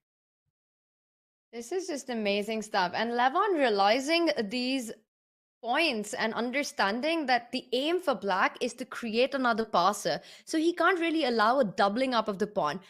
And that makes me feel, Robert, that if we were to go g4 here, I think Lev wants to go h4. He doesn't even want to pick up the g4 pawn. Oh, so you can play h4, king g5, king take. In general, you're saying that you're going to ignore the pawn, pass it, and then bring your king up to take the rest. It very well could be the idea. Levon's played king f6. He wants to pick up the g pawn with his king. Arjun continues to look around, not taking a look at the board at all. And when he does, he tends to just make his move really quickly. I think he can feel it now that it's gotten a bit out of hand. And you know, that moment when he played those couple of moves without a thought, I think that was when it all turned around. And that was the moment that it slipped. Because now he's really thinking. You could see it on his face. And, well, he needs to figure it out. Just refresh the board. Sorry about that, everybody. But after king to f6, he has his work cut out for him. And there's a ton of work because we just showed you like 8 different variations, which either win for black or barely hold for white because of one little tactic. So it's tough. It's super tough. And if Arjun Aragasi manages to survive this, he is about to reach out for his move. Robert, he goes for it and he's made the move g4. The one that we were just talking about. And the eval bar I see does not approve of this move. And we were talking about black has 2 approaches now. Do you pick up the pawn with your pawn, but in that way give up all rights to make a passer? Or do you play the move h4? With Levon's initial idea of going king g5 and picking it up with the king. Huge question for Lev here. So I'm just going to make the move and see what happens. h4 says black's advantage is slipping a bit here. Maybe it's because of the knight coming to c5. So knight d7 check. If the king goes to e7, the knight, it can go back to b6. It also can go to e5 and around to c6, those kind of positions as well. If you go back to b6, it still is good enough, it appears. The white king now can come to e5 successfully. There's no check picking up a pawn. So maybe it's just in time for white to play knight d7, because if you go king g6, the knight comes to c5. And we've talked about how you can't take it as you lose the game, with the king going back to d6, helping usher the pawn to the other side. All right, well, if h4 gives away the advantage, of course, it's still a very difficult decision practically to be made by Lev. It might be something that he's attracted to because that's what he implied with his previous move of king f6, that he really wants his king to advance down the board. Let's take a look at what happens if he does fight that thought and go for the second approach of winning the pawn, but by doing that, giving up the right to create another passer. He's going to need his king still to run quickly and go after the pawn, but we keep talking about this kind of variation where knight d7 check. If your king goes up the board, knight c5, you can't take it, so your king has to go back. But look at that, knight c5 in this position. Somehow, there might be like a zugzwang eventually. If I go king f6, you go knight d7 check back. What if I go king g6? That way knight d7 isn't check, and then I'll push my pawn. So I think that black at some point just needs to lose a tempo, and I'm only finding this out because I see the eval bar's reaction. But this is how amazing this endgame is, and it shows how a knight can be outclassed by a bishop. A bishop can lose a tempo. If you want to pass the turn, you can first go to d2, then go to e1 next. A knight has to change what color it's on. It doesn't have the opportunity to lose that kind of tempo. So that is unfortunate where knight d7, as we were talking about, it loses because you've allowed the pawn to run forward. Wow, a big moment here then for Lev to take this call, whether to take on g4 or play the very attractive h4, which in fact turns out to be the wrong way forward. And this is the beauty of classical chess, Robert. We're only treated to these intricate, complex situations because the players have time to navigate through these complications. If it was blitz or rapid, by now we would have had 4 queens on the board. There would have been about 20 blunders made already. But as we can see, the level of accuracy is so high by both players for the most part, and the fight still continues. The fight will continue. Will allow Levon to ponder this decision. It's a really big one. And he has plenty of time as he works to figure out, do I play h4? Do I take on g4? It's really not an easy choice. And you can see him on screen there. He is looking not at this position, honestly. His vision is taking him 10, 15 moves down the line. Both players are doing just that, trying to figure out, in the event of a capture on g4, can I win with those double pawns? Will my king go into enemy territory to win the g2 pawn? Or can I never create a passed pawn because my pawns are in each other's way? On the flip side, if I play h4, like we were talking about, have I allowed the knight to come to d7? And then why doesn't king g6 work like it did in that other position? Or was it king g5 first, knight c5, then king to g6? What's different? I'm not really sure, honestly. I'm just reacting to the eval bar, but maybe it's this move g5. Because you can't move your king back into the box over here. And if you take, we've talked about this many times at this point, you try to go a4, the king comes up, a3, d6, excuse me, e7. This is going to be a check. So you are not in time to promote. If you try to stop it, thank you very much. I still promote first. So the g5 push actually takes away the squares from the king. And if you can't now pass the turn very easily, you have to watch out. You have to be very careful here not to lose the game as black. The evaluation could change at any moment.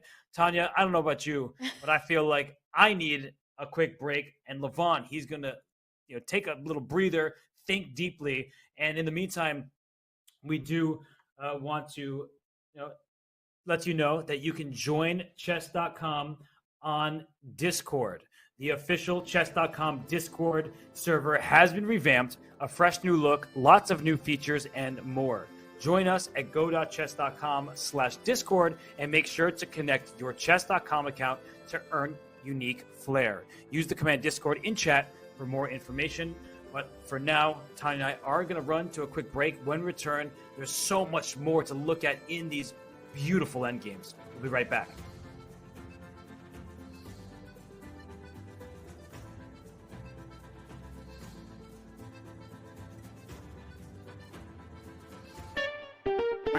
What is this? This is duck chess, you guys. This is a new variant. It's called duck chess. Chess, but with a duck. Quack, quack. How to play duck chess. The duck is a brick. Pieces cannot move through the square occupied by the duck. Click on a square to place the duck. Oh, you put the duck to prevent moves of opponent, not yourself. Yeah, so basically you do this, and this cannot move. I'm gonna go knight f6, and I'm gonna put the duck in the most inconvenient place for my opponent to move. No bishop, no queen, so no Londons. Can permanently stop the London. Capture the pawn's king to win. Oh, wow. Oh, there's no stalemate. Wait, there is stalemate. but the still-mated player wins. Ooh, if only that was real chess. I think I'm getting the hang of this game now. I think I actually am getting the hang of it. I think this works. Oh, that's a horrible blunder. Oh my god, I just blundered. I have to move something else first, then dark, and knight will take my king. This is the best way to lose the dark chess.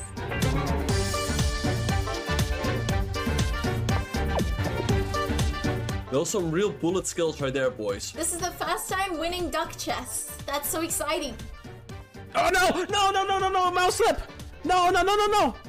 I won! Yeah! Duck chess champion! Give me those points, baby!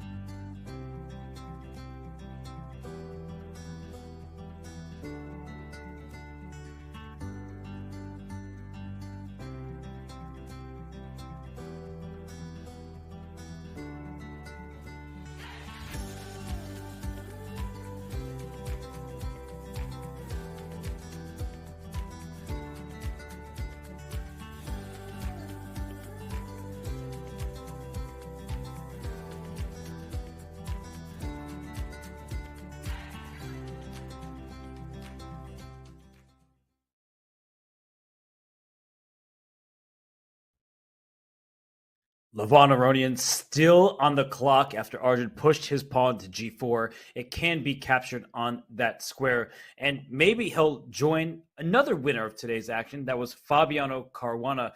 Tanya, we've had 5 results in the books. Only Fabiano won his game, but the rest of the games were quite intense and fighting.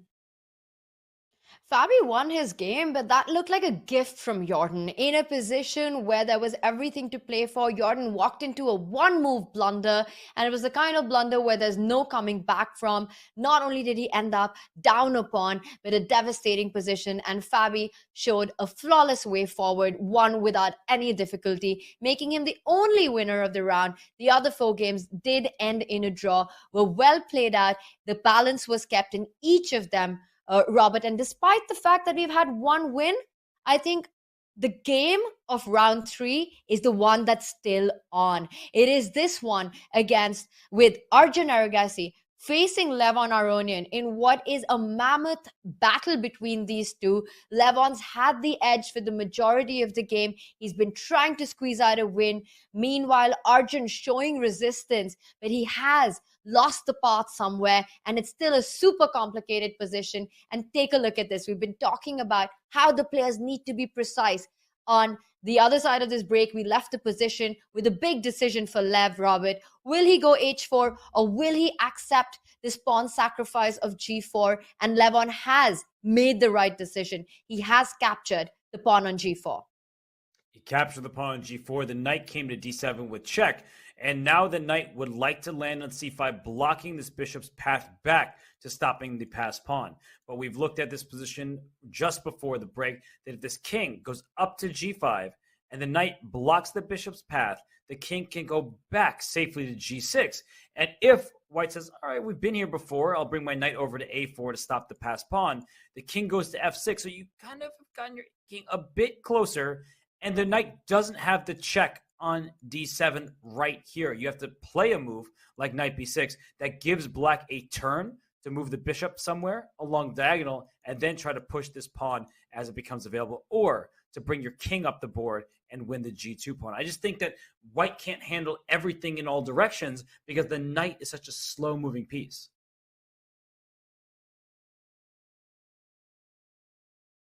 This is amazing stuff. I mean, Lev still has to find all these precise king maneuvers. Knight d7 check has been played by Arjun. He seems to be playing confidently in this endgame. I think he still believes that the draw is within his reach. He's playing fast. We see the players. They're on move 56, so 4 more moves to be made. 2 time control. Arjun's got about 13 minutes. Lev has a great clock management in this event. He's got 30 minutes to navigate all these possibilities, and we see him with his head in his hands right now, completely focused, calculating the lines to the end. Robert, let's take a look one more time. So king to g5 is the move that you were suggesting, and the key idea is that after white blocks it out with knight c5, you have to retreat with the king to g6. You stay within. And this is so difficult to find. Yeah, it's not easy, but the good news for Levon, he doesn't have the eval bar, which helps us as commentators, but he has plenty of time, and he just made the move. It looks like king back, maybe, to e7? Yes, he went king back to e7, actually still keeping the winning advantage. So it wasn't just king g5 to g6. That happened to work, or maybe he needs to go back. But what other moves come to mind here, Tanya, besides king f6? That's the big question. He can move his bishop somewhere. That might allow some knight checks. What do you think? What are our move candidates? Well, he's come back with the knight to b6. Arjun played it immediately, and it was really the only way forward because you can't allow black's pawns to just march forward. And now you're mentioning that, of course, Levon has the idea to just simply repeat the position with the king to f6. It's hard to come up with an alternative because you don't want to move your bishop from b4. It seems like it's ideally placed on b4. The a pawn doesn't go forward. g3, could that be an idea? Does he want to place his pawn on g3 and say that, you know what, that's a better version? What's your move next? But our eval bar says, no, the pawn does belong on g4. Yes, maybe it's because it takes the king's path away. That when you put your pawn on g3, if this king eventually comes up the board, it can't get any more forward because the pawn is in its path. So g3, maybe g6 is another option. It's saying, nope, not that one either. Perhaps because where is the progress going to be made? Maybe the king goes over to e5, trying to get after this pawn. And if you play bishop d6 check, trying to keep the king away, the king goes back, which has the threat of knight c8 check. So these moves are not easy to come by. And if we repeat the position, with bishop to b4, king e5, now we really don't have other moves because the king is stuck where it is. If the bishop goes down to e1, then we have knight d5 check from a more active square, and the king slides up to d6. I think he's got to come back with the king to f6, and Lev will realize that the only path that he has is forward. But the tricky point is not to go king f6, king g5, Robert. It is to visualize and to be aware that after that you will have to move king g6. Well, Levon, it looks like he's failed to find that. And you can't blame him. It is so hard to find this idea of the king retreat from g5 to g6. Instead, he makes a bishop move. He makes the move bishop all the way down the board. Bishop to e1 played. Bishop e1 was his choice just there. He is trying to figure out where the bishop ultimately belongs, but for now it's very far away from the enemy pieces. No forks, nothing of the sort. So let's think about moves for white. Knight a4 is possible. Knight c8 check, just to go back to b6, is another line. The king can go to e5. We've been talking about positions like that. I believe those are all the moves that I see, is those three. Well, king e5 looks pretty attractive because you vacate the d5 square for your knight. You are kind of always eyeing the king, marching towards the king side to pick up the pawns. But of course, you have to be super careful when you do that because that gives black the opportunity to improve his own king position. But how do you respond to king e5 to start with? Maybe, black has to worry about knight d5 check. So I'm going to throw in the check on your king over here. And just like before, if the king goes to f5, g6 check will win. It's the exact position we saw earlier. I know it's a different move order. Things have changed a little bit, but no matter which pawn is captured, the black king captures on e6, bishop d4 will be played, and the a pawn will not be possible to be contained, especially with the black king coming over to kick the knight when it gets to a4. Just to show that variation one more time, we looked at it earlier. If the knight tries to blockade the pawn, the king goes to d5. You take the pawn on g4, king, king comes d4, and I still take you because after king takes d4, king b3, the pawn finally gets to go forward and promote with check to boot. So Tanya, these lines are crazy. Like every single variation changes with the smallest subtlety or nuance. And that is perhaps what Levon is looking at. If the king goes to e5, he'll give a check. The king can't go to f5, but what happens if it goes back to d5? Exactly. That's the whole point, that you don't have to walk into with king f5, king d5. And the whole problem is now this winning idea of king f6, king g5, king g6. The bishop on c3, in fact, is worse placed than the bishop on b4 because white has got e7. So now I can go knight to d7. Mm-hmm. And you can't even go king to g5 because of e7 now. Right. The pawn promotes. So you don't have these ideas and you have to fall back with your king to e7. So bishop on c3 isn't accurately placed. And I see Arjun reaching out. He's gone for the move king e5. It is the most natural move in the position. The only thing that I hope Arjun has looked at is that after the check, he's found this nasty trick that you were pointing out. King f5 loses to g6. But I think these players are so involved and invested in this position, Robert. When we're playing a long game, we know all the ideas that exist in it. We've been calculating them for a long time. So I think Arjun does realize that he needs to keep the king closer to the a-pawn. If Lev gives a check, he will make the move king d5. It's interesting. The eval bar is kind of swinging a bit, and maybe it's not sold. It's increasing its depth, trying to figure out the position. But bishop g3 check is available as well. We know we need to check the king, but we have two different diagonals to work with. If we go bishop to g3 check, king f5 might attack this pawn and this bishop, but I think it's the same exact situation. g6 check, I get your king away, because even if you take this pawn on g4, I simply attack your knight, take the pawn, and we have talked about this a number of times now. The black king will rush on over to pester that knight, and black will then be able to promote that a-pawn. So after bishop g3, you go king d5 back, maybe I have a better square for my bishop somehow, like away from the knight, attacking it, and if it goes to a4, I don't know, I guess I can't really go king f6 as king d6. Wait, somehow it's still good for black? Huh? There's bishop e1 to b4. This is just an amazing, amazing endgame. There's so much geometry here and so much back and forth with the pieces. And we can see Levon having a big think right now. He's burnt about almost 10 minutes on this move. He's still trying to figure out where to give the check from bishop to g3 or bishop to c3. Either ways, white has to make the move king d5. Arjun's still looking so relaxed. It's just amazing the kind of nerves that these players have.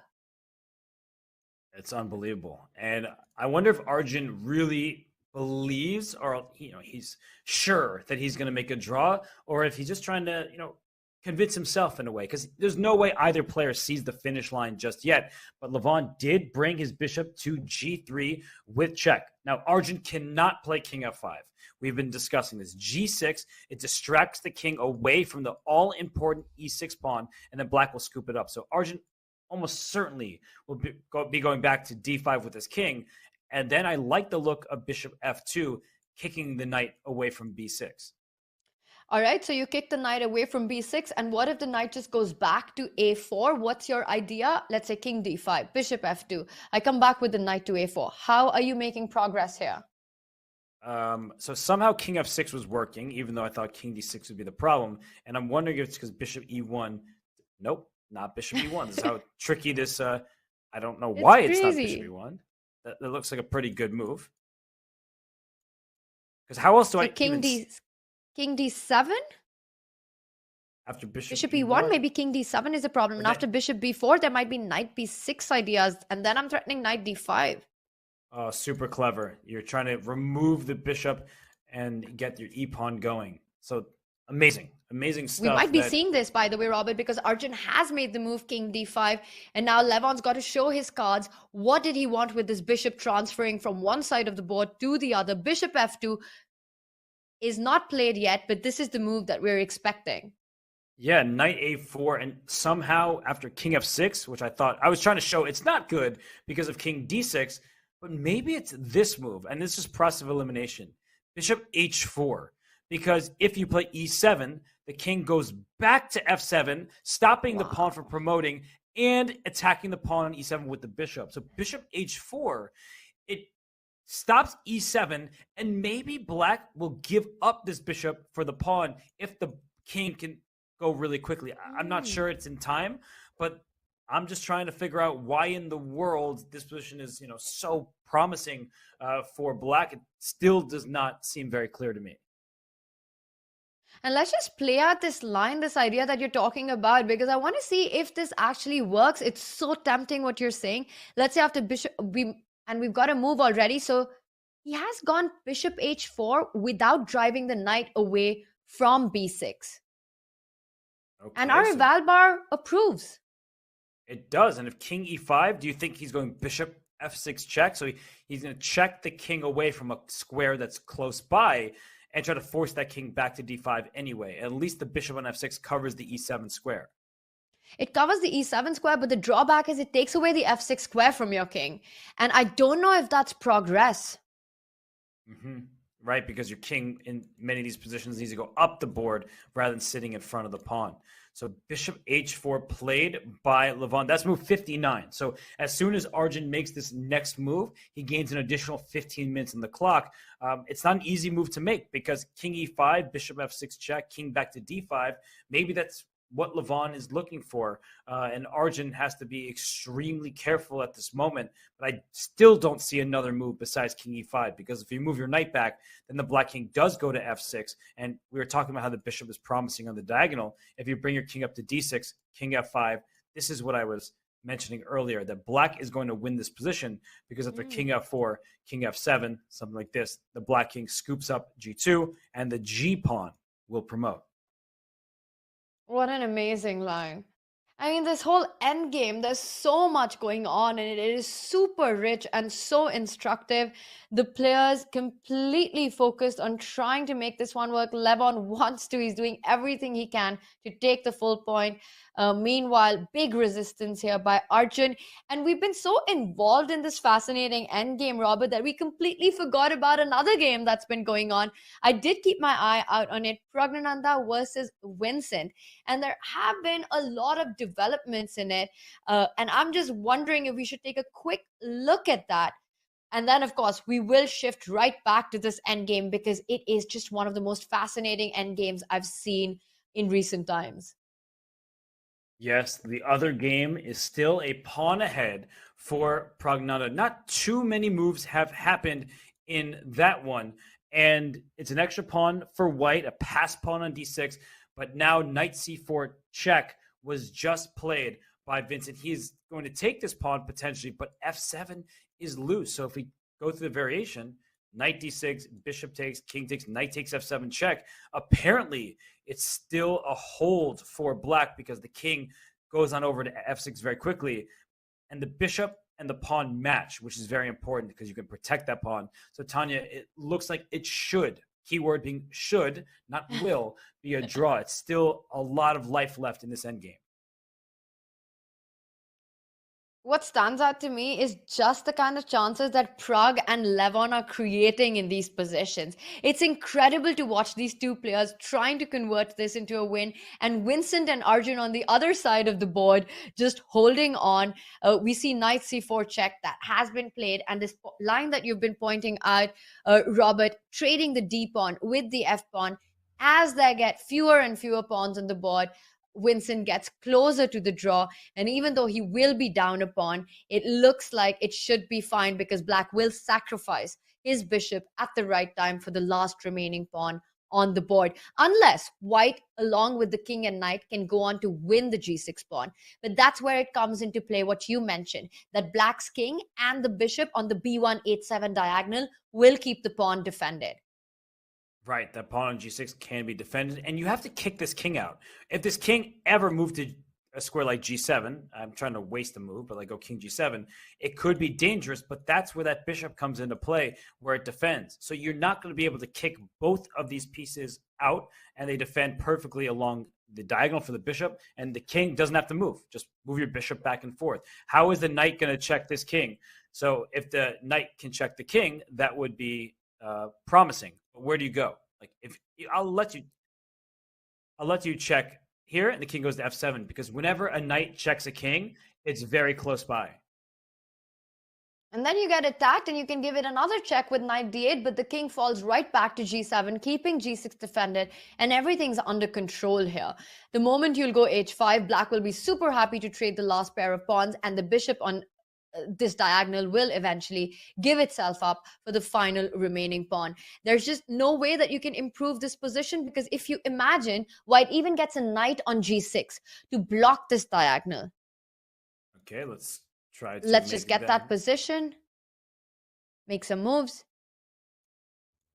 And black can even go into a king pawn endgame here with bishop g6, h6, and you just need to make the final accurate move with king to g8 so that you're the one who can take an opposition, and wherever white goes, you take the opposition, white gives a check, come back, and this would be a stalemate.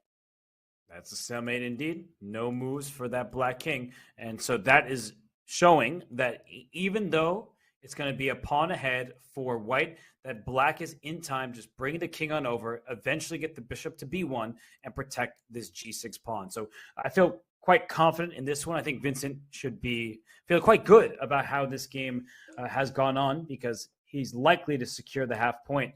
But Arjun Erigaisi, his task is much more difficult, and we actually have seen some moves in that game. It's not that we don't want to give Pragnananda and Keimer our undivided attention. We would love to, but with the other game just being so spicy, such a rich end game, I feel like I've already learned a lot.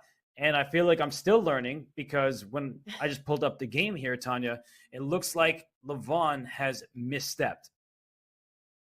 And it's so easy to do that. Again, let's just understand that we always have the eval bar and the ability to take back our moves. When we go wrong, we say this doesn't work out, we can try something else out. But the players, one, they have no idea what is the objective evaluation of the position, and second, no take backs. They've got only one path. With their knowledge and with their understanding, they just make that move that they feel gives them the best chances. And Levon's still trying to be tricky with his king retreats. Let's just back up to that moment of bishop h4 where we left it last. Just a couple of moves have happened since then. After bishop h4, Arjun. Okay, well, I'm sorry. Keep going. Sorry about that, Tanya. No worries. We see our board, we see our players, and there we have our analysis board. So when bishop h4 was played, if we just back up a move, Robert, Levon decided to just simply fall back with the king to d8. Not a move that we were expecting. We were thinking there would be some checks on the board, either from g3 or from f6. But this is a new king retreat. Levon made it last time with king a5, now with king d8. But one gets the feeling that, again, Arjun's in control. One big question. Move the knight. The knight comes to a4. I really don't, even if another move is better, I don't want to allow your pawn to push forward. And as I was saying that, Arjun says, I don't care about the pawn moving forward. He believes in the activity of his pieces. He makes the move knight d5. The eval bar approves. And what is his idea? a4? Does he just want to go in with the king to d6? That doesn't make any sense. What does he want after a4? Yeah, because a4, king d6. Can't you just kick the king away with a check and then push your pawn? That seems way too slow. Maybe what's king d4? King d4, right? Exactly. And also I want to point out, Robert, king d4, as you're making this square right now, this is a great technique to understand whether you're in time or not. The king d4 is within the square, which means it catches the a pawn just in time to stop it from promoting. One concept I want to show is that after king d6, black can, of course, give a check. But the other idea that black has is actually to just continue, I think, promoting the pawn. Because after a3, let's say you go e7, which is so attractive. Yes, you win the piece, but you lose the game because bishop e7, knight e7, and nothing is stopping the a2 pawn. You have one check on c6, but the knight is too far away. Wow. Yeah, this knight is such a slow-moving piece. The bishop, on the other hand, can leap across the board and help out on both sides. So the knight did come over to d5. If a4, he must be thinking king d4. He is in the square, and that means the king can hunt down the pawn. But this position, we've talked about before, you can't take the bishop. You lose the king and pawn ending. And if your king goes over to b3, is there a way for this king to attack this pawn? I know the king doesn't move like a knight, but that, I think, is Arjun's defensive setup. He's going to leave his knight and pawn here, which means c7, d7, and e7 are off limits from the black king. So how would you go to that pawn? You would need to go something king c8, king b7, king c6, king d6. That takes too much time. And we'll move our bishop back first. The king will come to a2. How do we get to this pawn? King here immediately allows e7, and you win a piece, and you make a draw. So, Tanya, I feel like Arjun did everything he could. He keeps the king stuck at home from all of these squares, and that means that perhaps Levon can't really make progress. And Arjun, after a long time, gets up and leaves the board. He realizes he's achieved the defensive setup now by switching the knight and the king. It will be the king now that's going to go on to stop the a5 pawn, while the knight, as you're pointing out, will take away all activity squares from Levon's king. And Levon there shaking his head. I think he realizes that his best chance is past him now, and playing the move king d8, he's just given an easy defensive setup to Arjun. And kudos to Arjun to find this so quickly with knight d5. You want to kind of stay with the defensive setup that you've had all this while. I was mentioning come back with the knight to a4. Don't allow the a pawn to march forward. But this just shows how focused he is. He gets one opportunity and he centralizes the knight on d5 and realizes that his king is just in time to save the pawn. Now, one more thing that I'm wondering here, does black have the option to go bishop to f6? Aha, because if you take, pawn takes, king takes, a4 would be a huge blunder because the white king goes up to f7, helps the pawn promotes. But instead, you block with the king. The white king is in time to chase down the a pawn, but as has been the case in many previous positions, you can go ahead and eat that a pawn because the pawn on g2 will quickly be captured, and then the remaining pawn will promote.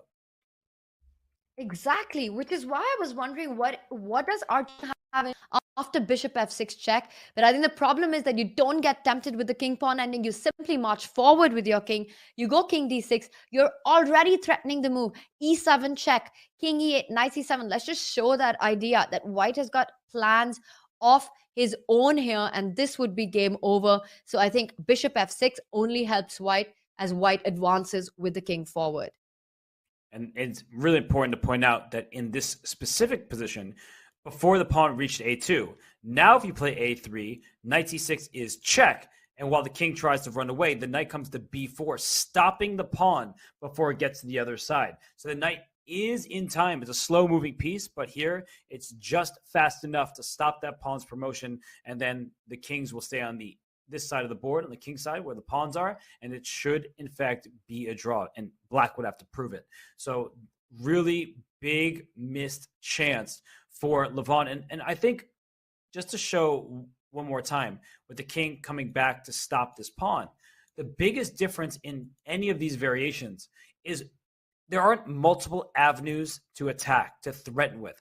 Earlier, the king was out on g5, threatening to come in to infiltrate and win the g-pawn, but now the king is stuck at home. And because there aren't several avenues to move forward with, the white king can actually just go back and forth on the light squares, king a2, king b3, and so on. You don't need to do much of anything because the rest of the pieces take care of the situation. And to go the other way, let's say we go king e8, and we, g6, we move the king, trying to get it to f6. Guess what? You also don't have access to f6. The knight covers c7, e7, f6. The pawn covers d7, f7. And if you try to get your king up to the f5 square, e7 takes. It looks like, well, I've made some serious progress now. I should be winning. But it turns out that white can bring this knight back. I mean, this is just unbelievable how it's all like the last second heroics that this knight will get this pawn. So if you try to win the g2 pawn, you lose g4. If you go back, the knight can even go to f1, keeping the king out, just like it did on the other side of the board. The knight and pawn keep the king out before it gets in. So now I just can't handle any more awesome, instructive moments. This is just spectacular. The whole endgame has been a mind-blowing play with so many intricate ideas and possibility. And let's just go back to the live position, because the geometry that you're pointing out about the knight and pawn really holding on. And, this line with a4, king d4, a3, king c3, king comes to b3. This position is so amazing, Robert, because like you pointed out, if black's king goes over to the king's side, comes to the f5 square, white advances the pawn. If black king comes to b7, trying to get to c6, that isn't good enough either, because the moment you put your king on b7, white will again push the pawn from e6 to e7, and there's no possibility of allowing white to do that. And we see a move by Levon. But I look at Lev, and I feel that he knows that this is ending in a draw now. And I think he just offered a draw. He just offered a draw, handshakes, Levon realizing that the moment is past him. And what a game, what an end game play by both these players. Amazing stuff. Yeah, and when you see, something pop up at you, blunder, inaccuracy, it doesn't tell the full story. It wasn't inaccuracy in one move. It's down the line. And some of these variations that we just looked at are like 20 moves deep, with the black king running, scrambling up towards this pawn in g2, but not quickly enough. So look at Levon. He does seem quite disappointed. I feel like he knows he had chances there, and he probably felt like on a different day he might have won this game. But he also was facing such a sturdy opponent. Arjun, to this point, he had black in game 1 against Pragnanda. He held the draw with great preparation, and then he finished it off nicely. Against Wesley So, he looked like he was in trouble when Wesley had a pass pawn. He managed to hold each and every move. Now with the white pieces, his first time with the first move advantage, he was worse throughout this entire game. But when it came down to it, Tanya, he held. And look at that, Robert, they're analyzing the exact same position that was winning for black. King to g6 was the move that we were wondering if Levon can find it, because it's such a hard move to make. If we will show that to our viewers, but this is the position, and Levon now Arjun realizes that this would have been a zugzwang for white with no way to improve. And this just shows how aware they were of all these subtleties. King g6, we see that on their analysis board. This is amazing stuff. This is the moment that really makes chess what it is. A move that I really thought is impossible for people to find. We've got the eval bar telling us. But look at this. It's in their analysis. I'm watching them go, and they were looking at a line like this with the king going to g5, but knight d7, the bishop slides up to e7. That's not good enough. So I see what they're looking at here with the king blocking this bishop, with the bishop on f8 and the king running back to e7. So, I mean, yeah, it's cool to see this. I'm glad we have this on camera right now, because I'm just going to follow the moves that they're making. So after king g6, knight d3 is what they're analyzing, but bishop f8 is a great move. Will they find it in their analysis? Their analysis is amazing to watch, and it's incredible that after almost 6 hours of gameplay, the two players want to sit and go through this endgame. They have amazing, intense respect for each other. They've played each other several times. Also, Levon, yes, in his heart, he might be slightly disappointed. And there you have it, bishop f8, found by them. But I see them looking at king f6, knight takes g4, king g5. And it looks like this would be good for black, but right there for a second, knight d7 check, king e7, they were looking at this as well. So many different variations that they are trying to assess properly. I mean, chess is such a rich game here, and it looks like king g5 going up the board is the way to go. So instead of giving the g4 pawn, that's what the engine is spouting out as the best option. But as we see them looking at this position here, takes king g5. I think the knight went back into e5 here, and then a4. So this also is good for black. Just incredible stuff. And I was going to say that, Levon, of course, had his opportunity, and he had the better hand throughout the game, starting from that dominating middle game. But Levon appreciates the beauty in chess. And I know that he's also appreciative of the defensive resources his opponent put out. And we see him there analyzing with a smile. It's also heartwarming to see that the players don't just get up, go back, switch on their engines, and check the lines. Instead, they want to sit and calculate with each other. Yeah, I would love to do that, but I'm told I have to have the engine on at all times. So, everyone is listening to me say that, but it is true, and it is fun to just calculate, and be free of our engine overlords. But they're looking at these lines with the knight coming back to d3, bishop e7 this time, knight e5 check, king to f6, knight takes g4, and then king g5, which looks accurately better for black. So whoever just suggested that between the two, this is I guess Levon doesn't like it for some reason. Or he's saying knight takes g4 is not right.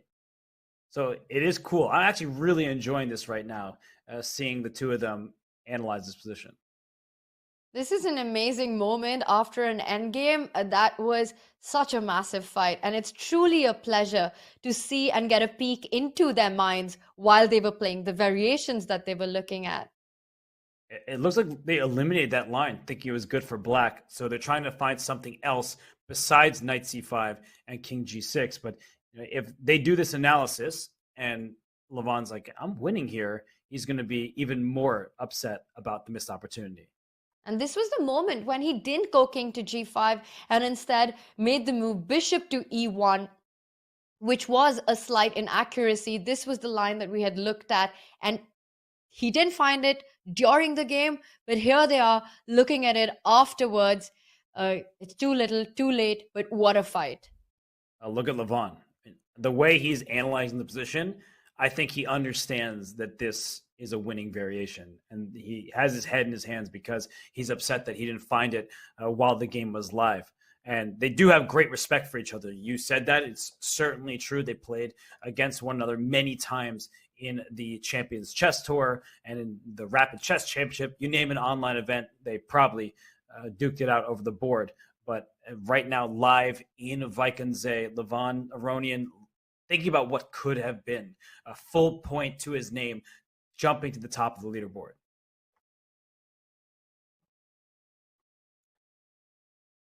And they did end up finding that line, which would have given Levon a full point. And there we see disappointment in Lev's face, shaking his head. This was the moment, and it didn't happen in the game. But understandably, because it was such a tough line. But it looks like Levon and Arjun both had it in their mind as they analyze it. And with that draw, it means that Magnus, Fabi, Anish, Ding, and Nordirbek are the 5 players on 2 points Currently, Pragnananda still trying to win his game. That one's still on. And if he manages to do that after the marathon endgame that the two are playing right now, he will join the leaders at the top of the leaderboard. For sure. And Pragnananda would love that. He would like to join Abdusattarov, his fellow teenager, in a first-place tie. These two players have had a long day, Levon Aronian, Arjun Erigaisi, and they're getting up from their chairs out of the playing hall. And as we go to the one game remaining between Prague and Vincent Keimer, it looks like this is now becoming a pretty straightforward draw. White's pawns on light squares. That's a light square bishop that can attack them. So just a few moves ago, Tanya, we saw the knight capture on f7. The king ran over towards the center here. And then this move, g5, was played by Vincent. So he's trying to trade off pieces. Prague says no.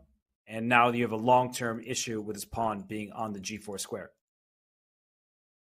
We were just talking about how black's pawn is on g6, same colored as the bishop, so it should be easier to defend. But Vincent takes a committal decision to actually put it on a dark square to keep it there for the rest of the game. But what he's saying is, how are you going to get to that pawn when you yourself have to defend the g4 pawn for the rest of the game? The f5 square for the king is taken, so there's no idea of king e4, king f5. The king on g7 stops the white king from coming to f6. It's only the knight that can get to the g5 pawn. And let's say you go knight f1, knight g3, knight e4. Black will simply place his own king on h6, defend that pawn, and there's no more progress to be made. King g3, knight f3. The one trick that black needs to watch out for is, let's say you go knight f3, and black decides to play king h6. And after knight e5, just be a little careful because knight f7 check is a massive threat that would pick up the pawn, but bishop e6 keeps the balance. Right. You cover the one threat that you see, and the knight just can't operate around well enough. Where is it going to go? f7 was the key square, not getting there. So let's see what just happened. King g3, king h6, knight f3, and bishop e6 can be played here and now. And if you play knight e5, we'll just keep our bishop in line with f7. Just go to d5, something like this.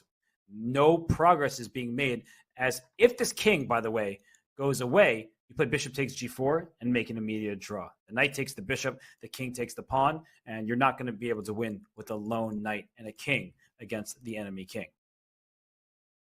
That's a really nice key point, actually, that black always has this trick of giving up the bishop on g4 and keeping the possibility of taking the two pawns. Bishop e6 played, and after knight e5, as you're pointing out, he simply can decide to keep the bishop on this diagonal. You can also make a move with your king. You can go back king h7 and come back king h6 on the next move.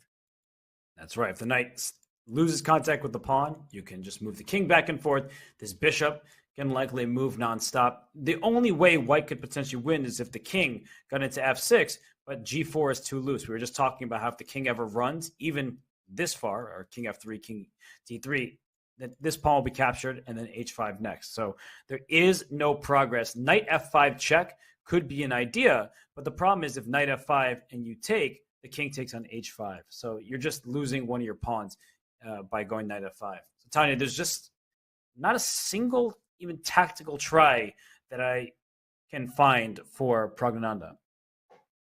Well, he decides not to play knight f5. Knight f5 would be a draw offer on the spot. Instead, he makes the move king f3. So first, he's asking Vincent to move the bishop to a slightly less ideal position. Vincent immediately plays bishop to c8, knight b5 on the board. So what Prague is trying to do is get the knight to d6, where he will eye the f7 and the f5 square.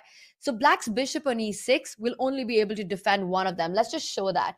Let's say you make the move king h7,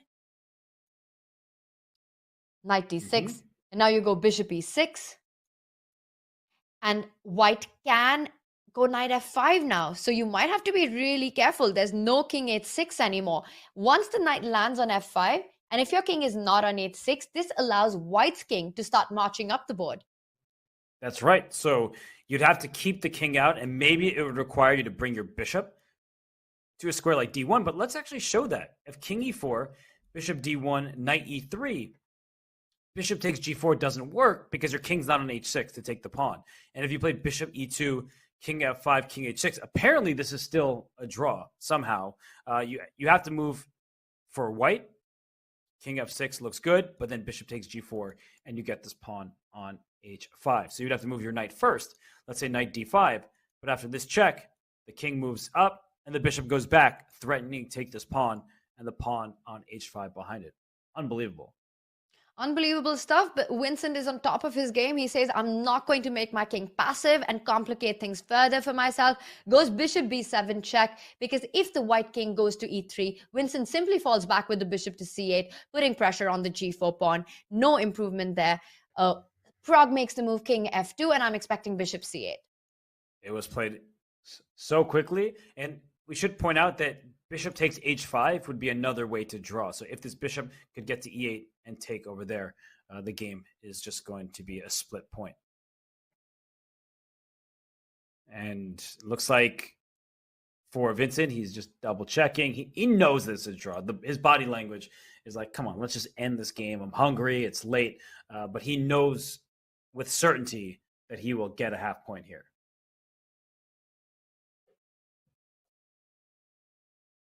He's taking his time to be as precise as possible, but I don't think precision is that important here. Black has done everything right, and unless you blunder, a one-move blunder, every bishop move does hold. He goes bishop d7, hitting that knight. If knight to d6, that's when he will play bishop e6, controlling both squares. We see Pragg jumping in with the knight, but it doesn't really get him that far. After bishop e6, both f5 and f7 are under control. Knight f5 check, as we've pointed out, gets white nothing. Black trades and picks up the h5 pawn. And king to f3 can always be met by bishop d5 check. If the king goes to e3, back to e6 we go. And if the king goes to g3, we've seen this position before. So Vincent has done everything correctly. It's move 66. Pragnanda still trying for some last hope, some mistake from his opponent. But the issue is it's too simple of a position for Vincent. There's nowhere that he can go wrong. He knows the defensive posture he needs to take, and he's been doing just that. A really nice setup taken there by Vincent with the move g5. Many players might feel that, you just keep still, you just keep tight, keep your pawn on g6. But Vincent calculated that there is no way that white can actually improve his position. He fixed his own pawn on a dark square, which might look like a weakness, but with the activity of bishop, everything's under control. And these two prodigies, Pragg from India, Vincent from Germany, the two big talents. I don't even want to call them rising stars anymore, Robert, because they've already made their mark in the elite world of chess. It looks like the game between them is going to end in a draw. I don't even remember how many times Pragnanda beat Magnus, online. So when you've defeated him not just one time, but a handful, I think it's clear that you are at the top of the game. And Vincent Keimer, he has struggled in this tournament. In round one, he had a great position. He couldn't win it against Parham Magsudlu. In game two, with the white pieces, he got a worse position pretty early against Magnus Carlsen and then lost in the endgame. And now here in game three, he's played quite creatively. I actually have been impressed as his position, according to the engines, the evaluation was such that Pragnanda had a better position, but he was able to liquidate in a way that left the advantage for his opponent, but made it so that many of the end games would still have drawish tendencies.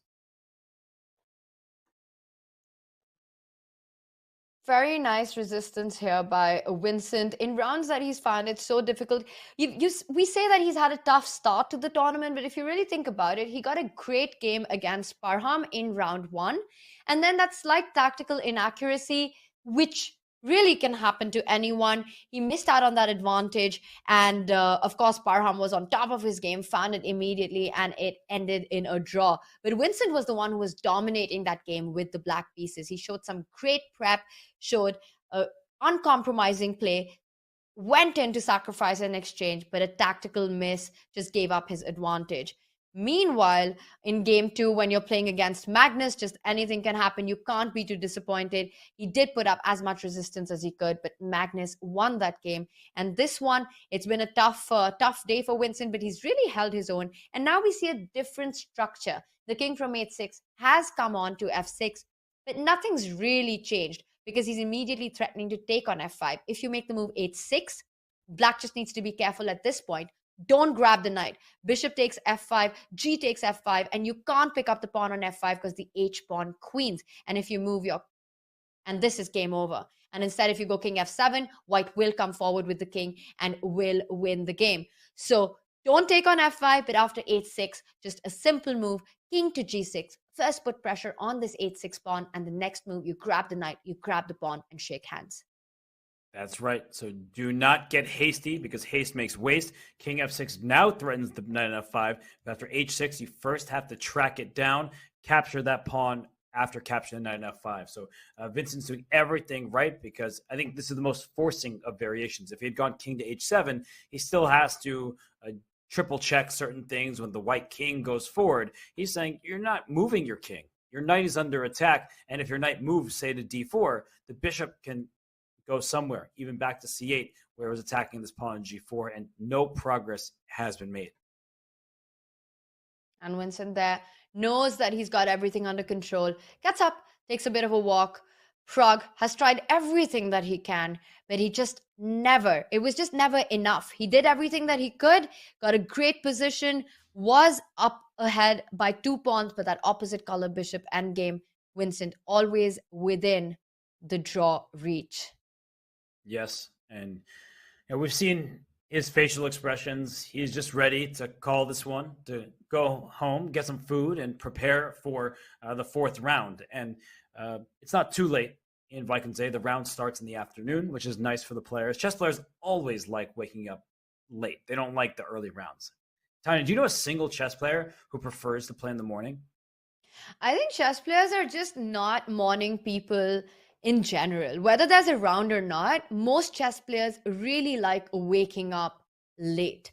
It's because we're so used to playing in the afternoons, and whenever there are these double rounds that happen at tournaments, they usually happen in the morning and then you have to play in the evening. It's an absolute torture to wake up in the morning. It's just not something that is in chess players' DNA. We're just not morning people. No, we are not. But it is good to be young. And these two players in their teenage years, they probably can play at any time. They have the energy. They are ready to square off no matter who the opponent is, no matter the location or the occasion. And you see both of them looking like they're ready for a nap because Pragnanda puts his head down. He understands he's not winning this game. Vincent's understood that for a while and just wants to get it over with. But these two are going to be playing for a long time, as they're not even yet 20 years old. Hey, there's energy when you need it. There is energy. So that's Vincent with his bar of Mars. I'm getting kind of hungry just looking at it. What is your preferred source of energy during a game, Robert? Because that is what is so special about chess, that it's in classical chess, you have to make sure that in the 3rd, 4th hour of play, your brain is still at maximum capacity to be able to play optimal chess. So what is it usually for you? Do you usually munch on chocolates or? Usually it's me not playing because I don't often play chess. But if I had to choose something, I feel like, a little chocolate bar is what does the trick. I actually don't really eat much during my games. I drink a lot of water though. What about you? I tend to forget. And then, I remember this was at the Olympiad, and this was after a really long game. I think it was after game 1 that my coach told me that, you just have this thing where you're not drinking or eating anything and playing these long rounds. And I just tend to forget about it. So he would make sure that, into the 3rd, 4th hour of play, that there would be something on my table kept there so that I would be reminded to refresh myself and eat something or drink a cup of tea. And otherwise, I think I'm like you. I just tend to just forget. I'm so involved in the game. You would just have a glass of water, but it's kind of hard to think about food when the game is on. Yeah, what I'm thinking about right now is when you're the last people in the playing hall, which they literally are. And I've had that experience before where you look around and you're like, where'd everybody go? How long has it really been? And there were people at every single chessboard you see on the screen there. And now it's just Vincent and Prague. And it looks like Max Vormadam in the background in the Challengers tournament. So not many people remain. Is that Max against Aline Robers over there?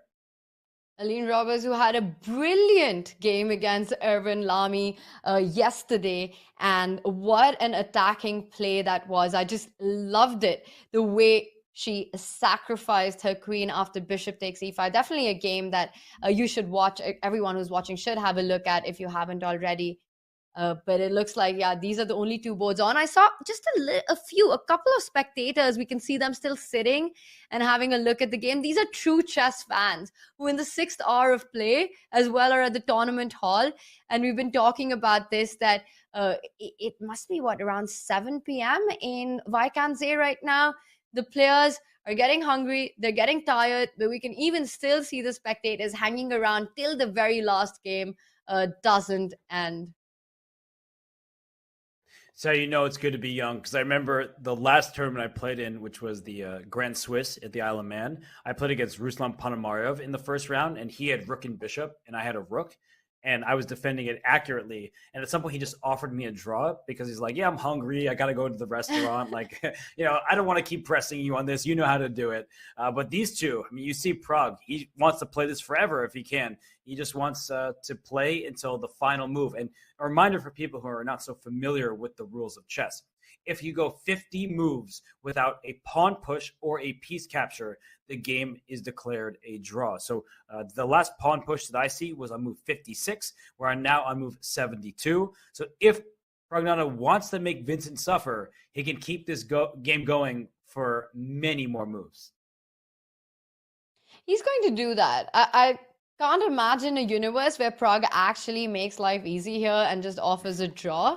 I think he will play it down, although he is looking into the distance, which makes me feel he might just do it right now and prove me completely wrong. And that would be hilarious.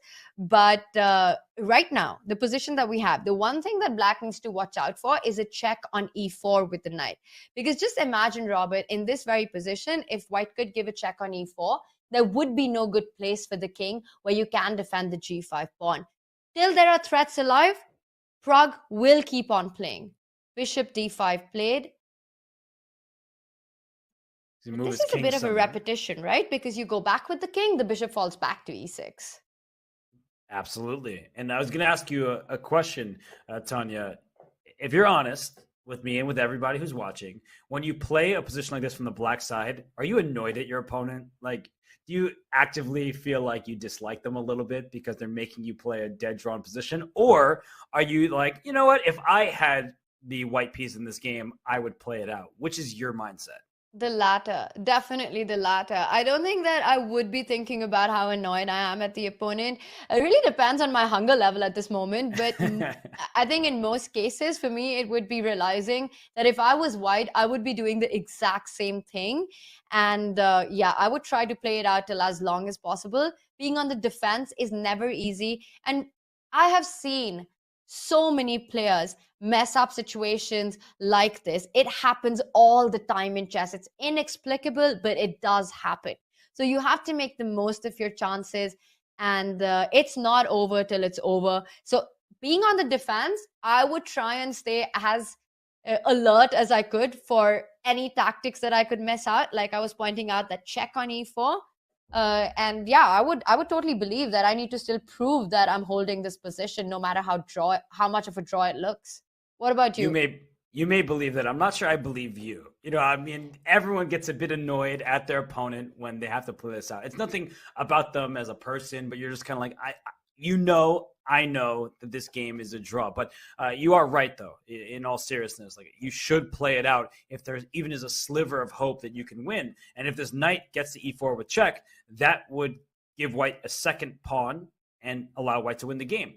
If the knight, as we previously were looking at if the knight went to f7 with check, you could win a pawn in that manner. So there is at least a winning configuration of pieces. And if you keep that in mind, then there is a point to playing this out. This isn't just like rook versus rook and nothing else going on. So I am with you on that front, though I do get annoyed for sure when I'm on the worst side. But when I'm on the better side, I'm like, yeah, I have no sympathy for my opponent. You're going to suffer. Exactly. You do the exact same thing. But right now, looking at what we have and Prag's body language, it looks like Prag has done and used up every sliver of hope that he has in this endgame.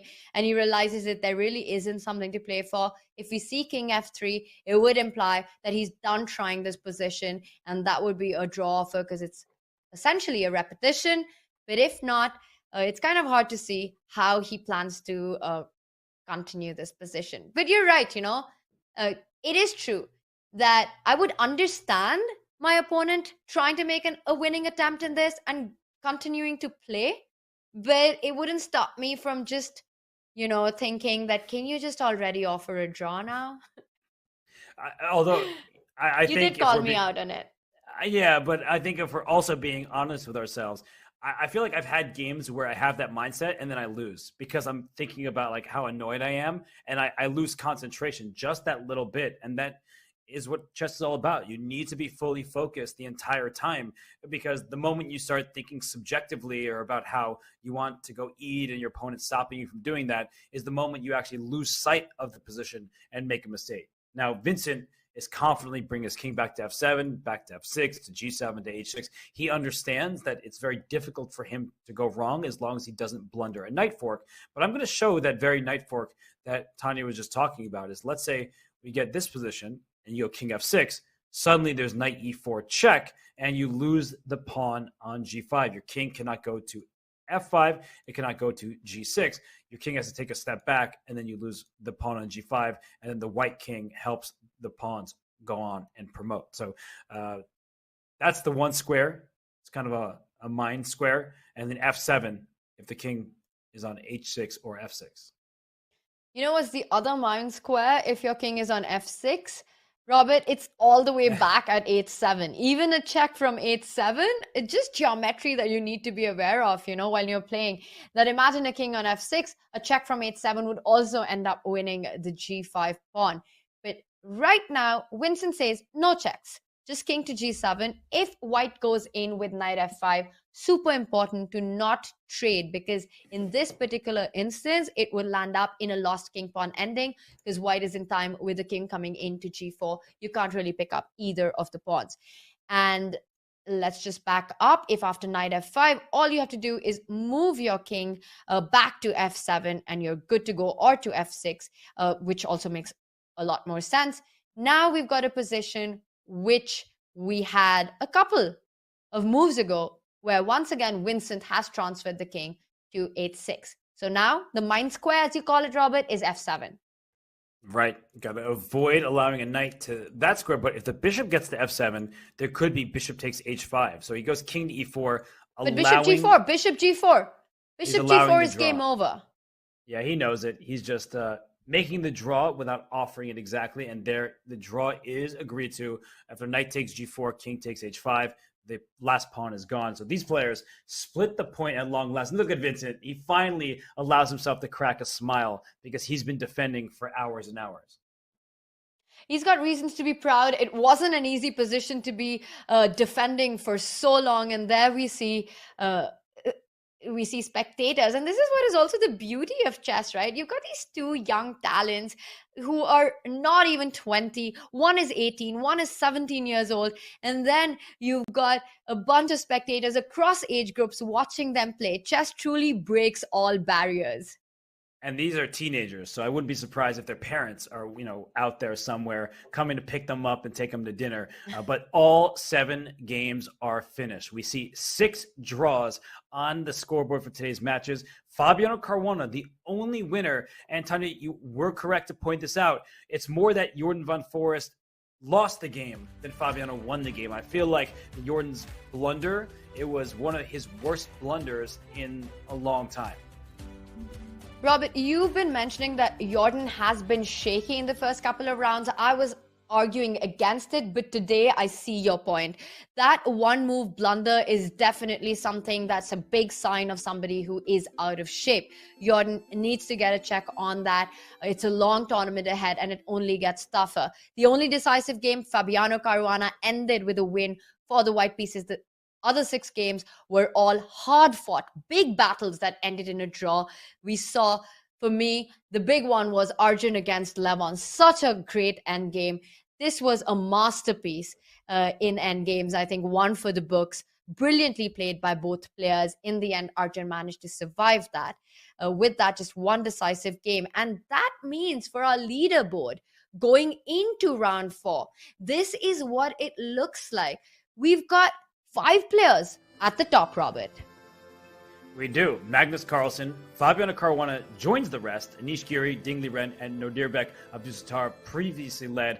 Fabiano, with the win, jumps into that tie. And then right behind them, we have a bunch of players, some former champions of this event, Wesley So and Levon Aronian. And then we got some of the young guard, Arjun Aragaisi, Parham Magsudlu, and Pragnananda with 1.5 out of 3. So from 8-10 on this graphic here, Arjun, Parham, and Pragnananda, they're hungry for their first victories in the Masters tournament in Tata Steel. And let's see if they might get them tomorrow, because tomorrow's matchups are going to be super interesting. We have more teenage battles, Tanya, and then we also have Magnus Carlsen. As per usual, he's going to be a game to keep our eyes on, but he'll get the black pieces. I'm also very happy to see amongst the leader one of the young guns, Nordirbek, with 2 points. He is, of course, with the young generation here in this narrative of it being an established elite versus the new generation of talents. And we see that this is the action that's coming up for round 4. Also, a huge storyline for tomorrow, of course, Robert, is that this is the final round before the first rest day. So the players are very aware of that. And usually what happens then is that you don't want to mess up too many things, because going into a rest day with a loss is always really tricky. It's going to be interesting to see which player keeps up the fighting spirit and goes all out in the round before the first rest day of the Tata Steel. And sometimes it is dangerous to go all out. It can backfire. Jordan van Forest, he kind of went all out with his preparation today, a temporary knight sacrifice, then throwing his pawns up the board, but overlooking a tactic that he should have seen. But on that note, it has been a fun round 3.